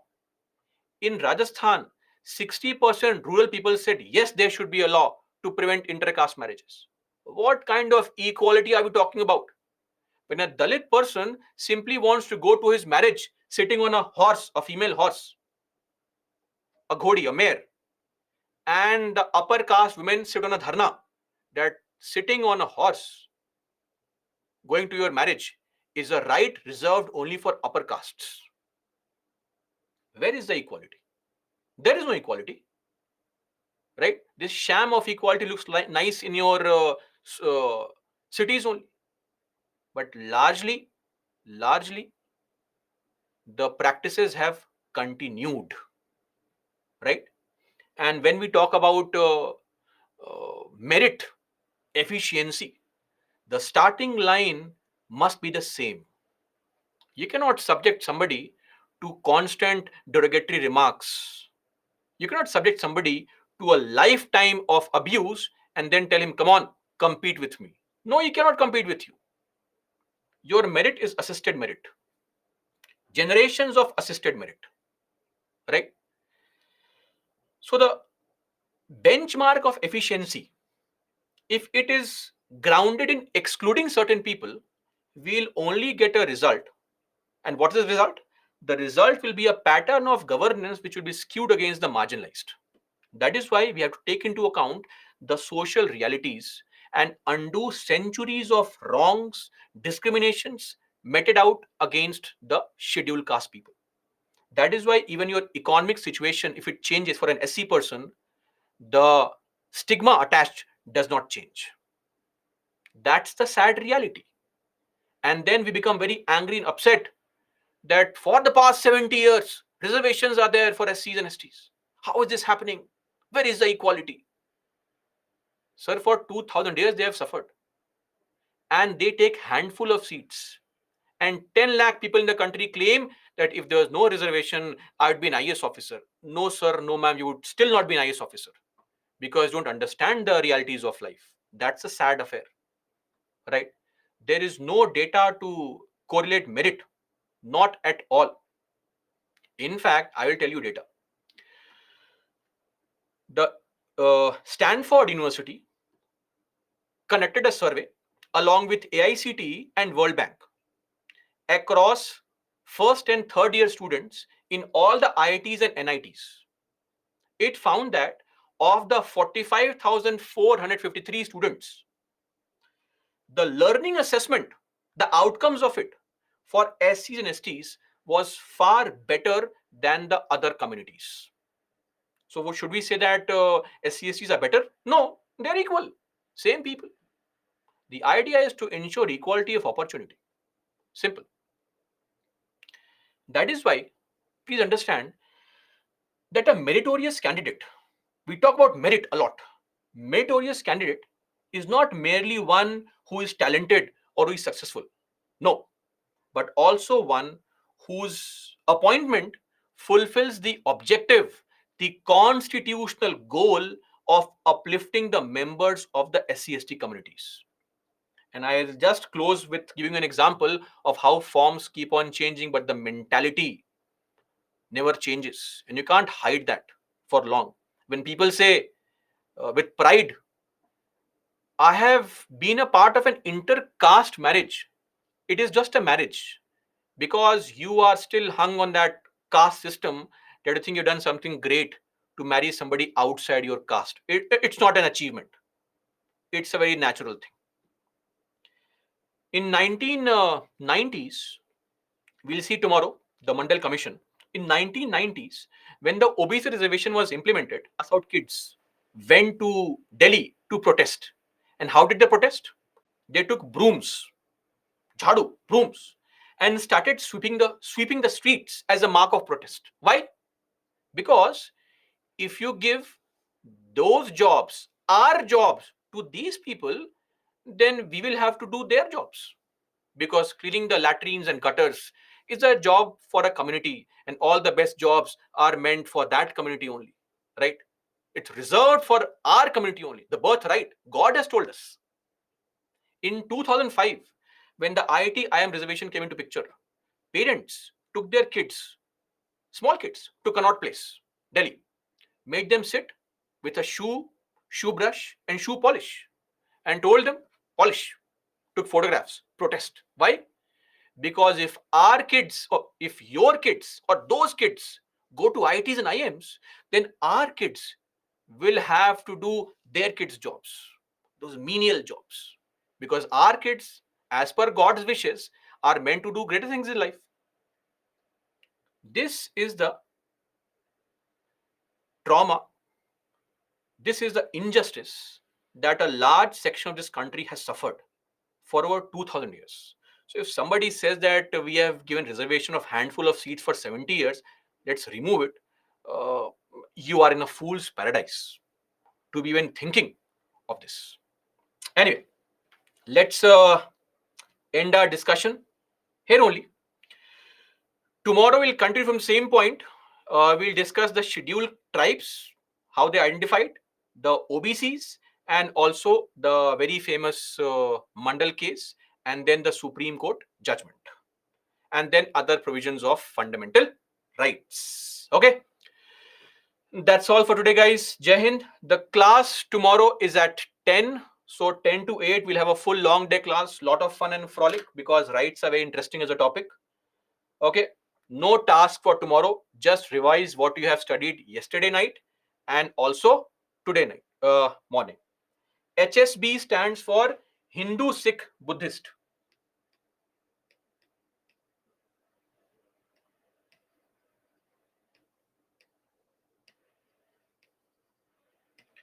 So just to tell you, if you leave the fold of Hinduism, Sikhism, or Buddhism, you will lose the benefit of scheduled caste. Are we clear? There is no enjoyment of benefit if you move out of Hinduism, Sikhism, or Buddhism. Clear? So if you become a Muslim or a Christian, you cannot avail the benefit of scheduled caste.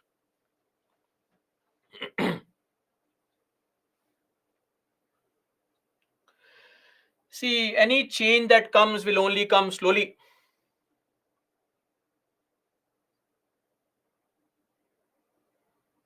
Yes, tomorrow class from 10 to 8.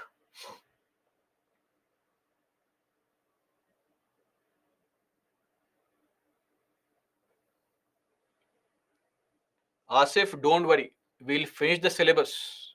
Way beyond the syllabus.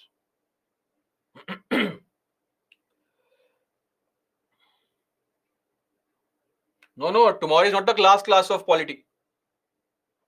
We have a class on Tuesday also.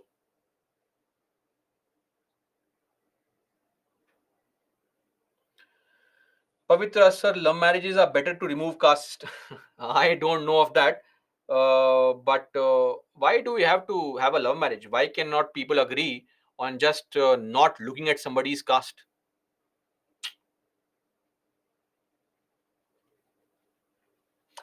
Piyu, sir, what if a child faces a problem over gender and minority caste within their own house? That is something we discussed already under panchayats, the son meta preference.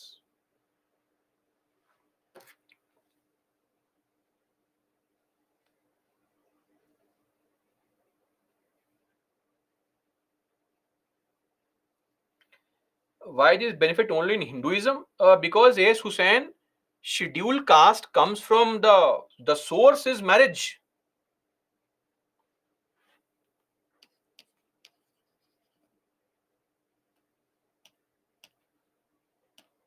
The source is marriage, and it is Indic in nature. So religions like Christianity and Islam are not Indic religions. So they ideally should not have such discrimination. That's what they claim also, right?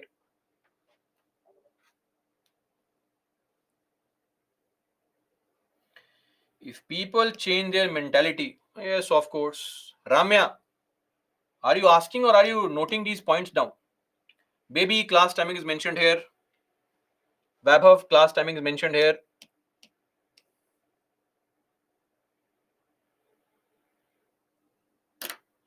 Divya, not SC, STs. Scheduled tribe people convert to Christianity because scheduled tribe person is a religion neutral group. You can be a Hindu, Muslim, Christian, anybody.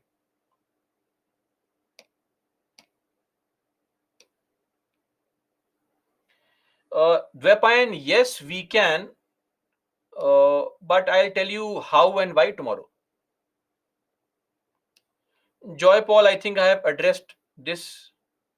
Ramya, sufficient nexus means there should be a link. I think you'll have to see the video. It's a very long concept to explain here. Uh,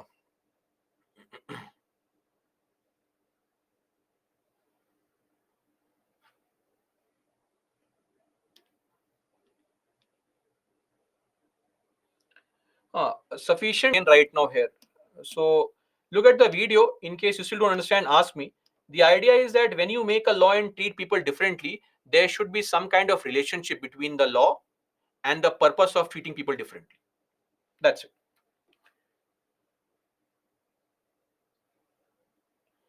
Asif, there is no relationship to Indian citizenship, etc. here.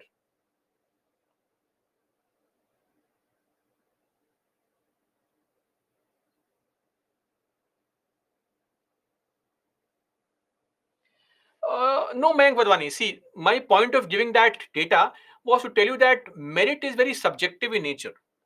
It is based on multiple variables as to how you calculate merit.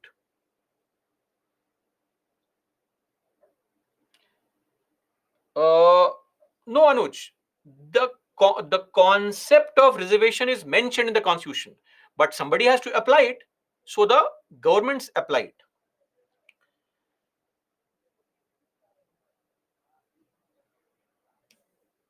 Okay, madam. Dwepayan. So in our state, West Bengal, the youth doesn't get any job. They are sitting on the road doing strike because.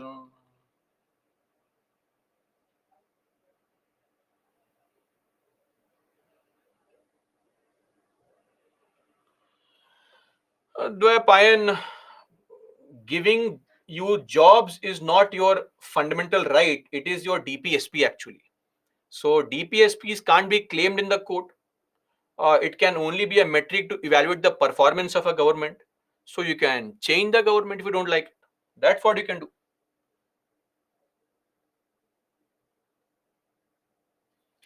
Anubhav, see, if somebody is an atheist, we don't know what you're doing in your house. We can only get official data. So yes, we'll discuss that under right to convert. What exactly happens in a lot of these situations is that people who want you to convert, what they'll tell you is don't officially convert, but attend our religious ceremony, come to our religious functions, etc. Why is this done? Because, see, at the age of 30 or 40 or 25, you will not convert to any religion. You have no interest. But when you start imbibing those new religious fundas in your house as a practice, you start taking your kid to those places. Your kid starts learning those things. So it is a long term strategy to convert people inherently. Yes, yes, you can leave the class. The class is all done. Lakshmi, I think I have sufficiently explained. So it's very subjective. If somebody feels otherwise, what can we do?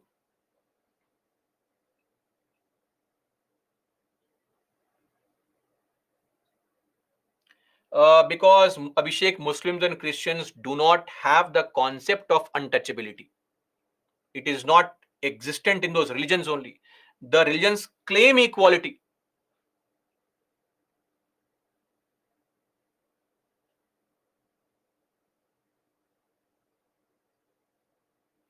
Rajan, giving somebody handful of seats to ensure equal representation, is it exploitation?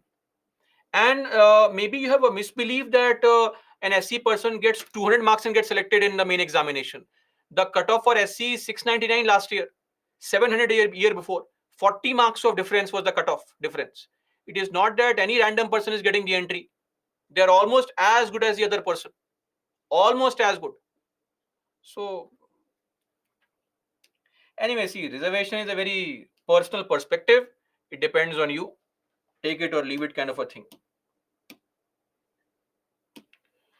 Today's leaderboard: Pooja, Karthikeyan, Pranav, Sudhanshu, Pihu, Harshita, Sanjana, Asif, Pooja, and Ritesh. Then we have Parimala, Girish, Baby, Anuj, Dhanya, Arun, Pumalai, Anum, Sonu, Ritu, and Rajan. Okay, guys, let's end our discussion here only today. Tomorrow, we'll take up for discussion the remaining provisions of the fundamental rights. Till then, that is all for me, guys. Let's meet tomorrow at 10. Okay? Don't wait for the evening. Let's meet tomorrow at 10. Till then, that is going to be all for this video. Jai Hind.